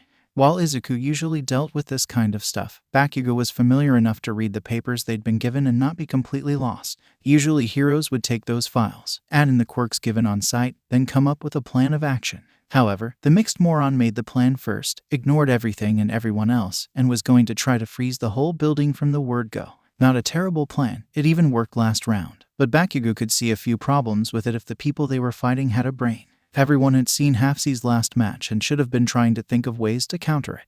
Bakugo had a few ideas on how to counter her tactic, but he kind of wanted to see her fail first before he brought any of those problems up. That would definitely even out just how insufferable she was to be around. "All right, students, begin." All Might's voice buzzed in Bakugo's ear, taking the young stand user by surprise. He didn't have an earpiece last time and had never used one before. It was a little too loud, but he had no idea how to turn it down. His partner didn't bother with those problems as she confidently walked into the building, planting a single foot down before a thick layer of frosty ice spread out from her right leg, coating the entrance and spreading out rapidly. It sped across the floor to the walls, then clung from the ceiling as everything became frigid and icy. Bakugo hung back, fing up the files and staring at the floor plan. He already had an idea how Mrs. Claus could lose, but he had no idea if the extras they were facing were smart enough to use it. For now he'd just sit back and watch. And if his partner effed up, hey, like she said, there was nothing he could do to help anyway. "You're doing great, Candy Cane." Todoroki barely glanced back at the male who was her partner,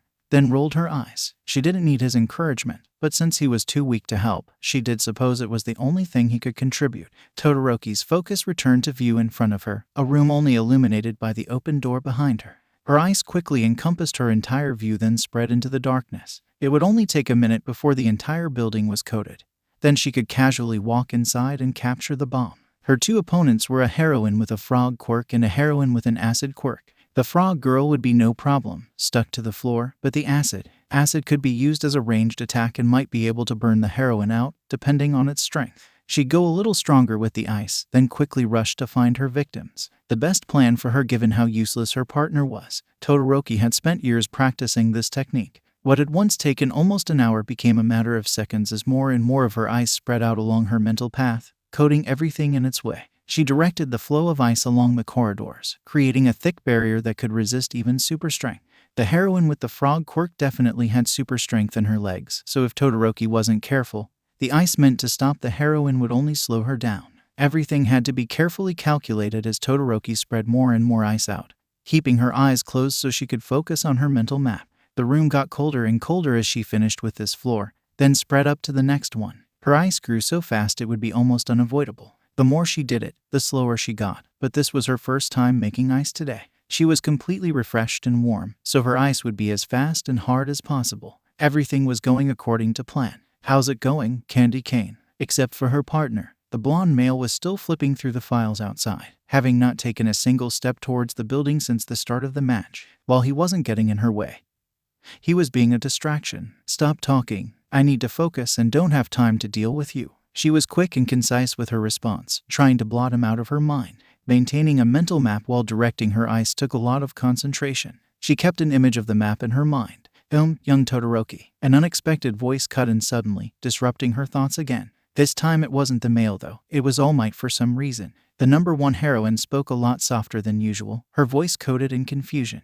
Are you giving up the match?" "What?" That took Todoroki by complete surprise. What was that supposed to mean? Well, it was obvious what it meant, but what on earth had Todoroki done to give All Might the impression that she was giving up? "No, I'm not giving up." "Why?" Her concentration already broken, Todoroki turned towards the source of the laughter, the male who was weighing her down.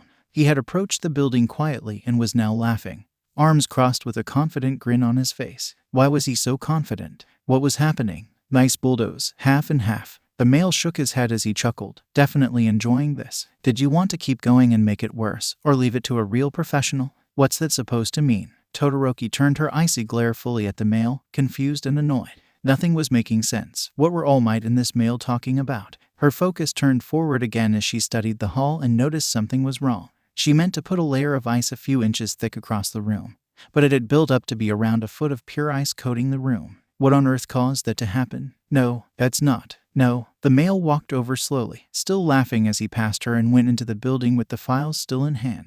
He went further and further into the building until the entrance hall ended and turned to the side, according to the layout of the building that she memorized. That was where the entrance became the main hall. Tadakori rounded the corner to follow the male and stopped dead. Instead of the entrance hall joining the rest of the building and becoming the main hall, there was a large thick wall of ice that cut her off from everything else. The ice, her ice, was several feet thick already and so cold it chilled her just to be near it. But beyond that, how? Todoroki was in complete confusion as to how her ice, which was meant to spread throughout the entire building, had been stopped by something. Her attack had somehow been turned into her enemy's defense without her noticing. If she hadn't been focusing so much on creating the ice, she might have noticed things were going to her plans, but that still didn't answer how it happened. The heroines she was fighting had an acid and a frog quirk respectively. Neither of them was capable of stopping all her ice, so there had to be some trick to it. It's the building layout. Her internal monologue was interrupted by the male, who was now standing beside her and looking at the ice barricade that blocked their path. He held the files up towards her as he spoke tauntingly. "You f'd it all up cause you couldn't read the effing building layout."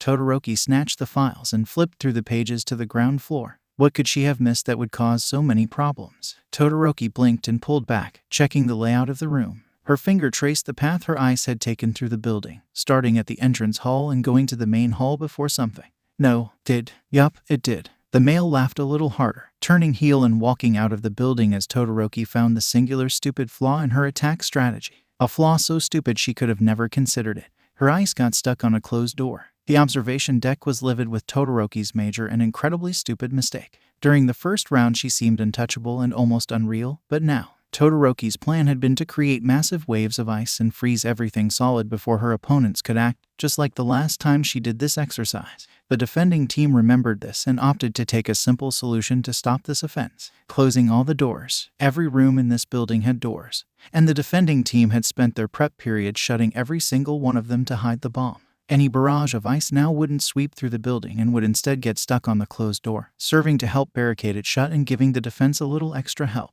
It was a plan so stupid, so idiotic, so brain-dead that it worked flawlessly. Todoroki hadn't bothered to check the site out at all and instead just relied on her quirk to carry her to victory, and in doing so, provided a better defense to the bomb than the defending team could. It was hilarious, and this time, everyone in the observation deck was in on the joke. A few of the girls like Blondie were almost in tears seeing just how badly Todoroki dropped them, while others like the teachers wondered what the hell was going on in her head.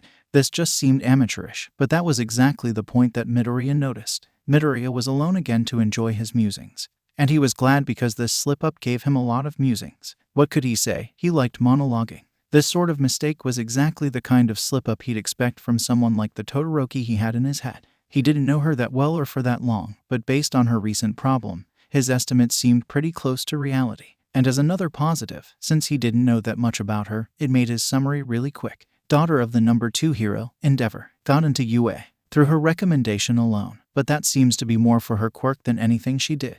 Midoriya drew a small notebook from his jacket, flipping through the pages idly. Inside this book were notes and thoughts about each of his classmates, and right now was a great time to update Todoroki's page, the only page with an actual name to it. Good endurance to use her quirk for that long, and she seems very resistant to the cold. Wonder how much training that took, Midoriya muttered as he added in the day's events to Todoroki's page, taking it less as a failure and more as a demonstration of her power. Her concentration was on point, but it looks like she suffers from the greatest high syndrome. Tragic, but predictable. The greatest high syndrome. A term Midoriya made up a while ago because he was too lazy to research if a name already existed for a really strange problem that a lot of people had. The origin of its made-up name explained the problem pretty well. In JoJo Part 3, the main villain, Dio, entered a state of basically unparalleled power. He had killed almost all of the cast, regained powers he had lost to time, and had the last hero on the back foot. He could have won, he by all rights should have won, but what did he do instead? He proclaimed this is the greatest high. He didn't attack, he didn't plan, he instead relished in his power and shouted this is the greatest high. He got too focused on the power and forgot to actually, win. Todoroki was so focused on her impressive ice quirk that she forgot about actually winning the match. She was relying so much on her ability to create massive amounts of ice that she forgot to think. It was like overconfidence but focused to a point. She wasn't just overconfident in herself, she had complete faith and overconfidence in one single ability. Her ice. This led to too much focus on it. which led to using it too much, which led to stupid and very preventable F-ups like this. Midoriya was now almost done with his notes. Todoroki was very powerful, for sure, but she had let her power blind her. She was definitely the strongest quirk user in the class and would probably win the upcoming UA Sports Festival, but Midoriya had no doubt she'd repeat tonight's mistake going forward. Todoroki wouldn't repeat the issue verbatim at least. Midoriya hoped she wouldn't, but the problem with Greatest High Syndrome was that it would resurface in many different ways. She wouldn't accidentally freeze the villains in and block herself off going forward, sure, but she was almost certain to keep overusing and over-relying on her quirk. Midoriya was more than a little excited to see how she F'd up next. But first, he'd have to see the rest of the match. A single door caused all of this. To do Dumbass stared blankly at the massive sheet of ice she made, her thought process slowly ticking along.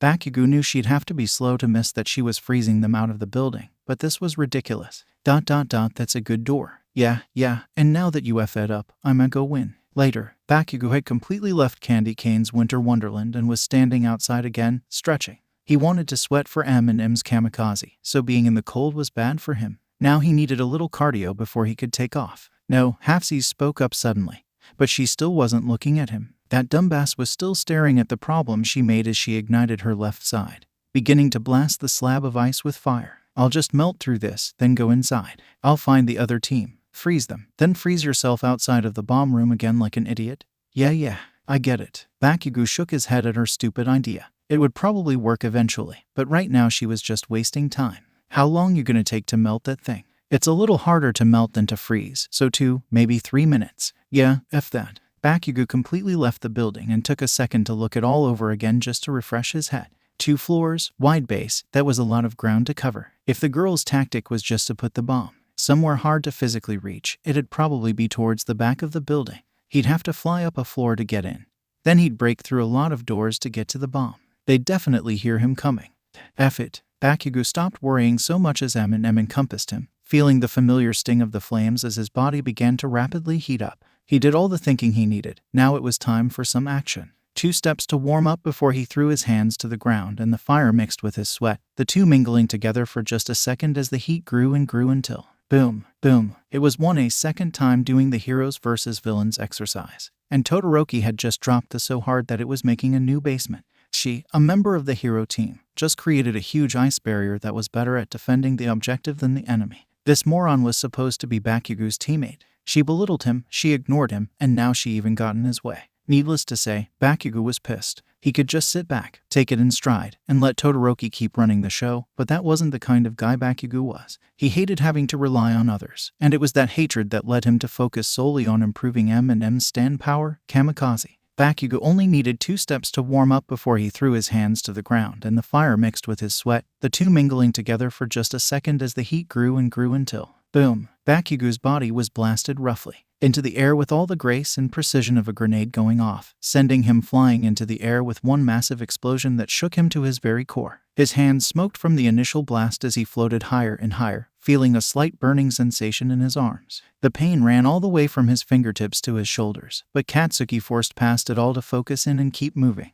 Boom. Bakugo redirected his hands backward and created an even bigger blast, sending himself careening violently forward with enough force to crush his own skull on impact. If he veered off course just a little, Bakugo's body spun through the air as he raised his arms, using them to shelter his body while flying towards a window and pulling out M&M. The fiery stand roared to life as it flew through the air, punching and shattering the window just before Bakugo's body hit it. Bakugo threaded his body through the broken glass, then gracelessly bounced off the floor and rolled to a stop. Even half a year, and he was still getting used to his new powers, despite them not being so new anymore. But hey, it took girls years to get used to their quirks. He was making pretty good time. All things considered, all he needed was a little more practice, and what better practice was there than combat experience? Katsuki's motions were very precise and focused, showing off his diligence and training. Even through the screen, Midoriya could see the work his friend had put into getting to grips with his stand's power. It took a while to get to grips with a stand power, and a lifetime to master it. Jotaro Kujo, the protagonist of JoJo's third part and one of its undisputed stand masters, only started to understand his stand after scores of life-threatening events within a single month, but even then he was nowhere close to mastering. Katsuki might have had more time than Jotaro did. But to be fair, Jotaro's power didn't run the risk of accidentally blowing himself up if he wasn't paying attention. In Midoriya's mind, Katsuki was making excellent progress with all the stuff he needed to balance. The Katsuki on the monitor was a little fuzzy due to terrible budgeting, but his moves still seemed well thought out. Unlike most of the other people on screen, Katsuki slipped out of his room, hands raised and Eminem summoned as he began his advance. The second floor consisted mostly of one long hall that wrapped around the floor and a dozen rooms branching off it, with very few rooms connected directly to each other. The defending team was in one of those rooms, disconnected from the hall for a little extra security as they doubled down on their strategy of hiding in a corner out of sight. Of course, Katsuki couldn't see the footage to find the girls so easily, but with a little planning he'd be fine. Instead of rushing and guns blazing like that idiot Todoroki, Katsuki slunk from room to room and pushed his stand through the door, allowing him to see into the room without any chance of someone being able to see him. It was dependable, defendable, and best of all very effective. He quickly moved through the hall,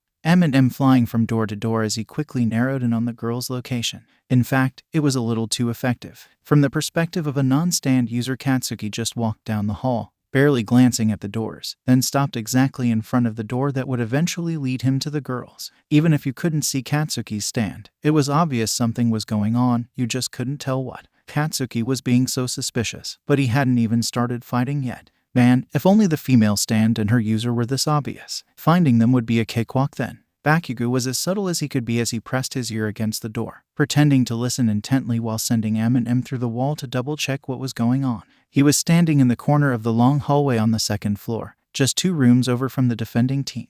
The defending team had holed up in one of the rooms with that could only be entered from a different room, just like he thought. The girls were just 40 feet away, talking loudly about their plans and wondering what they were going to do if and when Todoroki arrived. He pretended to listen for them through the door, but even he didn't expect to actually hear them. It was just supposed to be an excuse for how he found them so quickly, paired with the floor plan. Seriously, why were they talking so loud? And why had they completely written him off already? He'd shown his stuff during the USJ. Hell, he made an entire building shake last time they did this exercise. Even an idiot wouldn't be dumb enough to look down on that, right? So what was this bullshit? Bakugo smiled as the heat of his anger began to spread, burning hotter and hotter until it manifested. Orange flames surrounded his body, the fire only centimeters away as he slammed an open palm into the wall those beaches were hiding behind. They were expecting Todoroki. They wanted her to come in through the front door. They thought they had a chance of winning with a plan this effing stupid. Too bad, beaches. Bakugo snarled as his arm tensed, angling his entire body to shove the wall down. Blow them to hell, Eminem. To say the wall was broken would be to drastically undersell it. The wall had no special reinforcements or even basic reinforcements. The whole building had been created by Cementos in only 5 minutes, and she was still working on her archaeology degree on the side. The wall was just a slab of concrete, only reinforced by a single layer of brown paint. It never stood a chance. The wall was blown to bits by a single massive explosion, shooting shards of concrete and dust across the room along with the explosion itself. Fire and stone blew from the wall, striking everything inside the room with a substantial amount of force. Inside the room, the 2 girls of the defending team were literally rocked off their feet. They had been setting up a barricade on the main door in case Todoroki tired to get in, giving them some cover against the sudden blast and preventing the worst of it, but the sheer force still knocked everything in the room back. They were struggling to get to their feet, ears still ringing, when something cut through the smoke and dust. Laughter. Bakugo stepped in through the large hole, proud and unaware that this room would probably collapse in the next 5 minutes because some idiot decided to make a new gaping hole. But that a minor footnote. He had a match to win. Hey, morons. Anyone still conscious? Bakugo called out, standing tall and proud in the fruit of his labor as he surveyed the room. The 2 girls were stumbling to their feet and moving, so he took that as a yes. Well, hey, it's the D. The pink girl with the weird eyes pointed at him, shouting as she grabbed her ears. Bakugo knew firsthand just how loud the explosions could get. It was the first big injury he gave himself. It's, what's your name again, boy? Bakugo. It's Bakugo. Pinky and Frog Girl had finished picking themselves up and were getting into fighting poses, still coated in the dust that had once been the wall. And if he's here, Todoroki-san won't be far behind, Kiro. The Frog Girl completed Pinky's thoughts, her expression remaining neutral as she began to plan out loud. We should try to take the initiative before she can freeze us. Hey, the girl's little romp was cut short by something, or more specifically, someone whose patience had already run out. He started to walk through the hole he made with just one hit, his hands emitting trails of smoke as he kept them running hot. These morons just kept running their big mouths. Todoroki this, Todoroki that, blah blah effing blah. What, were they just so stupid they managed to miss the wall he just demolished? Did they think they'd do any better? You jobbers surrendering. PFFFFT. Pinky began to laugh, doubling over before pointing at him, trying to hold back her laughter and failing miserably. Kahaha. We've got you 2-1, no way. Perfect. Both M&M and Bakugo spoke in perfect unison as they interrupted Pinky, slamming feet down and leaning forward to brace for impact. Their arms raised, pointing at each girl's center mass as the room began to grow hotter and hotter. Now, his expression was locked into a demonic grin to match M&M's flaming face. So pissed that he went back around to being overjoyed. This was going to be fun. Die. The entire room took a step back at the violent display that fed on screen between the waves of harsh light. Bodies and bits of the building were blasted over and over again with unrelenting force. The explosions were so loud that the screens all flashed white, and so loud that you could hear it even inside the surveillance room without the speakers. Wave after wave of fire passed over everything, with only one sound cutting through the bombardment. Laughter. Katsuki's harsh laughter cut through the explosions, highlighting the sheer brutality as the room was awestruck. Fire gave way to fire as some of the cameras started to fail, burnt and blown until becoming broken. It was beautiful. Midoriya couldn't help smiling as he watched his best friend, the mood of the class furthering his joy. It was dead silent in the room save for the noises coming through the speakers. The snide comments, the stupid rambling. All of it had been shut down by Katsuki's display of sheer brutality as he continued to rock his two victims with a seemingly endless sea of flames. Katsuki's stand usage was great. He spaced out his attacks, switching arms between blasts to give himself time to breathe and recover before he shoved his other arm forward again to create another explosion. His attack stretched on, lasting 20 seconds already and still going strong. The intense heat and force that had been destroying everything in its path barely seemed to affect him. His training with his stand power was really paying off, which was good. But still, Katsuki was going a little over the top, and Midoriya didn't mean by being too violent. God knew he didn't give a flying F about that. His problem was that this show of force was a little too showy. These huge and flashy explosions went directly against Midoriya's creed of trying to stand out and show off as little as possible, demonstrating to everyone just how strong Katsuki was as he played with the two girls like dolls. It might have been satisfying to watch in the moment, but it still went against his overall goals. Seriously, he's using his stand so much. Midoriya shook his head, putting his personal enjoyment aside to think more deeply about the situation. Between the flashes and bangs, he could clearly see M&M laughing its ass off. Even if you couldn't see the stand, it was obvious that something weird was happening. It's like he's trying to show off his stand. His words cut out halfway through, his mouth silently and slowly finishing his sentence while his mind raced ahead. His eyes stared at the screen as his body shifted from uninterested to fascinated, starting to piece it all together and see the bigger picture. He could see M&M through the screens. That was obvious. It was so obvious he didn't even think about it at first. He'd been seeing M&M for almost the entire match, but he'd been so used to it he didn't think twice about it. But if he could see Katsuki's stand through the monitors. Midoriya's mouth fell agape as he slowly looked around the room, his eyes tracing the room before coming to rest on a seemingly innocuous security camera in the corner, and the final piece fell into place. They were in a school. As bad as UA treated them, it still had security cameras all over the place. Those cameras monitored everything that happened inside the school. Most importantly, a stand user could see stands through footage. Put it all together and it was just like Gyro said back in part 7, the shortest route was the detour. When he was making no headway trying to go straight into beating that female stand, all he needed to do was take a step back, and now he was 2 steps closer toward his ultimate goal. Even if he had to watch Katsuki throw all of his plans into the wind and blow up to get there. Midoriya's mouth closed into a confident smile as his eyes hardened. His worries about the female stand crushed and his answer found. Checkmate. Bakugo took another breath, feeling the scorched air burn against his lungs. The room had gotten so hot it hurt to breathe, and his arms were much hotter than that. His onslaught of attacks gave out as he took a step back to breathe and shake his arms, which felt like burnt sticks. He tried moving his fingers and cursed under his breath. He'd need Izuku to do some Hammond stuff later. He'd gone too far. There were definite burns on his arms. He was missing most of the hair past his elbows, and his fingertips turned black, and he couldn't stop shaking. His ears were ringing and his head was spinning. After doing nothing but unleashing explosions for a straight minute, he was spent. Bakugo took another second just to breathe deeply and see what wasn't injured. His shoulders felt like he nearly threw them out of their sockets, but he could still move them. His forearms felt like they were on fire in more ways than one, but he could still get some movement at the elbow. Good enough. Bakugo took one last breath as he worked his shoulders before getting back into a fighting stance. He'd reached the level he wanted to with his stand power, and he couldn't get any further without delving into Hammond. It was probably about time he got into Hammond anyway. If he had Hammond right now, his arms wouldn't be hurting so much. No wasting time. Bakugo stepped back into the room with confidence, his game face solid as he ignored the pain and walked into the room. He'd really done a number on the place. The floor was scorched black in front of him and everything was thrown towards the back wall. The furniture had been burnt and bashed to debris. Past that, two morons were pressed against the back wall, barely holding themselves together after taking so much punishment. Neither of those idiots posed a threat to him right now, but better safe than sorry. All right, who's not dead? Bakugo's voice was thick with sarcasm as he held up a hand, checking to see what he could still do as he tried to create another explosion. M&M's flames crackled against his already scorched skin and could only make a few pops, but to keep his confident face on, that was all he needed. The girls on the far wall barely moved, emitting some groans as they stayed slumped over. Damn straight. Bakugo grinned as he walked towards the bomb, punting some debris out of his way as he moved. He single-handedly secured victory, even with all the time that moron Todoroki wasted at the start. He'd been worried he'd run out of time, but now he just had to touch the bomb and it'd be his victory. At least, he was pretty sure that's how it worked, if he didn't already win for taking down the two villains. Nobody sane would say those girls could keep going. TSHSSSSSSSSSSSSSSSSSSHK. A sudden hiss overshadowed Bakugo's thoughts as ice suddenly spread across the room, coating him up to his knees in the stuff. What the foo, goddammit. He was stuck fast and couldn't move, not with this ice still on him. Worse, he knew exactly who and where this effing ice came from. Todoroki, what the F? Bakugo turned his body towards the hole he made to the best of his abilities as he screamed at his moronic teammate.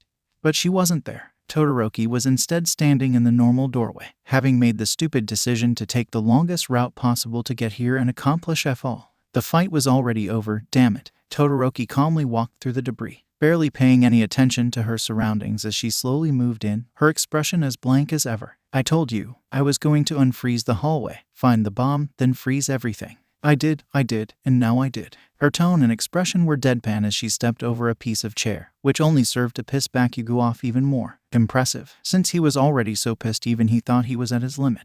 They're already unconscious, you half moron, half dipshit. And then why'd you freeze me too? ... They are. Todoroki stopped for a second, looking at the girls now stuck against the wall and blinking for a second. ...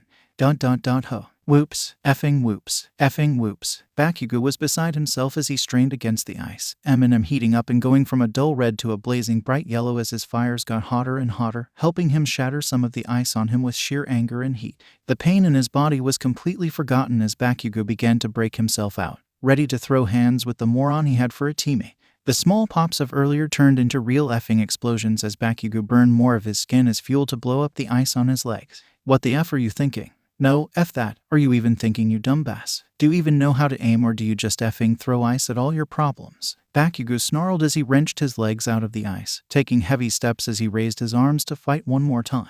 He'd just asked Midoriya for some help later cause he was not letting this shit slide. I already told you what I was thinking. We can win with my plan. Todoroki spoke again, having missed the heavy sarcasm and insults, but Bakugo was not putting up with this for 1 second. I was about to win anyway, dumbass. This beach had the situational awareness of a effing plank of wood. No, F that, at least a plank of wood was useful. This moron was just getting in his way. You were in my way. Otherwise, I wouldn't have frozen you. I was in your way. That's what I said. You should listen better. As I was saying, if you followed the plan I wouldn't have frozen you, because you'd be outside the building. Therefore, I couldn't freeze you. Listen here, you candy cane lookins.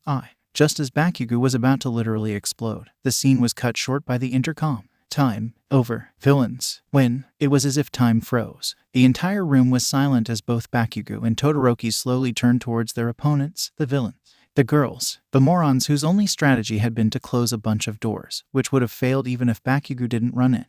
The morons who were currently unconscious, lying against the wall like crushed bugs because they were so weak they couldn't even stop Bakugo's attack. The unconscious morons who were frozen in place, who couldn't move even if they were awake because they were so weak they couldn't stop Todoroki's attack either. Those two unconscious, moron-flavored popsicles, who failed in literally every conceivable way and then some, were supposed to be the winners. One breath, one big deep breath to clear his head. Bakugo took a single long breath in, clearing his head and calming down. FUAA. Katsuki's head was slumped as he trudged the hall from the faux city back to the surveillance room, his eyes distant and unfocused. He lost. This was supposed to be his chance to show how powerful he was.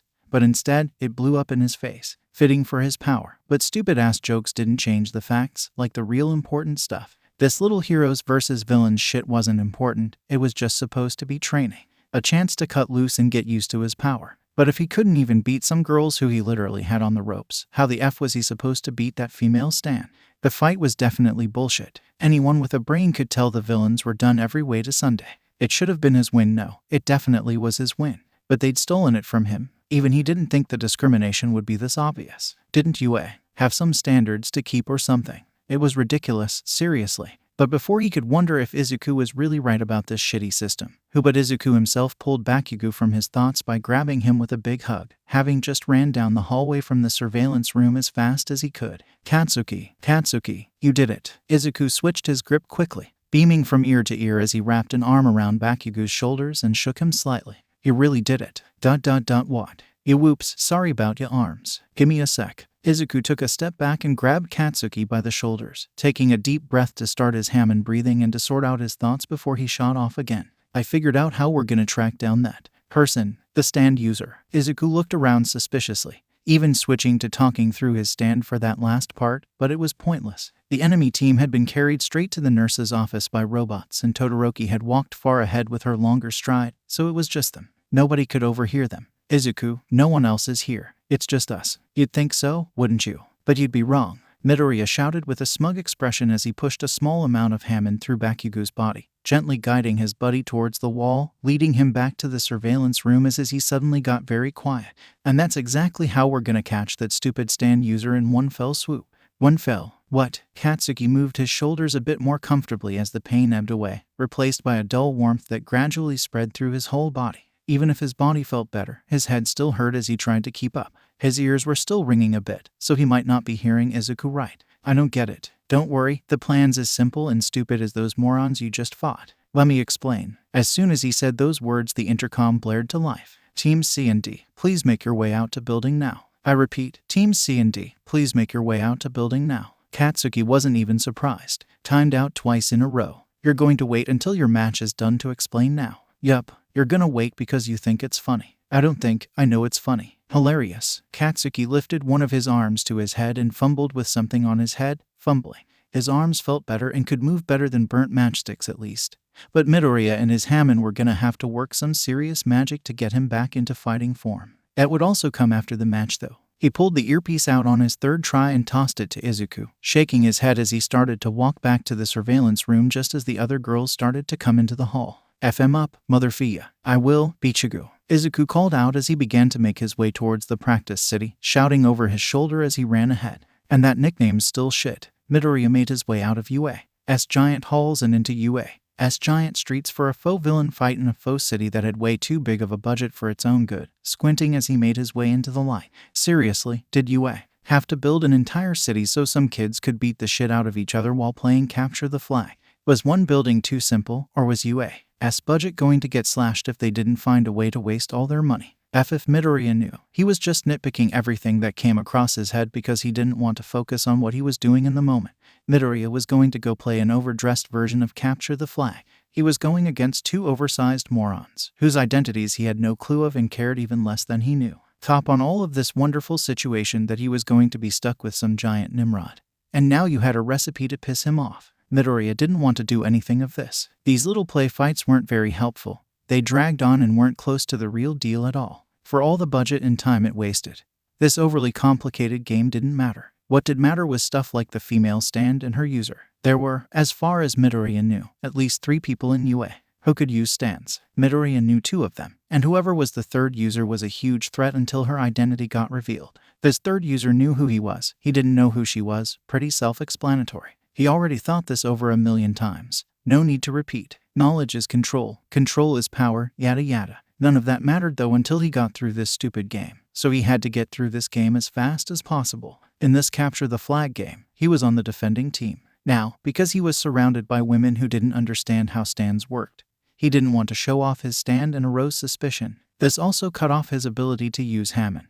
Or at least, he couldn't use it in any way that might be flashy. So how would he do it? Those were his 2 big powers, and he didn't want to use either of them. So how would he know? How could he win without either of them?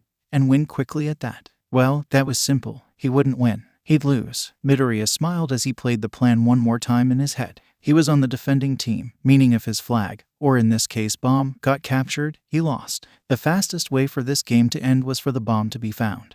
And if it was fast with 2 people searching for the bomb, he could only imagine how quick they'd be when he led them straight to it. All in all, his plan was flawless for one he literally thought of in 37 seconds. It was 3 against 1, 3 people against whatever moron got the unfortunate role of being his teammate.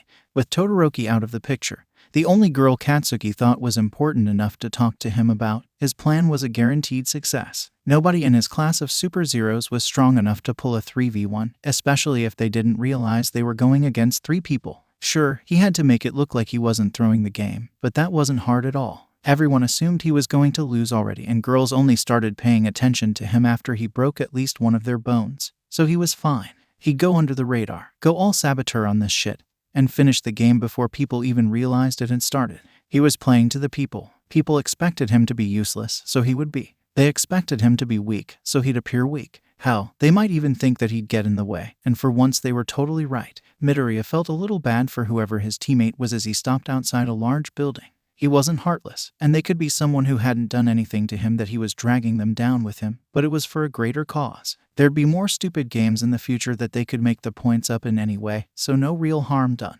Midoriya had reached their building first, and by quite the large margin it seemed. He was the first person out of the surveillance room because he had wanted to talk to Katsuki in the halls, which led to a massive head start compared to the rest. A shame his plan couldn't start until the rest of the people arrived. Or could it? Momo Yaoyorozu led the way to Building 27, carefully reading through the notes while checking everything off. The floor plans, the starting point for the bomb, different entry points to the building, all of this could be used to devise as solid of a defense as possible to ensure the attacking team could not capture the bomb. Yaoyorozu, or Momo as she preferred to be called, was in the last groups to run the hero exercise that day. She was on the defending team for her second time in a row, and she was planning on having her second victory in a row. She cast a careful eye on the 2 girls who were moving behind her, her classmates and her opposition in this exercise. A blonde girl with some sort of electric quirk, Kaminari, and a massive girl with multiple arms, Shoji. Momo had seen Kaminari use her quirk before in the USJ, and it seemed quite powerful. It could easily stun an opponent with just a few seconds of application. She'd only seen Shoji from the last time they ran this exercise, but it seemed to be good at gathering information. That could be a dangerous combination.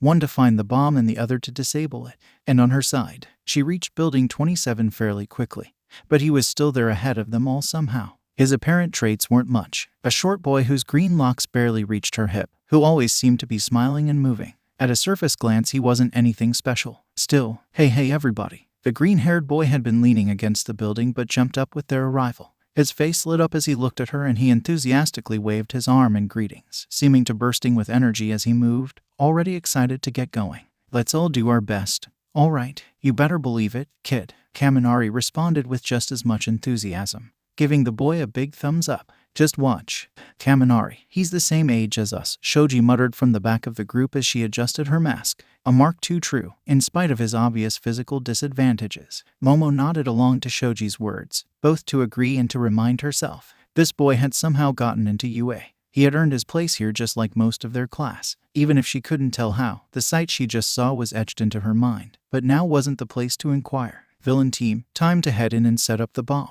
As if on cue, All Might's bombastic voice came through on the students' radios to signal the start of the match. I repeat, villain team, get in and get started. Alrighty, see you soon. The green-haired boy waved goodbye and then pushed against the door. Then pushed again, a little harder, then tried to use his full body against the door while still not getting it to move. I'll get it. Momo eventually stepped up and opened the front door for him, ignoring Kaminari's snickers. She had to devise a winning plan with this boy as her teammate, who seemed the weakest person in the entire class. He wasn't just a boy, he was short even for a boy, and weak too. But even though she thought all of that, she remembered something else. Something had been etched into her mind by its sheer power and brutality. Something that made her question everything she thought she knew. The last match. I repeat, villain team, get in and get started. All Might spoke with her usual gusto, but Aizawa could hear something hidden behind the bravado. All Might's cut-in through the radios had been late, and not a bit sloppy. All Might was confused, but that made sense. Aizawa was confused too, and she wasn't afraid to admit it. Almost everyone in the room was except for 2 people, and one of them had basically no way of knowing why she should have been confused. All the girls in the room moved in almost complete unison as someone entered the surveillance room, all their heads spinning as their attention snapped to the small boy who just walked in. Bakugo entered the room with a casual yet angry air, taking just a second to be surprised by the sudden attention before biting back, lunging forward as he shouted and stomped. "What are you looking at, you damn extras?" They had all been a witness to the last match, but to call it a match was an overstatement. It had been a comedic build-up as Todoroki froze herself out of the building to a sudden war zone as Bakugo bombarded the defending team for over 5 minutes straight with massive explosion. It would only take one of those explosions to end most fights, a blast so large it cleared most of the room and launched anyone unfortunate enough to get caught in it. He had launched hundreds of them, and seemed to grow in intensity and power with every explosion. Most of the girls recoiled at Bakugo's outburst. Some of them even jumped a bit at the blonde's attitude, more than a little scared. But one person didn't quite get the message. "A loser, I assume. After all, we lost because you couldn't follow a plan." Now all attention turned to Todoroki. Of all the people, of all the places, and of all the things, Todoroki had been stuck outside the building while Bakugo was running wild. She was the only person in the room who didn't realize what Bakugo had just done. No, it might be better to say she understood what Bakugo could do the least out of everyone in the room. Aizawa doubted many of the girls realized just how powerful an attack like that would have been in a real-world setting. A constant bombardment with enough power to launch furniture or bodies at close range. For 5 minutes straight, only one of every 100 professional heroes had that kind of power. And that was after years of training. Most of the students probably just compared what Bakugo was doing to their own quirk usage and realized that he was doing something far more impressive. Even Todoroki, according to reports, could only use her powers for a minute straight before needing to switch or else she'd hurt herself, and that was considered amazing. But that was only the surface. "Shut up, you candy cane moron. We lost cause you froze your effing teammate. I had them." Bakugo, Todoroki, cut it out, now. Aizawa and All Might were completely focused on the two students arguing. The prodigy of a generation with a top-rated quirk and a monster who defied everything they knew about how quirks work. Nobody, as far as Aizawa knew, actually knew what Bakugo did or how he did it. She was pretty sure he had been interviewed before coming to UA. And he had said he didn't have a quirk, but then what was that? What was this? What just happened? Her initial thought had been that Bakugo might have been one of the first men to have a quirk. But the first quirks were far weaker than modern-day ones. And this would take some investigating. "Do you think we should talk to him now?" All Might look to Aizawa for answers since she was the more experienced teacher of the two, whispering as quietly as most people talked normally. But Aizawa only shook her head in response. "Not yet, we'll wait until after class." While Aizawa had a lot of questions to ask, she knew something else that most of the girls would be figuring over the next few minutes. She was sure that a few of the girls had figured it out already too. Not surprisingly, All Might didn't seem to catch on yet. While she was the most powerful woman in the world, thinking on her feet wasn't exactly her forte. Why? What he did was very dangerous. Plus, if he has a quirk, that's exactly why we can't. Aizawa nodded along as she turned her attention away from the arguing students and faced the monitors. The monitors showed an almost comical scene. A green-haired boy trying and failing to do something as simple as open a door. He had to be let in by his partner, but he didn't seem bothered at all as he joyfully skipped into the building. He didn't seem to be upset about the door at all. He didn't seem to be worried at all, despite the fact that he was going to fight two women twice his size. It didn't matter that Kaminari had the 4th highest rated quirk in the class, or that Shoji was the current top-rated information quirk in the year. But the boy didn't seem to be worried about a thing. As a matter of fact, in all the time Aizawa had watched him, he never seemed to be worried one bit. When she caught him trying to sneak out of class early, when she saw him during the UA break-in, most suspiciously of all, during the USJ, when even the professionals were panicking and even Bakugo seemed to be surprised. One person just stood by, smiling. One person treated that incident less seriously than even the villains, calmly approaching her during the fight against the massive villain named Namu to try and encourage her like it was some wrestling match. Then, somehow, when no one was looking, he fought against that massive villain for 3 minutes. He fought a villain 3 times his height, a villain that strength could match All Might's, for 3 minutes, without even a scratch. Aizawa only realized what he'd done later, but she never quite figured out how he did it. She didn't know, she couldn't, but she did know that something never added up about him. He wasn't the first to run into a fight, but he just seemed to get it. Aizawa couldn't quite define it. But Midoriya just radiated a strange confidence that didn't befit his small stature. She couldn't quite put a finger on it, but what's most dangerous, All Might, is what we can't see. Aizawa's eyes were locked on the monitor as she went through her thoughts in just a second. Because if one of those boys can do all that, what can the other do? Bakugou. Stop picking fights. Aizawa turned back from the monitors to go deal with the students in her midst. Maybe she would have to do a little lecturing right now after all. It was the longest match of the day. Midoriya sat on the sidewalk right outside the faux building, having just finished his match of Capture the Flag, trying to think over where it all went wrong. His match, which was supposed to be the shortest of the day, had turned into the longest, and there wasn't a damn thing he could have done about it. Midoriya rubbed his head, thinking it through again. His plan had been perfect, at least as far as he could affect it. He'd done everything in his power to make this match as quick and painless for everyone involved, but it was all for naught in the face of the sheer incompetence he'd been put against. What should have been a quick defeat started failing immediately with his partner. Something. Midoriya couldn't be fed to remember her name. She had decided to set up barricades on every door in an attempt to prevent the enemy team from getting in. It was a good plan, pretty solid. Her barricades were strong and well fortified, and he should know. After all, he broke every one of them to ensure the other team would get in. He'd done all he could to get the enemy team in from there. With the barricades all broken, all the enemy team had to do was walk in and grab the bomb. He even opened a window to loudly explain to his teammate that all the enemy team needed to do was try to force their way through the barricades several times. But what did those two morons on the enemy team do? Did they sit back and come up with a rational plan? No. Did they explore the surroundings to gather information, then maybe sneak their way in or something? No. Did they even try to use the doors? Did they even bother to try the first effing door? The door which would have told them how to break every single one of those stupid barricades. No. Midoriya didn't break everything on the barricades. He didn't want to be suspicious after all. But the barricades were just metal bars drilled into the wall, and that wall was fair game. Just like pulling a screw out of a wall, he ruined the walls so that the screws would slide out with a strong enough force. Didn't matter how strong the barricades were if they fell right off. But hey, that assumed the enemy at least tried to think. This enemy just made a whole bunch of assumptions and assumed they couldn't get through the doors because of the barricades that they weren't even sure were there. It seemed assumptions were the real enemy. Judging by how Midoriya had assumed he'd be going against a team with at least one brain between two morons. Instead of thinking things through, the enemy team walked once around the building and then decided to try climbing it. Instead of just trying one effing door, they would scale a wall to the 3rd floor, hop through a window, and that's how they'd get into the building. Humanity was effing doomed. Now Midoriya still did his best to help them. They probably got the idea since he opened a window slightly so they could hear him blurting his plan out as loudly as possible. So he opened the window a little wider with Pepsiment and tried his best to keep his teammate distracted. And then, Midoriya ground his teeth to a powder as he glanced up from his position on the sidewalk to the scene. 4 robots, 2 for each girl, had arrived on the scene to deal with the accident, while the enemy team had a plan to try and scale the building.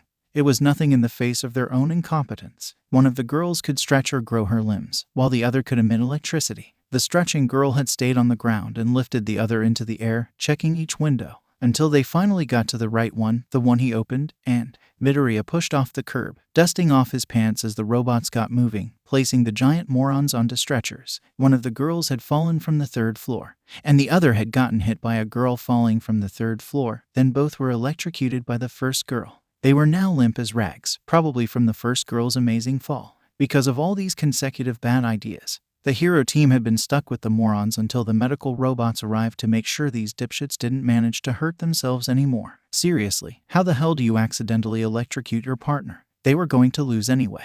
Midoriya muttered under his breath. His attempt to save time hadn't just been foiled. It had been entirely pointless. Midoriya moseyed on back to the surveillance room at the back of the pack, falling a bit behind the large robots as he dwelled on the fight. Such a mess. Was there anything he could have done better? Hell, was there anything he could have done at all? The entire fight had been outside of his control. Between his partner setting everything up for a hands-off approach and his opponent's terrible planning skills, he barely affected anything. Sure, the last plan only happened because they must have realized there was a window open. But how the hell did they come up with such a terrible plan if they could figure out something so small? Midoriya thought through every second of the fight while fighting off the pounding headache from dealing with so many nuisances. But no, wait, just calm down, none of this mattered. He needed to focus on the female stand and his big plan. None of this bullshit was important. Midoriya slowed his breathing to get back into the Hammond flow and let go of his stress. Improper breathing wasn't just a waste of time. It was time he could have spent practicing Hammond. That was right. So instead of letting little things bother him, he just needed to focus on the big picture. He got into a rhythm as he walked along, moving at his own pace as he guessed the time.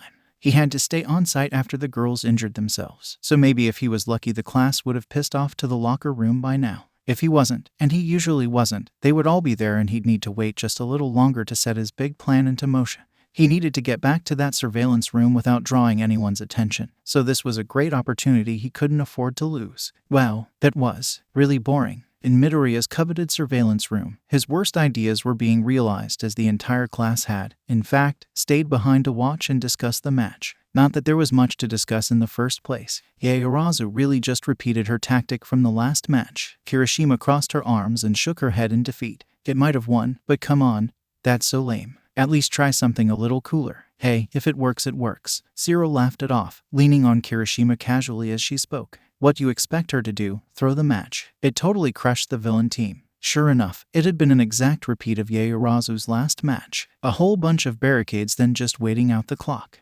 Bakugo figured she'd do something like this since he'd seen her last matchup. But he had no idea what Izuku had planned to do to speed up the match, especially since it failed so badly. A great chance to rub some salt in the wound. And speaking of the devil, the hero team finally returned. The villain team was headed straight to the infirmary for their injuries. So they cut straight into the combat analysis with their homeroom teacher at the helm. Their homeroom teacher spun around in her chair, looking over the class as she spoke with a bored expression. Everyone already knew the answers. All right, girls, who did the best job? The class murmured a general response for Yaoyorozu, the only person who did something obvious. As far as the class could tell, all the villain team did was fail while Midoriya just stood around talking about barricades for 9 minutes. Exactly. It might seem boring, but sometimes the safest approach is the best approach. Their homeroom teacher nodded, stifling a yawn as she stood up. The wins with no losses. While this match may have seemed slow, it was a textbook match. Well done, Yaoyorozu. The girl of the hour, Yaoyorozu, had just come in and merged back up with the class. She bowed briefly to express her thanks and the teacher kept going on.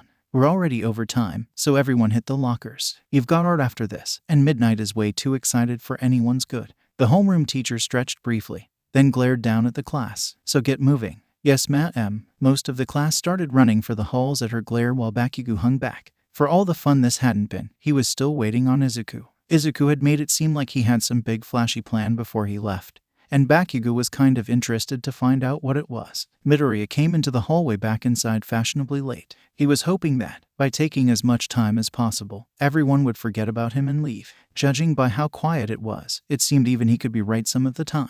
He smiled to nothing in particular as he thought out his plan, taking time to smooth out any wrinkles as he thought of them. This is what he should have been doing once he realized that the capture the flag game was a lost cause. Not trying to force things, he just plain couldn't.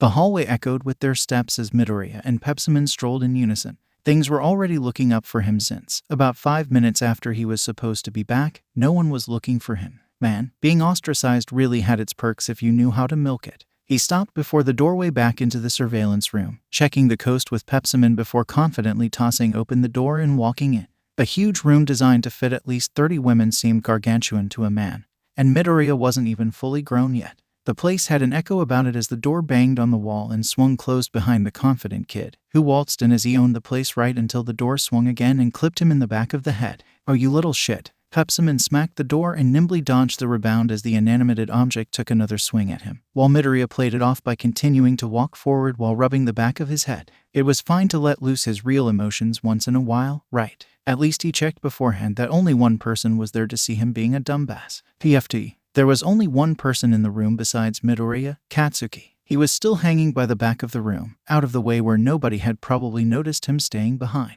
His confident smirk was especially prominent after Midoriya's stylish entrance. Oh, shut up, boomer boy. Midoriya stopped Katsuki's witticism before it could even begin and recalled Pepsimon.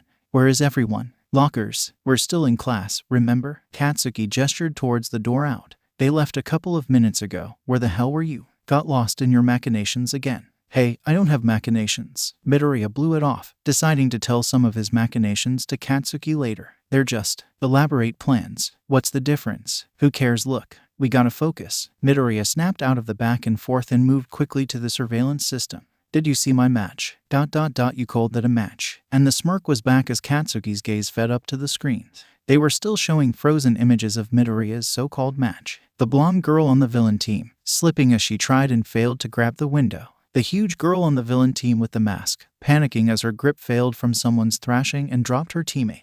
The know-it-all girl on the hero team, painfully unaware of the fact that the villain team was about to have a crash course into an even worse defeat than the timeout, still staring into space as she monologued about her plan to her teammate who wasn't even listening. Finally, on one screen off to the side, almost completely forgotten, a small boy in his stand, staring in complete shock and horror at the window as the blonde girl threw victory out the metaphorical window so hard it was going to catch fire. It was impressive that a stand could even make such a face with just a mouth. Well, I have to call it something. Midoriya shrugged off how lame he looked, happy that they were at least moving in a direction he wanted. He moved towards the large wall of screens and hopped up onto the teacher's chair in front of it to get a better position. Do you remember what I said before my match though? You had some plan to catch the female stand, so I could beat her up. Katsuki shrugged, not caring too much. Still, he at least remembered to speak through his stand for the important part so no one could overhear, so Midoriya could hold back his complaints for later. Also, that name we need a better one. Her name won't matter after we crush her. Midoriya didn't even give Katsuki's complaints the time of day as he pulled himself towards the massive computer and got to work messing around on it. But that last match, my match, has something to do with the female stand.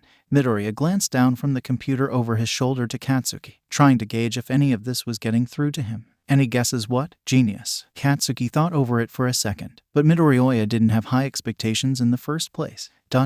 We don't know where the stand is, so we have to wait for her to come to us. Well, at least Katsuki's conclusion was kind of correct. That's only true if we take the slow route. And F that. Did you see what Pepsiman was doing during my match? Shoving its hand through walls. Well, even if Katsuki wasn't right, he wasn't wrong. Pepsiman had been using his incorporeal form to mess with the barricades, but that wasn't the point. Yeah, but the point is that you saw Pepsiman. Midoriya tried to direct Katsuki while tangling with this mess of a computer system. He wasn't sure if this surveillance system even could do what he wanted, but there was no harm in trying. If not, hey, it was still good practice for the real deal. Yeah, I saw Pepsiman. Why wouldn't I? Katsuki wasn't really interested in what Midoriya was doing still, but he seemed to be paying attention at least. Midoriya would take what he could get. You saw a stand through a video system. Midoriya gave the answer away, but even the answer didn't have any meaning if you didn't know the question. Oh, well, maybe Katsuki did know the question. Who knew? We can see the female stand through the UA. As security. Bingo. Midoriya flashed a small smile as he continued to wrestle with UA. As shitty interface. Midoriya might have hated UA, but even a garbage dump had its uses. Sure, he wasn't learning anything other than that he really hated heroes, and he had to deal with being monitored every second while he was in the premises. That was why he always tried to use his stand and ham in as subtly as possible, but on the flip side, since that Beach doesn't even know about intangibility, she probably hasn't been hiding herself. Katsuki was excited now as he pieced it all together. The same limitations that were on Midoriya and Katsuki were on the female stand user. So if I can access the cameras for the main building from here, we can go back in the footage to when we saw the female stand and figure out where she came from. Even just narrowing it down to what room she was in might be enough. But, do you really think you can get UA as security footage from here? Now that Katsuki was on the right track, he was quick to point out the main flaw in Midoriya's plan. We're not even in UA's main building. Why would they give that kind of camera access to this place? If UA was designed by someone with even a shred of common sense, the only way Midoriya could get the camera footage he wanted was by going to the surveillance room in the main building and combing through there, not by using the surveillance system for an overly fancy training room. Well, come on. Midoriya laughed it off though. While his luck was notoriously spotty, he had faith that this might pay off, especially since the risk of failure was so low. If someone leaves me alone with a security system, I might as well try. Besides, if as security can be beaten by a bunch of effing reporters, getting into the real surveillance room should be a piece of cake if this doesn't work. Midoriya didn't care if this worked or not, but it was a great chance to get some practice trying to use UA's cameras before he broke into the camera system proper. It had been a couple months since he last messed with a system this big. Was the last one that police station? Maybe it was that mall, the one with fountain. Come on, Izuku, get real. We don't even know where the real camera room is, and as huge. Katsuki mentioned a few more of the problems with Midoriya's current plan. But these were pretty minor. And besides, wouldn't put a password or something on a system that important? Oh god damn it. Midoriya finished wrestling with the shitty interface and pulled away from the keyboard with a shit-eating grin as the camera feed around Class 1 was displayed on the wall of screen. Their class hadn't even gotten back from the lockers yet.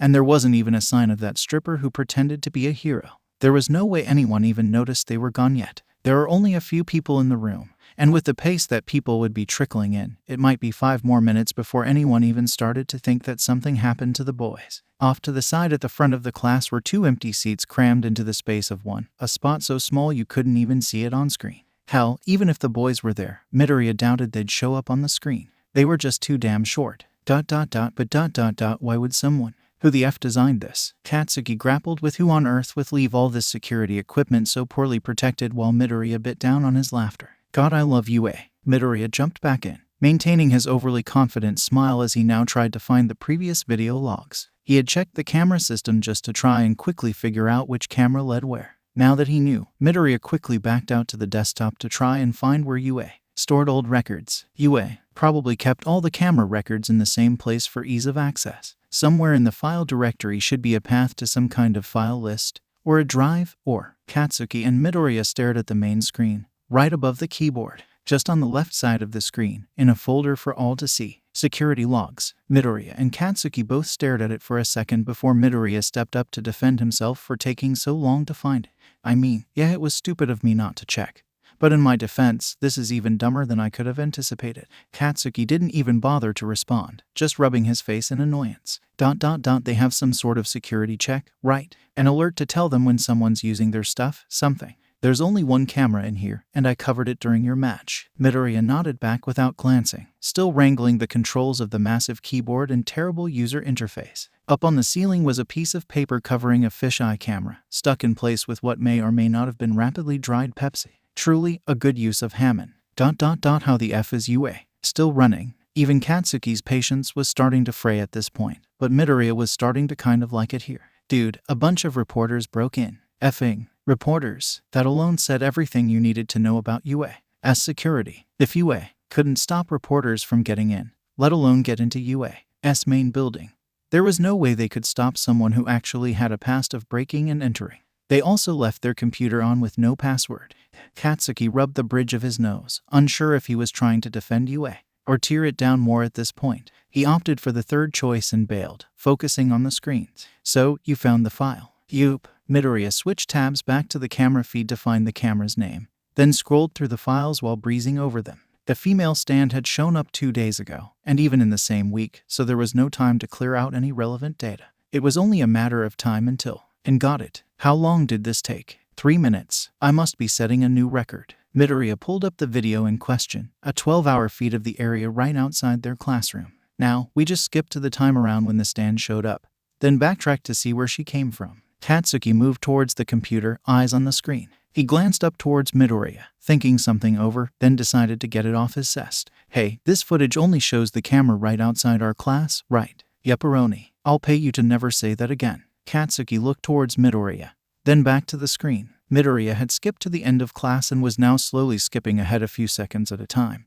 keeping a vigilante eye out for the metallic woman. So if this camera only shows our class, how are we gonna figure out where she came from? We're only gonna see what direction she came from. Yep, again, Midoriya was glad Katsuki noticed the final big problem with this plan. But it was pretty unavoidable and Midoriya couldn't think of any good way around it. So we're just gonna see what direction she came from. And then we'll switch to all the cameras in that area around that time until we find her. And then we see which way she came from.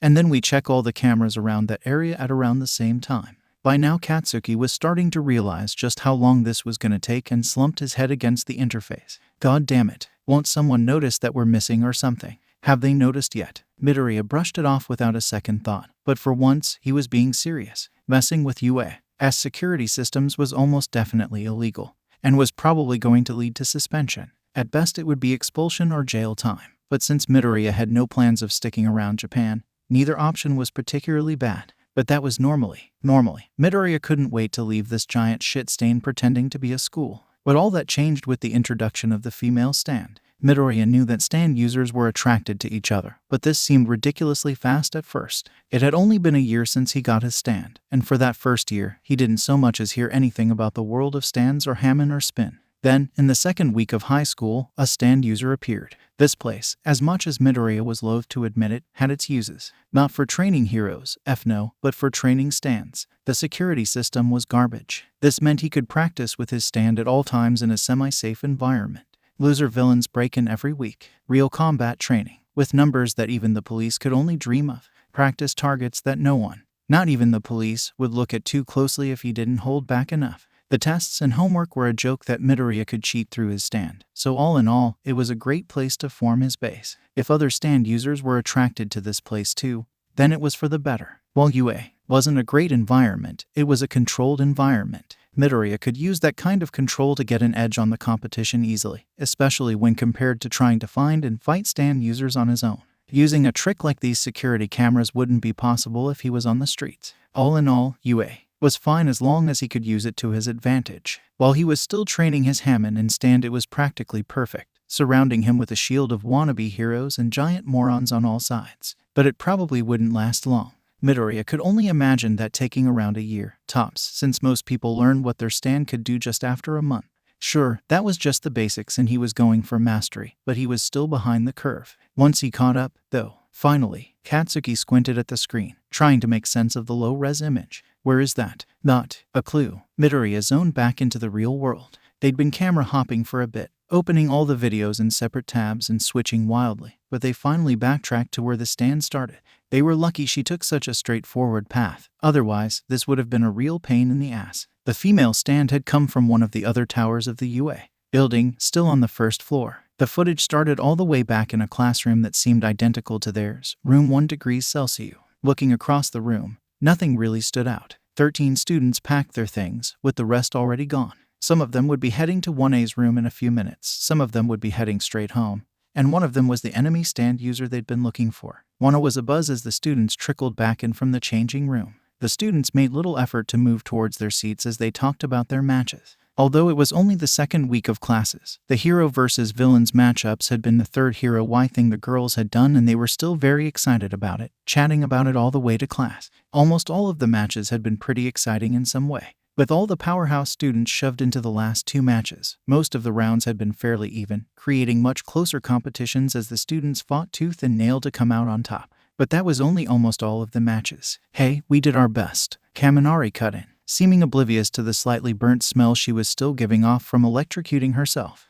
But it still wasn't enough, it seems, Shoji added with a sigh, shaking her head. While they had already been fixed up by Recovery Girl between classes, their defeat still stuck with Shoji even if it hadn't sunk in with Kaminari. With Recovery Girl on call, everyone had already been patched up from their matches, even the ragdolls who got caught between Todoroki and that blonde boy. Your defense was just too solid, Yairazu. Yeah, you did everything. What was your partner supposed to do, Momo? Mina poked the student representative, shooting her an amused glance. Move the bomb from room to room. We did win in the end. And that was the point of the exercise. Momo quickly stepped up to defend her actions. The entire point of the exercise was to defend the bomb as efficiently as possible, even if that meant she wound up doing everything. Yeah, I think you hurt the poor kid's feelings. Zero elbowed Momo playfully, still smirking. He asked you to explain the plan, what, like 3 times? Maybe he was trying to figure out what he was supposed to do for the whole match. Momo's match certainly had been the most boring. It more or less played out like a comedy sketch instead of a fight,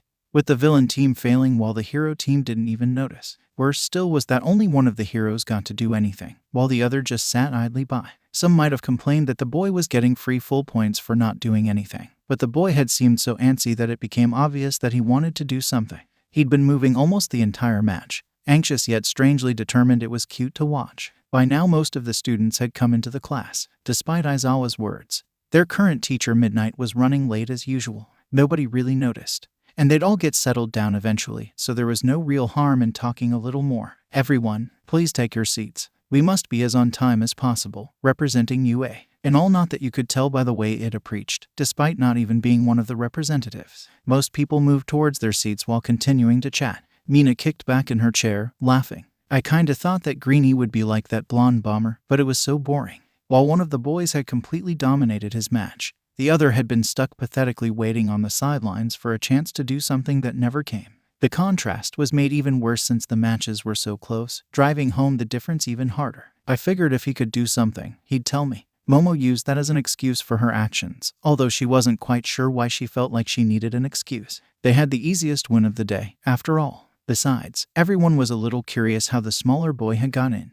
She figured he might bring it up himself during the match, so why was she at fault for her partner not doing anything? Ladies, no need to keep arguing over what already happened. The class's various discussions were cut off as the door was dramatically opened. Their teacher Midnight strode in, completely at ease with how late she was. She was still in her heroine outfit, although no one was quite sure why she was wearing it in the first place. I know you're all excited to finally get a taste of hero work, but you girls need to learn to let go when switching classes at least. Midnight shook her head as set down her materials, writing a few page numbers on the board. Too clingy's a good look for no one.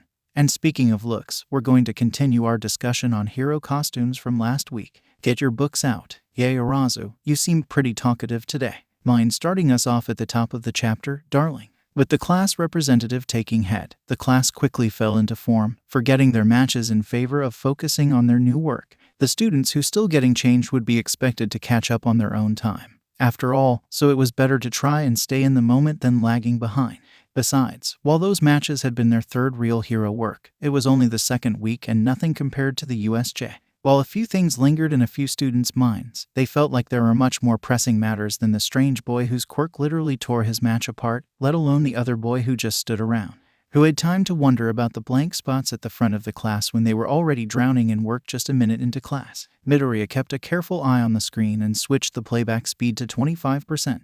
Slowly, in the far corner of the room next to the window, the female stand formed from just out of the camera's view. He could tell she was forming instead of just walking into the frame because she was slightly transparent for a few frames before fully manifesting, like some kind of ghost. Technically, a stand could be considered a kind of ghost. This probably wasn't the time for stand theory. Katsuki and Midoriya looked at the girls closest to female stand, trying to get a read on them through the crappy camera while chatting idly. What even is class 1 degrees Celsius, anyway? Hero course? No, there's only 2 of those. Katsuki had paid way more attention to UA growing up, so this was his wheelhouse. Support? No, the classroom's wrong to be support. We passed the support room like 5 minutes ago, the one with the smoking door. Figuring out what classroom this was could give them an edge on their opponent. A little bit of information to start forming a profile about their opponent.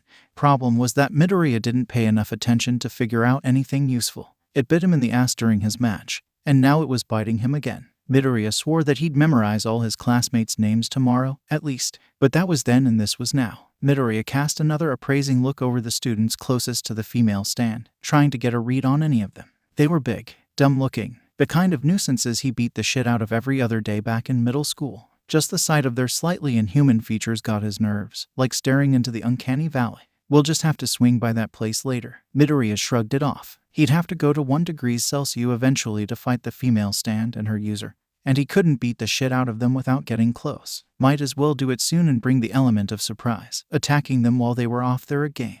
Besides, it's just a classroom. Eiji Senzi probably can tell us what course it is. You got a picture? Katsuki was holding his phone up, trying to get a good picture of the screen for later. Midoriya kicked his chair further back for a better shot while Katsuki leaned further back, holding the phone like most people would hold a tablet before. See up. You ready to bounce? Just need a second to wrap it all up. Midoriya closed all the tabs he opened, setting everything back as he found it. Didn't even take half a minute. You're pretty good at this computer shit. Katsuki complimented his work as he made his way to the door, opening it for them. Did you really learn all this shit from setting up your games? Midoriya finished sabotaging the computer by discreetly removing a small flash drive from the computer. When he started getting big into break-ins, he started meeting better and better security systems. So he created the drive to sabotage the computer's internal timer. Anyone who looked at the files he messed with would see that they had all been opened at the same time, giving them no idea in what order the files were opened, and even less idea what the intruder was after. The timer would restart in a few minutes, of course. Didn't want him leaving this mess to sync up with when the timer restarted. In 16 minutes and 9 seconds, time would resume, and he'd be Luun gone. With just a few years of practice sabotaging security systems, this one had been a piece of cake. Midoriya didn't make any mention of that though as he slid the flash drive back into his pocket, then slid himself off the chair and to the door with his best bud. Probably, setting up all those systems for one computer always was a beach. Hey, after we beat the shit out the female stand, wanna get some? If we get one more bowl of katsudon to share, I'm gonna scream. Alright, Midoriya laughed it off as the door shut behind them, heading back to the main UA building only a few minutes away. It wouldn't be hard to get back. Maybe go in through the wrong entrance, set up a solid alibi. Then, once class was over, they'd crush the enemy stand user. So you want to get 2 bowls of katsudon. Thwack. He deserved that. Midoriya and Katsuki quietly crept back onto UA as campus proper, coming back from the simulated city and its security room while making a quick pace. Hard to be both quiet and quick, but with their height, it was just a matter of keeping your head down far enough. As long as they didn't do anything too out there, nobody would even notice the small blips moving along the paths of the cameras. Midoriya made sure to use his size to the best of his ability, checking the camera's fields of vision with pepsiment and tampering with them as needed to ensure a smooth ride all the way to class. The hardest part of getting back to class was, ironically, switching out of their fighting uniforms back into their school uniforms, only because they needed to go to a bathroom to do it and all the bathrooms were on camera. The handle to the door was over 7 feet in the air, but Katsuki had been pretty confident in his jumping game. He had tried to run it then up the bathroom door to gain height before grabbing the handle, pulling down with his body weight, opening the door easily. Probably would have been way faster than that totem pole riding shoulders thing they did last time if it were. Instead, Katsuki ran to the door, ran up the door, grabbed the handle on the jump, then fell off the handle when it suddenly went down with him leaving him on his ass right in front of the door. Funny, sure, but not really helpful. 2 tries before Katsuki gave up and they went back to their original totem pole tactics, with Katsuki on Midoriya's shoulders. It might have been slower, but it was way easier after that, getting changed and getting out with their stands. No cameras in the bathrooms, so no point in making things harder or doing their stupid stack up. It hardly mattered in the end either way. They were late to class, obviously, but they didn't get much attention other than a stern talking to by a teacher who clearly didn't even realize they weren't there before being sent to their seat, left to figure out what their teacher was talking about. And what could it be? That thing their teacher was standing up at the front of the class and prattling on and on about. Who could really say? Not Midoriya, who didn't pay attention to a word coming out of that woman's mouth. In fact, Midoriya barely paid attention to any of the teachers that day. The class, the students, the words spoken, it all went over his head, so to say. Midoriya did sit through every class. Even if he wasn't listening to the bullshit, Midoriya stayed. He sat in his seat at the front,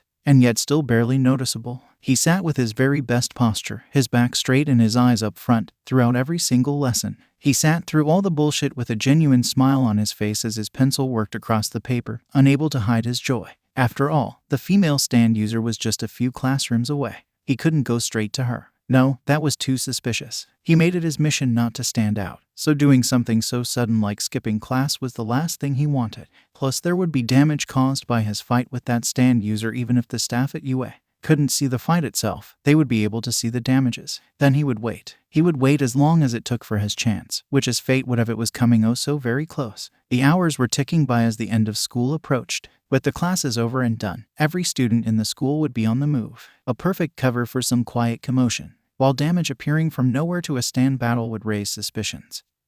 Who is to say that the same damage would even be noticed in the hubbub of school being let out for the day? A few scratches on the walls, a few new dents to some lockers, all would be invisible, covered in the sea of people. He might have to move through the crowds to chase down the female stand given his short range. But that just meant that he'd be moving through a crowd instead of running around in the open with minor damage to the building appearing around him. The crowd wasn't just to hide the damage. They would hide his connection to it if anyone ever found out about the damage. And so he waited. With a plan so clearly laid out, how could he not? Midoriya's smile was genuine as he waited for the final minutes to pass, sitting quietly and calmly sitting quietly up at the front of class, counting every minute as his goal drew closer. While he sat still, however, Pepsiman did not. It was a good thing people couldn't see stands, cause the kind of violence Pepsiman was preparing for after school was going to be something truly special. Try as it might, the bell eventually had to ring. Time itself could stretch as far as it wanted to get in Midoriya's way, but it still had to keep moving forward until the longest class of his life had finally passed. The bell rang, signaling the end of Ectoplasm's riveting lectures on the intricacies of mathematics to the genuine cheers of a few WANA students.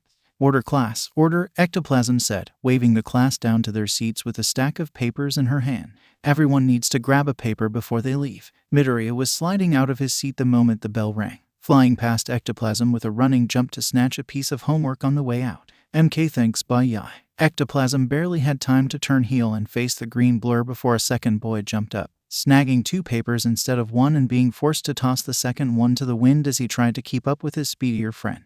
"Just stop running for a second, genius." "Hey, get back here." Katsuki had to sprint to keep up with Midoriya, who was going full speed from the start. Midoriya filled his legs with Hammon, every stride pushing him faster and faster as he spared no energy. Midoriya was already sure that no one in this shitty school knew how fast a man could run, so this wouldn't stand out. However, he had a long way to go to reach class 1 degrees Celsius, and he was sure the crowds would disperse quickly. He needed to get to that fight as quickly as possible. Katsuki, meanwhile, was just doing his best to keep sight of Midoriya. He pushed off the ground with his stand, more leaping than running as he tried to shrink the gap between himself and his best friend. while Katsuki was far less worried about all the crowds and getting caught.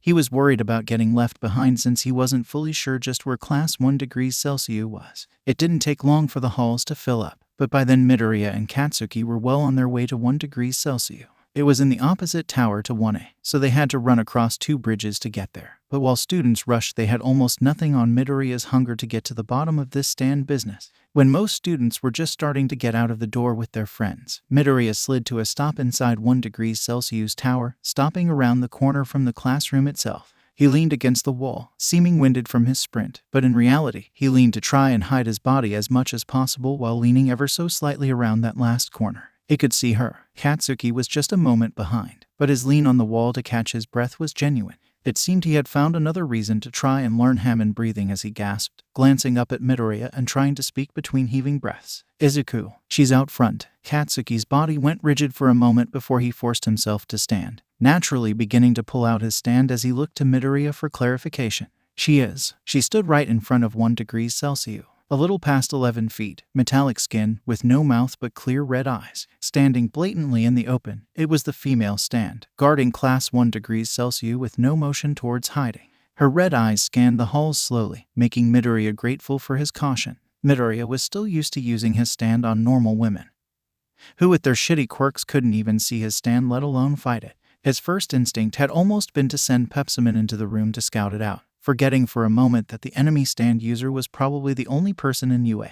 That trick wouldn't work on. In fact, instead of not working, it would be downright disadvantageous, giving away the element of surprise. Midoriya heaved a small sigh of relief as he watched the steely stand scan the hallway again, not budging an inch as people passed through it unaware. He hadn't given up his advantage on accident, not yet, but there were still problems. She's just standing there, watching the whole hallway. I don't think we can get past her to find the stand user, Midoriya whispered, unsure how good the hearing of that stand was. We're gonna have to take her out. In a hallway, Katsuki was skeptical, as it seemed he also knew the problem of fighting in a hallway. While Midoriya's plans about getting over here and being inconspicuous were good in theory, there was one problem. Eminem's explosions seemed to be visible to everyone, standless or not, so his main method of attack was off the table if they wanted to be subtle. Maybe they could try to take the fight somewhere more private. Pepsimon quickly located the many cameras in the area, far up in the rafters. Would it be worthwhile to disable a few of them? Maybe to create an area without any camera coverage, slightly off the common track so Katsuki could use his stand without being noticed. While Izuku was thinking his usual myriad of thoughts, Bakugo finally caught his breath and straightened out. It was definitely time to learn Hammond soon, but they had one more loose thread to take care of first. Bakugo confidently walked around the final corner, cracking his knuckles as he approached 1 degrees Celsius. It had been a while since he fought like this, but he was no beach. It took a second for the female stand to notice Bakugo, a man half the size of everyone else in the hallway, casually strolling straight towards her with hands in pockets. He didn't even look up at her face to see the moment she realized who he was, which was about the same time Eminem emerged from Bakugo and punched the much larger stand, hammering a sizzling fist into her chin and launching her upwards with one heavy hit. Die. Midoriya and the female stand were dead silent as Bakugo stood in the doorway, one from shock and one from her skull being launched straight up into a doorframe.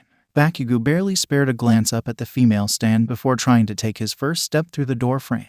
The female stand took barely a second to recover from the surprise attack, catching herself with her arms against the doorframe and pushing down, smashing her heels down at Bakugo while the smaller boy sidestepped. Bakugo jumped to the side, unfortunately pushed back from going into the room, but Eminem stuck through the thick of it. Eminem took the whole hit to the shoulder, powering through to punch her in the stomach. Die. Her leg was heavy, but Eminem's punch was heavier as it made a visible imprint on the stand's form. Her whole body stretched on the impact as she doubled over, her own weight added onto Eminem's attack seeming to push it over the edge. But she was still in his way, and Katsuki Bakugo wasn't one to waste time. Even with the female stand still overtop him, doubled over as it still tried to block the doorway, Eminem showed that his left was just as good as his right with another solid punch to the head. The flaming stand's fist crashed into the side of her skull, smashing it into the doorframe with a heavy crack before his right came back, switching from punching her in the stomach to both fists slamming into her face. Eminem's flames became brighter and brighter as it laughed, clenching its fists before the barrage seriously started. Die, die, die, die, die. With Eminem's screams coming to a crescendo, its fists flew. Eminem pummeled everything in its way with a dozen sharp strikes, laughing as every hit hammered the female stand back further and further. For her part, she did well. Midoriya even had to admit she hung on better than he probably would have, the female stand taking every hit while barely budging from the doorframe.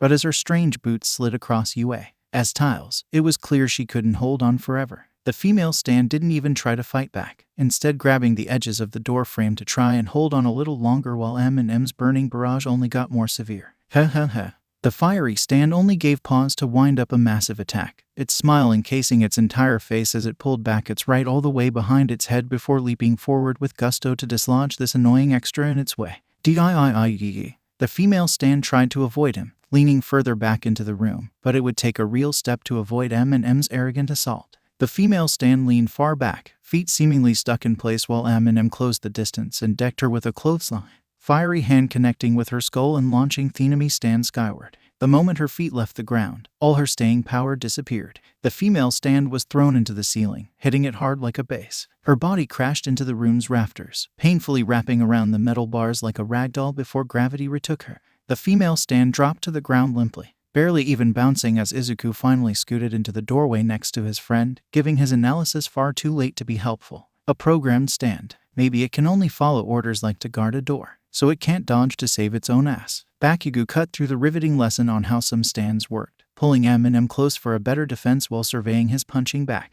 That's stupid. Yeah, Izuku was definitely looking disappointed at the climactic fight. So much build-up burnt out in a few seconds by M's explosive outburst. He barely even reacted as a girl shoved him out of the doorway, only stealing some loose change as the pair surveyed the room. Class 1 degrees Celsius looked identical to 1A. The same old-fashioned whiteboard at the head of the class, the same single large table at the front for the teachers to share, and the same bland desks lined up in neat little rows and columns. But they didn't care about the furnishings. No, what mattered wasn't the place, but the people. Izuku and Bakugo both scanned the people in the room, using their stands to gain a better vantage of the place. Bakugo had to close one of his eyes to see through his stand, closing out his own senses so he could better see through his partner's. M floated upward, letting Bakugo keep his own eye on the enemy stand while M looked over the women for any notion of pain. One of the few downsides to stands that Bakugo knew well: shared injuries. Anything that hurt the stand user, in turn, hurt the stand. The same was true in the other direction.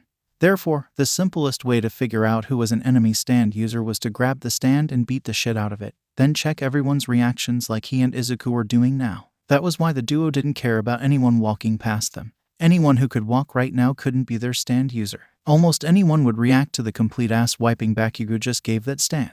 But even more sure than how much that beating should have hurt was the certainty that, besides pushing them aside, the girls in the class weren't reacting to a single thing they did. Few people even noticed them as they grabbed their things. The few who did notice the shrimps in their midst looked barely bothered instead of reeling in pain. Seriously, what are they doing here? Bakugo and Izuku shared a confused glance before looking at the prone enemy stand, still splayed out at the front of the classroom. It hadn't moved even as the girls walked straight through it, shoving the boys around as they made their way to the door. Ugh, two more. Seriously, don't even look at them. Did we get duped? Izuku was so shocked by the anticlimax he dropped his stand entirely, speaking in his normal voice while staring blankly straight through the female stand, the object of his interest.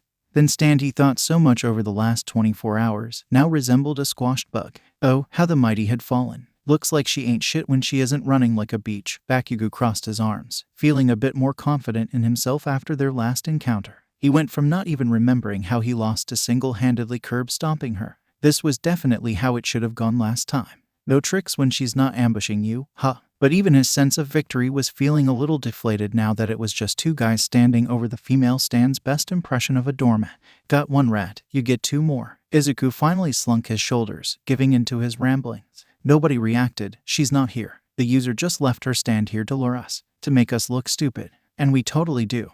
Chin up. We haven't had an L in a while, but it's not our first. Bakugo gave his pal a small pat on the shoulder, consoling him, then pulled him in for a little encouragement. If we beat the snot out of the stand some more, maybe we can find the stand user at the nurse's office. Izuku thought it over, nodding. At this point, anything's worth a shot. The two stood tall as they could, pulling their stands out in unison to float directly behind them as the last few people left the room, leaving them alone with the stand and one person in the front row, so small they'd barely noticed until their voice cut through the silence. This is the first time we've met in person. Midoriya and Katsuki jumped back as they adopted a more formal fighting stance, eyes rising from the stand doormat to the voice coming from the far side of the room. Two combat types, huh? Lucky you. The voice was almost venomous, its disdain clear. It came from the window seat. First row, the very last desk, with a high-top chair pulled up to it. And, sitting in that high-top chair, stacking all the classwork into a bag, the enemy stand user sat. A man. Midoriya stared up at the enemy, his mouth hanging slightly agape while his brain stalled. His eyes fed between the female stand on the ground and the male stand user in the chair, two facts coming together to make no sense to his mind. What? The name's Shinso. Itoshi Shinso, stuck in class 1 degrees Celsius. But since you're already here, you already knew all that, didn't you? The man sat in his high-top chair, the same type of high-top chair that Bakugo and Midoriya had been stuck in since school started, sitting at the very edge of the room. The same spot as Midoriya did in 1A. That spot had put him barely out of range of the security cameras, which is why they couldn't see him. Just like how you couldn't see Midoriya in 1A. I might only be a support type, but you shouldn't look down on me and my power. The man, Hitoshi Shinso, slid down from his seat, landing behind his desk, then walking around front to directly face the two boys. He had medium-length purple hair that ran down just above his shoulders, a messy mop that almost concealed his face paired with a small goatee in the making. Peeking through the locks were a pair of eyes with bags too big to be carry-on luggage. This guy definitely had a few years at least over the two boys. I'm used to people looking down on me, thinking I'm weak, even after I got this power. He rubbed the back of his neck, stretching slightly as he stood his ground against the two boys, each side on their opposing wall. The man's posture was slouched, but even then, his extra years gave him a little height even on Katsuki,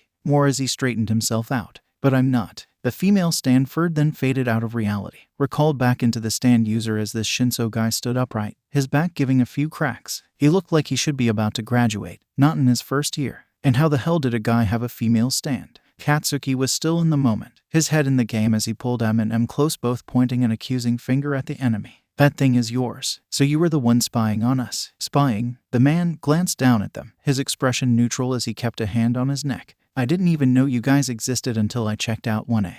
Gotta do my research for the sports festival and all. But you guys are definitely the ones who attacked us. The man spoke with both his stand and his own voice, creating a double layer that could be heard by both stand users and normal people. This meant if anyone was listening in, while they wouldn't hear everything, they'd still hear every word from the enemy. They might have to shut him up before he said anything too important. Doesn't matter who started this, we're ending it. Midoriya finished reorganizing his thoughts. Male user, female stand, his questions could wait until this was over. He needed to keep his head in the game, like Katsuki, right here and now. Pepsimin and M&M stood behind their respective users as Midoriya finally got into position. Neither still entirely sure how they'd do this with the cameras around. Their enemy had no such qualms as he nodded, laughing. Oh, we're ending it all right. Shinso finished his stretches with a shoulder shrug, taking a single firm step forward as stand energy began to build up around him. His long purple's locks were pushed back, flying straight up as his eyes came into sharp focus. Right here, right now. Persona. For what? Midoriya and Bakugo froze for a moment of confusion before the stand energy was released, a spectral force pushing everything in the room back. Rising like a marionette on tightening strings, the enemy stand persona reformed. Its limp body became taut as it rose over its user, the metal cables that made up its body floating for a moment before filling with strength and straightening out. Its metallic skin gleamed in the afternoon light, and its red eyes could only be matched by its own user's focus. The two moving in sync as they took their own battle pose against the people who'd come looking for a fight, eager to give them everything they wanted and more. Hitoshi Shinso and his persona slammed a foot defiantly down as they prepared to show these punks who looked fresh out of middle school the power of a little something called experience. Let's finish this. Gunmetal Roses. Introductions were always fun. They said never to judge a book by its cover, but they also said that was the point of a cover. They sent a lot of mixed messages, it seemed. A young Midoriya and a young Kaken on a playground, just dropped off for their first day at preschool with bright eyes and brighter dreams. They stuck together, they hung out together, and they'd been together as long as they could remember. One of Kaken's first sentences was declaring Midoriya his friend, and they'd been pals ever since. They didn't question why they were different from everyone, because they weren't different from everyone. They always had one person they were alike, each other. That's why in preschool when the girls stared at them, some avoiding them and some poking them, they didn't care. They just thought that was how normal introductions were. A whole lot of questions as you learned about each other. Sure, the nicknames were weird, and the girls always talking about how small and weak they were was kind of strange, but that was just how it was. Introductions were always rough for a boy. In elementary was usually when the differences really took off, girls beginning to pull ahead clearly in size while boys stayed small. And the girls found it hilarious. Stop. No, don't throw me, stop. Shinso had shouted in a panic as a girl spun him around and around, his legs dangling in the air as he was completely helpless. The girl laughed as she held Shinso, spinning faster and faster as she held him by his arms hard enough to cause bruises, smiling whimsically down at him as she spoke. "Let's see how far you go." As she let go, Shinso soared through the air upside down, his hair pushed back in the wind as he flew. He could see the world upside down, see the girls marveling at how his small body cut through the air and laughing, all while the asphalt below sped by, getting closer and closer until Shinso hit the ground face first, flipping over his head as the world flashed red and a few of his teeth flew out, bouncing off the ground to land a second time a little softer on his shoulder with a strange pop before rolling to a stop. "Whoa," one of the girls said, marveling. "He flew so far. Did you hear him? What was that?" "Gah." He could hear them. PFFT. "Man, he's such a baby. It couldn't hurt that much, maybe he's faking it." He could hear all of them, even if he couldn't see them. "Hey, Shinso, come on, get up. Let's do it again." Shinso hated introductions. They were all the same, with the girls never listening to him, never taking him seriously, always playing with him like he was some toy. He hobbled to his feet, his arms sore, and tried to move away before he was grabbed by the shoulders, eliciting a painful shock through his body as she grabbed his just injured shoulder. "Come on, you big baby. Are all guys this wimpy?" This was just how introductions were. This was how the world was. And if you didn't like it, tough. Izuku and Bakugo jumped through the window one after another, straight into the koi pond. Both trudged out of the water as quickly as they could, soaked to the bone. First day in middle school. And not only did they have homework, it was also already ruined by the water. "Where you think you're going, you little boys?" Izuku and Bakugo picked up speed as one of the girls hopped the window much more easily than them, already starting to give chase. They'd stopped wondering long ago if it was fun for the girls, fun to belittle and pick on guys like them. It didn't matter if it was fun, it was just how girls were. The two ran as hard as they could, but the school was new grounds, and they inevitably ran into something, a passing teacher. She glared down at them as they bumped into her leg. "Watch where you're going, you." "Here." "Sorry, teach." From behind, they could hear the girls catching up. Both boys moved to run, but with one hand each the teacher picked them up like naughty cats, refusing to let them move from the spot. Hey, let go. Here, try to keep better control over your boys." The teacher ignored them, handing them off to the girls with an annoyed look. The girls weren't strong enough to hold both boys at once yet, two different girls having to grab each of them, but it didn't matter. They were caught. "Sorry, teach. We try our best, but they just don't listen," the lead girl said in a sing-song voice, watching as the teacher walked off with a predatory smile before the girls turned to look at their new plaything.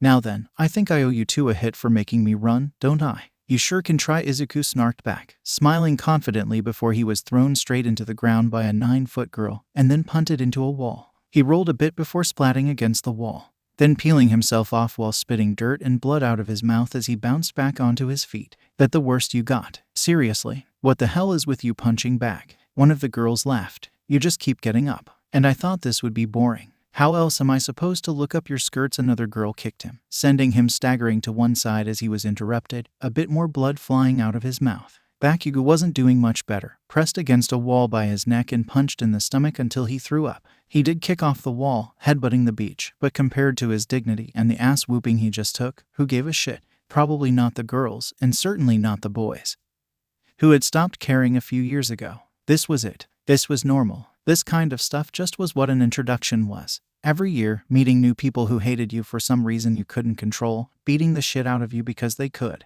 And as all boys knew, the only way to get out of being hit. "Let's finish this, gunmetal roses. Let's blow this bastard to hell. Eminem." The two stand users screamed through their stands as both took form. A massive woman formed of twisted metallic wires who couldn't be pulled around so easily versus a flaming demon, eager to burn anything that tried to touch it. Gunmetal Roses lunged forward with a pre-planned attack, launching one of her long arms forward more like a whip than an arm as it cracked through the air, flying straight for Bakugo's face. It was intercepted by M stepping between the two, letting the long arm hit its grenade-shaped gauntlet without causing any harm. Gunmetal's arm wrapped around the gauntlet like the whip it resembled, its hand latching ineffectively to M's arm and doing nothing more than holding on. Bakugo didn't feel any sort of stand effect. "So I think its ability only works if it grabs your face. Keep your hands over your head or something, Midoriya." Tisk. Shinso's reaction said it all. Either he was playing some real mind games, or they just nailed his stand's ability. So fast too. Usually this took longer in stand battles. Persona. What the F is a persona? Izuku was still being useless, stuck in his own head at so many of his plans failing at once. He'd take a second to reboot, but once he did, "You're too smart for your own good, damn it." Bakugo cursed Izuku's schemes. When they worked, he could be ahead of the fight before they happened, but when they crashed, he had the instincts of a dead fish. Well, if something threatening flew at him, but Shinso made the wise choice to keep focusing on Bakugo instead of the living embodiment of rebooting. Get off me. Eminem shook his arm, trying to dislodge Gunmetal Rose's, but for such a wiry stand she held a good grip. Eminem's hand flared up, Bakugo ready to blow something up, until his eyes naturally trailed up to the camera they used to find this room in the first place. F. While Eminem shook his gauntlet, Gunmetal tried to close in and attack Bakugo. Gunmetal was a lot bigger than Eminem, so if she got close enough she could probably reach around and grab Bakugo's head. Luckily, they were both stands, and while Eminem's explosions would show up on screen, the same couldn't be said about the stands' bodies. Gunmetal Roses advanced as Eminem shifted tactics, wrapping her further around his arms while rushing forward and up, flying into the air to headbutt her and knock her back. The much taller and lankier stand took Eminem's entire body to the chin, teetering back for a moment before Eminem grabbed the rafters with one hand and slammed Gunmetal into them, then dropping to the ground and slamming her headfirst into the floor too. A display Bakugo was sure would knock the shit out of his opponent Shinso, but instead, the lanky purple man was unfazed and unbothered by the entire thing. You've got a fighting persona. Tusk. At least it only has physical skills and no boosts. Fi's break would be a pain in the ass right now. Shinso muttered some mumbo-jumbo as he fed a baton out of his coat pocket, extending it into a fighting form with one more F of the wrist before moving in. But persona users can fight too, you know. Eminem was tied up fighting Gunmetal Roses literally as she extended her limbs out, wrapping herself around Eminem to hold him in place. Even if her attack plan was basic as shit to just grab her opponent, it was so simple and stupid it was working. Bakugo could feel the restrictions as if they were on his own body as Gunmetal wrapped herself around him, using her limbs like ropes to try and pin his arms together. He could barely free an arm as Shinso walked forward, swinging his baton down at Eminem to hit him between the ribs. P&K. As Shinso walked forward, swinging his baton down at Eminem to lamely bounce off the stand's body before it counterattacked, slamming the older boy into the desk with just one flailing arm. Bam. Seriously? Bakugo looked a little disappointed at Shinso, then glanced back at Izuku, who clearly had come out of his own thoughts. Are you gonna help, or what? Stand talk, Bakugo. Izuku had come out of his thoughts after a second of not being bothered, but he hadn't moved yet. Hell, his stand had barely moved. Was he still sticking to that thing about showing your stand as little as possible, or was this something else? Keep his focus, I've got something to test. I can hear you too, you know. Shinso took the hit as well as Bakugo or Izuku would have, pushing off the desk and clutching his shoulder as if it was sore from just one hit. And you won't find me so easy to figure out. Gunmetal Roses. Bakugo refocused his attention as Gunmetal Roses adjusted herself, her body stretching like a rubber band as she kept one arm tight on Eminem's arm, using that as an anchor point to pin the arm to Eminem's body so they both only had one free arm. She pulled back her hand to attack, either to hit Eminem or to try grabbing Bakugo. Reflexively, he raised his arms, covering his head in case she tried to grab his face, so instead the 11-feet-tall stand switched her attention back to Eminem, her wiry body easily writhing along the floor to get into a better position and loom over Eminem before throwing a haymaker into his face. Her arm almost seemed to stretch back as she readied the punch, then swung down like a hammer into the flaming stand's face, bending on impact like a squeaky hammer. Seriously? Bakugo lowered his arms in complete confusion as Shinso looked away, seeming to wince at his own stand's performance. Gunmetal Roses punched Eminem over and over, her own arm squishing and bouncing like a bouncy instead of the arm of an 11-foot-tall giantess. The room going quiet as you could even hear the almost rubbery metallic sound of her arms stretching, bending, and bouncing off Eminem's face. Take this seriously, jackass.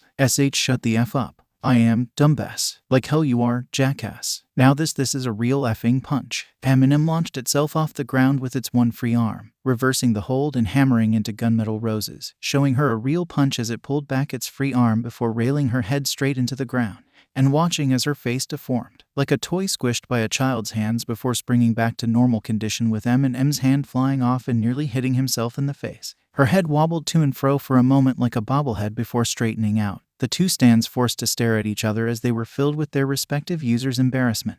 PFT. Despite all his talk of stand shit, Izuku was just covering his mouth, trying not to laugh at the completely ineffective display as he stood by the door, doing jack shit to help. F off. The two stand users spoke in unison before refocusing on each other, gritting their teeth in annoyance before settling to charge in and do things themselves. Shinso readied his baton. Bakugo slid his bag off to throw it at Shinso. Eminem kept punching because he didn't have any new instructions, and Gunmetal Roses stretched her free arm out to launch it at Bakugo. In reverse order, Gunmetal's arm shot out much faster than she could throw a punch but was cut down as M punched her arm into the ground, causing her to miss. She grabbed the teacher's desk instead. Bakugo threw his book bag at Shinso while advancing behind it, moving around as Shinso shoved the bag aside with his free hand before taking a wild swing at the much closer Bakugo. This Shinso character has the height advantage. But if his stand is anything to go off of, he's got no muscle, so. Izuku summarized the encounter before it ended, watching with feigned interest as Bakugo wrestled with Shinso for control of the baton, clearly winning despite the large height and age gap. I think it's little wonder who'll win. Kriyak bam. The wrestling for control over a stick was cut off as Gunmetal Roses pulled herself and M into the desk head first. The only good strength feat this stand had done so far. Both Bakugo and Shinso didn't have the good sense to make their stands go incorporeal, so the two stands crashed headfirst into the desk, actually moving it quite a few inches while crashing to the ground. The power struggle for the one stick to rule them all was thrown back into balance as Bakugo got a massive headache from his stand's faceplant, a small bit of blood trickling down his face as he lost control for a moment. Ah, so your fighting personas have some kind of damage share drawback. Shinso continued to muse, acting confident even though he was barely winning a strength contest with a guy at least 4 years younger than him, and only because of outside interference. It seems you underestimated me too much. My persona might only be a support type, but with her thighs reflect, you can't even hurt us. Hurt her. Shinso had the bad sense to stop focusing on the power struggle just as he started to win to look over at a thoroughly annoyed Izuku, who still stood by the door with his arms crossed. His stand, on the other hand, was right over Shinso with an arm CC'd back for one final punch. She has some physical resistance or something, so we can't hurt her. Pepsimon seemed to smile down at Shinso as it explained the problem, wagging its finger at him before pointing at him dead on. Unfortunately, you are not her. Oh. Gun. Shinso had just about a second to register what was happening, opening his mouth to issue a command right before Pepsimon socked him one in that open mouth, leaving Shinso to hit the ground like a sack of bricks. Pepsimon threw an entire barrage, but every punch after the first hit air as Shinso's legs and consciousness collapsed. Midoriya and Katsuki stood over the newly unconscious Shinso, Gunmetal Roses naturally being dispersed into the background while M floated up. Katsuki was still rubbing his head, giving Midoriya a bit of a confused look. You couldn't have done that earlier. We could have double-teamed him in one way faster. Yeah, well, don't reveal your hand in a stand battle and all that, Midoriya said with a shrug, repeating what Katsuki already knew. Besides, I don't think this guy's even heard of a stand, let alone fought another one. You might have gotten a black eye, but you would have won on your own. Besides, I had to hang back in case his stand managed to grab your face. Midoriya squatted down, poking Shinso while listing a few more reasons. If I got involved, he might have tried to grab both our faces and stun both of us. It's unlikely it would have worked, but can you imagine how stupid we'd look if we lost cause of that? Midoriya didn't say that it was because he was having fun watching Katsuki fight, because they both knew that wasn't Midoriya's style. He enjoyed learning about stands. He enjoyed watching women get the shit kicked out of them, but there was no faster way to piss Midoriya off than to hurt Katsuki. How? Back in middle school, Midoriya would never lift a finger against a woman who hurt him. It was when you F-ed with Katsuki that Midoriya started breaking windows, sending threat messages, then making good on those threats. But this just felt kind of weird. Katsuki rubbed his head, flinching a bit at the small cut on his head he just got, but was otherwise unscathed.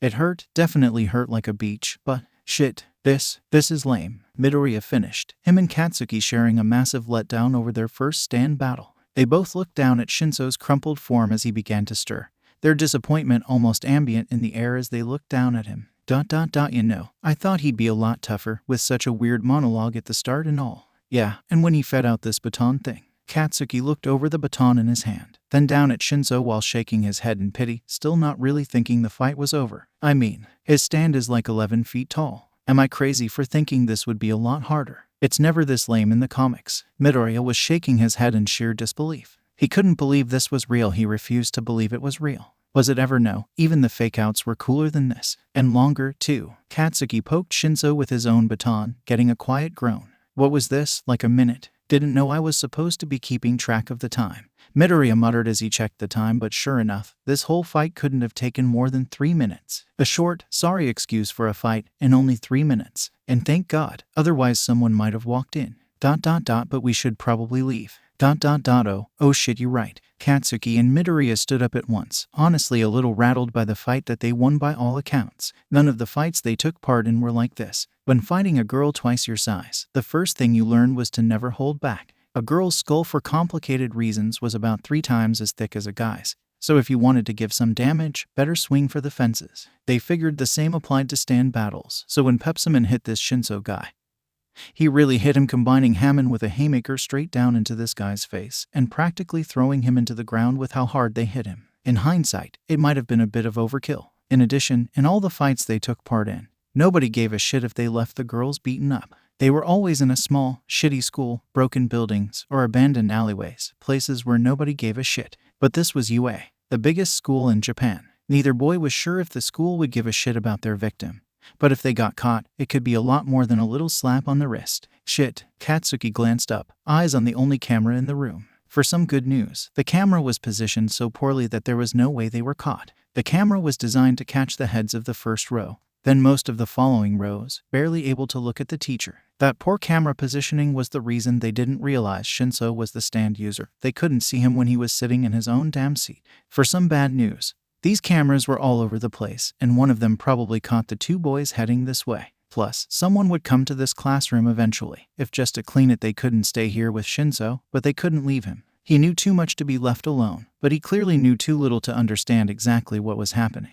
With his 2-year psychology talk about personifications and psi breaks, or whatever he'd been talking about, I guess the real battle is getting out. Midoriya scratched his head, looking down at Shinso. They had to get out of UA. To talk to him, both to get and give information, but they couldn't get him out of UA until they explained what was going on for fear of him causing an outburst and effing up everything. If we could get him out while he was still unconscious, that'd be fine. But how did you explain carrying an unconscious guy through the school gate? Just say he was taking a nap. If we had a girl's backpack, we could stuff him in that GHK. Katsuki offered an idea before having a shiver as he remembered the exact thing happening to him once, then shaking the idea for hitting a little too close to home. Seriously, girls never pay attention to us, but even they'd notice something like this, right? Midoriya was a little on edge now, expecting something to go horribly wrong any second now, as if to balance out how easily their stand battle had been. We can't just walk out, could we? Katsuki stared down at Shinso, the gears in his head slowly turning as he thought this through.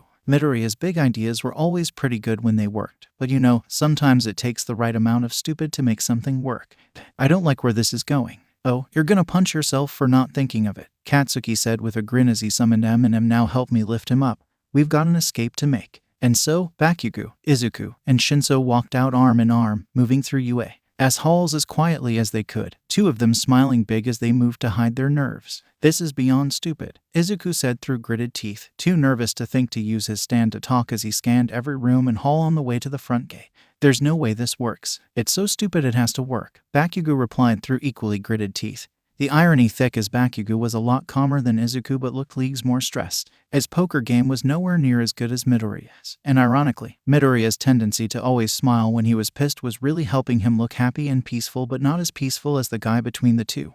Perth, Shinso muttered as his head shook slightly, his eyes narrowing but staying shut as he walked along a little robotically between the 2 guys. He could wake up at any time, so they had to be fast, but it was hard to go fast and still make it look real. On the outside, the students of UA just saw 3 gimps walking in a line, most of the girls looking straight past the 3 boys like one would ignore litter in a parking lot. What only a stand user could see were the 2 stands floating behind Shinso, Pepsiman holding him up his body and head to make him look awake while M&M grabbed him by the ankles, lifting his feet to make it look like he was walking in the dumbest marionette the 2 boys had ever seen. Pepsiman even regularly turned Shinso's head to make it look like he was a part of the conversation, as ridiculous as it felt. We just need to keep this up for like a block.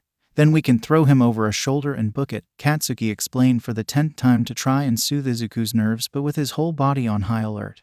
That was harder said than done. Usually, we'd find out he was working with another stand user right about now, Izuku mused, his eyes shifting through the crowd as they left UA's building and entered the courtyard, walking what felt like a mile to that colossal front gate. We'd be ambushed right here, with our 2 stands out in the open, exposing us to everyone, and then, keep it cool, motherfia. We've never even seen another stand user before, and I'd think we'd notice if there were 2 right by us. What if we rushed it? Izuku was in full theory mode, rambling to himself under his breath. I thought we'd have to act fast. A female stand user could expose everything about us if she caught us. And as long as we didn't know who the user was, I thought we'd never be safe. But what if we went too fast? Oh, we should have waited, scoped everything out for another day, investigated the seating arrangement to find out about this guy and if he had any accomplices. Then you would have worried that the stand user was doing the same thing to us, Katsuki rebutted, doing his best to smile at everyone who looked at them, unsettling them more than if he just flipped them all off. You'd be worrying either way, so just keep your cool. We're almost at the gate. Isn't my stand the one that explodes? Why are you so bad at relaxing?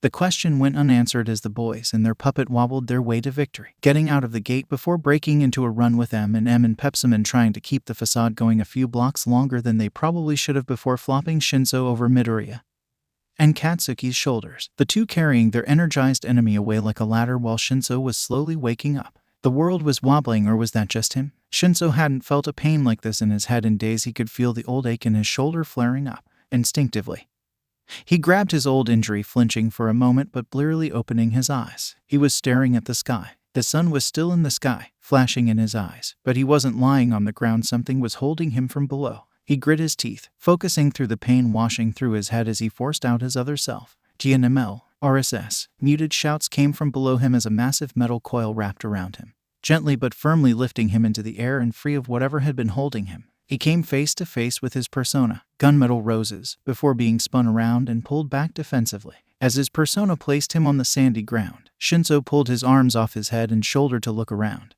with Gunmetal taking a stance just behind him with her long massive arms reaching around him to block against any incoming attacks. He was on a trash-covered beach, surrounded by more garbage than sand, and he wasn't alone.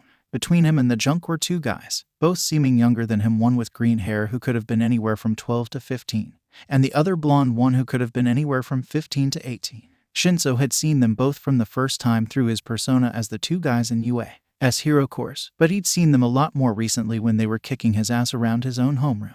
Definitely not how he thought his first persona fight would go. First time he got to fight other personas, and they clearly had a few levels under their belts on top of being actual combat personas. Outnumbered and outgunned. Just our lucky day. Hey, Gunmetal? Hey, simmer down, jackass. I don't want to kick your ass twice in one day. Past the two kids, Shinso could see one of the kids had his persona out already, the flaming thing that he already tangled with. Probably the blonde, since he was shit-talking Shinso. The other persona was still in hiding, putting it at 3-2, but Shinso knew that could change at the drop of a hat. We've got some questions for you, jackass, and we want answers. Well, good luck, punk. I got a few questions myself, and don't think I'm gonna fold that easily. Shinso automatically grabbed for his self-defense item, a curtain rod he'd broken down into a baton, but it was missing from his coat. Not surprising, but Shinso didn't like it. Behind him, his partner stretched both her arms out, ready to try and intercept any attacks at her partner. It seemed she was unusually tough even for a persona, so as long as Gunmetal could get in the way of any attacks, they should be alright, especially if he could stall. Who the F are you two?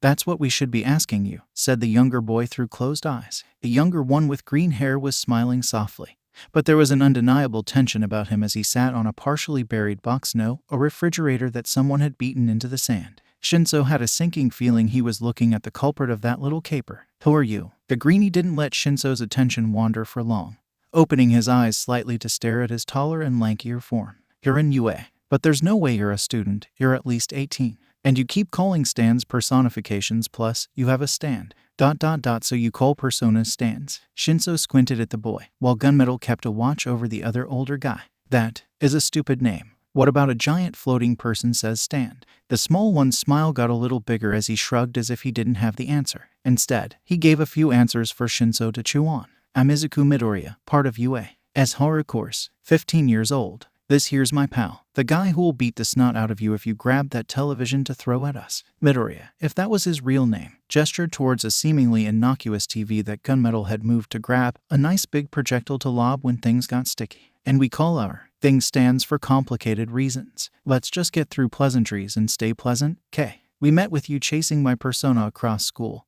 Then the next time we meet, you try to beat the shit out of my persona. Shinso raised a single eyebrow as Gunmetal very unsubtly wrapped a hand around that TV, her fingers extending and wrapping around the TV for a better hold. Yeah, I'm sorry about that. The young boy's smile dulled as he reflected. When I saw a giant woman who looked like our personas, I kind of panicked. Midoriya continued on, his gaze locked onto Gunmetal Roses. My big ace in the hole is that nobody knows about our personas, that they can't see them. I'd figured I'd meet one eventually, though, so I kind of built it up in my head as a big event. All the stories I've heard said that people like us were always hostile, so way to make the prophecy true, kid. Shinso scoffed, but his reaction had been much the same. In fact, he hadn't been carrying his baton when he first saw the two boys, trying to bring nothing suspicious onto UA grounds. But once he saw the boys, he reflected back to the Persona games he'd seen and played with, several having other Persona users as either major or minor antagonists. At the very least, he'd finally gotten to see how his persona performed in combat, absolute shit like he'd always thought. I heard something similar. Shinso admitted he'd had similar ideas to the Midoriya's expectations. He was sure this Midoriya boy wasn't being completely true, but it only made sense if you had a power that only you had. Meeting someone with the same power could only end in an alliance or a fight. In the Persona games, that's how it went, and in the Shin Megami Tensei games he played, there were no friends and only enemies. I also expected a fight the moment I realized there were more people like me. But to think I'd only see you when I came to UA. Shinso rubbed his shoulder, feeling out the air before deciding that he could at least afford to be as open as his opponent was. I'm Shinso, and yeah, I'm not some kid. I'm 19, had to get a job just to afford to get into UA. Took a couple of years, but so what? In the end, I got in, even if it's only the general course. I didn't know UA even had a general course. The blonde boy exchanged looks with Midoriya, both of them shrugging before refocusing on him. Now it was the blonde's turn to introduce himself to keep the openness going, which he did and exceeded by going further than the other two as he pointed to both himself and his persona. I'm Bakugo, and this I'm 15, and he's been around a year. We're in the hero course. A year. Shinso scratched his chin, seeming intrigued, but really he was embarrassed. He'd been beaten by someone who had a persona for years less than him. Well, that was how it went in the games, but it still felt bad to have it happen to you. Well, my persona is called Gunmetal Roses, and we've been partners for a few years. Shinso kept his information vague, trying to hold some of his hand, and he could tell the one called Bakugo didn't like it. Midoriya just brushed it off with his own introduction. I've had mine as long as Bakugo has had his. We got ours on the same day. In fact, when we were attacked by a villain. How'd you get yours? That's personal. Shinso scowled, aware that Midoriya was purposely being even more vague than he was, not showing his persona, let alone naming it. Shinso didn't get a good look at Midoriya's persona before it punched him in the face. So he was in the dark unless he wanted to go back and open up. Now though, they stumbled into an even more sensitive subject that he refused to tell anyone. I can't say, but I think my awakening was pretty normal for a persona user. I was just in a high-stress environment, got the right conditions, and unlocked my persona. Man, so all the stand stuff and all the persona stuff really do carry over. Bakugo exchanged another glance with Midoriya. That comment clearly meant for the other boy, taking his mind off of combat while he and his persona scratched their chins in unison. Hey, are personas from a manga too? That took Shinso back, making him think for a second. After years of living with his persona, to say was from a work of fiction was a little weird. I mean, there was a manga, but the personas I'm talking were a video game series before they were manga, though there are a lot of animes too. But that's not important. All of that was coincidental details about personas. What mattered was the hard facts. The problem was that persona rules switched slightly every game depending on the setting and how personas were unlocked. Whatever it's from, I recognized what I got as my persona. Personas are manifestations of willpower, given shape by the user's personality and arcana. For example, my Gunmetal Roses is the Hanged Man arcana. Holy shit, they really do carry over. Midoriya quickly responded to Bakugo about something before facing Shinso, his eyes now open as he gave his own earnest explanation of their powers. We call our spirit stands based on a manga that got turned into an anime, then games. But the real important shit is that a stand is a manifestation of somebody's fighting spirit, determination, or even willpower, I guess. With so many similarities, are there any differences? Shinso was starting to wonder if he discovered the video game version of whatever they were talking about, and maybe it was just a translation or word difference. So far, the two boys seemed as confident that their personas were stands as he was that his persona was a persona. If they really were so similar, there had to be some differences to prove who was right. Right, well, we've also got magic breathing. Bakugo dropped that sentence like it made any sense, nudging Midoriya from behind. Show him. I think we've shown enough, Midoriya said, taking in Shinso's confused expression. They had met, fought, and talked a lot all in one day, and Shinso was going to be busy for a while just trying to research what the hell a stand was. We've all got a lot to digest and talk about, so let's just work on what we've got and talk again later. For now, I'm just grateful there's another guy in UA. Do the girls here like playing with you too? Shinso didn't talk to many other guys, he only knew 3, and the youngest was 47. He could a strange sense of camaraderie in his heart as Midoriya tusked, crossing his arms as he tried to pick one instance to talk about. When I came to take the entrance exam, some beach punted me into a effing tree. For the first time, Shinso could see a bit of Midoriya's stand as he spoke, a second leg rapidly tapping its foot faster and faster while Midoriya just looked happier and happier. She even used her quirk on me, just for kicks. And I still haven't gotten even, damn it. Most girls are keeping their distance for now, since we got into the hero course somehow, but damn they never shut up. Midoriya, chill for just a minute. Bakugo shook his head as he put a hand on Midoriya's shoulder, seeming to calm the smaller boy a bit. I showed off my stand, pretending it's a quirk, so they're more interested in that than picking fights for once. Maybe I should do that. Shinso sat down on a piece of garbage, Gunmetal sitting behind him to still defend him if shit went sideways, but noticeably calmer. You pretend you've got telekinesis. Could be a little weird if I pretend to have that too, especially if they think all boys get the same quirk. No. To explain his point, Bakugo held up his hand, his stand coming in for a high five and creating a loud bang with a little explosion. My stand can make explosions, so I just show off that and say it's all I can do. You could probably just show off that stunning thing you do and call it good. Shinso was reminded that while he'd actually shown off his persona a lot, he didn't know much about these two or their persona. I'd love to talk more, but I've got to get to work. My boss doesn't need an excuse to fire me. Any way we can get in touch besides meeting in school? Bakugo scratched his head. Any phone that was the right size for them would have been over 100 years old, so calling was out. I've got a smartwatch that can call, but I don't. Shinso saw Midoriya nod, confirming that only Bakugo could make calls, so it wasn't a great meetup method. In school, you can always send your stand Gunmetal Roses to come find us. Bakugo reached out with another idea, but while this one was better, Shinso would have preferred just getting a smartwatch to it. If I send Gunmetal Roses, I can't defend myself and I usually need her. When dealing with the hyenas in his class, he'd be crazy not to keep his persona on standby. He'd only sent his persona out to check out Wanna because most of his classmates had already left to do that very same thing. I can if I need to, but I think if I need you, I'll need my persona more. No real good answers, eh? Midoriya kicked the sand, then jumped to his feet. Well, if you need us after class, we're usually on this beach. If we need you in the afternoon, where will you be? Shinso hesitated, a little unsure how much he wanted to share still. They did try and succeeded in rocking his shit, but on the other hand, he'd probably have tried the same thing if he was in their shoes. Plus, they were all guys, and in a mess like this, guys needed to stick together. So, Shinso shook his head. Gunmetal Rose's fing an arm to pick up his bag and bring it towards him. Fishing through it, he drew business cards, then passed one to each boy. I work here. I only work afternoons on weekdays, so don't bother looking after 9. The boys took the business cards, Midoriya pocketing his for later while Bakugo read his aloud. Meow Parlor, Cat Cafe. The hell is this? It's a place women go to. It's like a cafe, but it is cats. Shinso tried his best to explain it, but his little rearrangement of the words didn't help Bakugo understand of it. Look, some people like cats, but they can't own cats. So they come to a cafe like this to spend some time with cats, drink some coffee, and waste a little time. Why do you work there? Midoriya looked over Bakugo's shoulder, quickly skimming the details from it instead of just reading his own card. They seemed pretty close, probably knew each other for more than a year or got attached very quickly. You've had your persona for years, so I thought you'd take a job that'd use her like investigative journalism or something. Hey, I take work where I can get it. Shinso shrugged, hiding the real reason he was hired. That the owner that he was adorable and would fit right in with the cats, and after 30 or so failed job interviews, he was desperate. Besides, I like cats. Do you like hands, too? It was Midoriya's turn to say some random shit, earning him a swift chop upside the head from Bakugo. Well, meeting you was wild. Bakugo walked away from his persona towards Shinso, offering his hand in a sort of peaceful offering.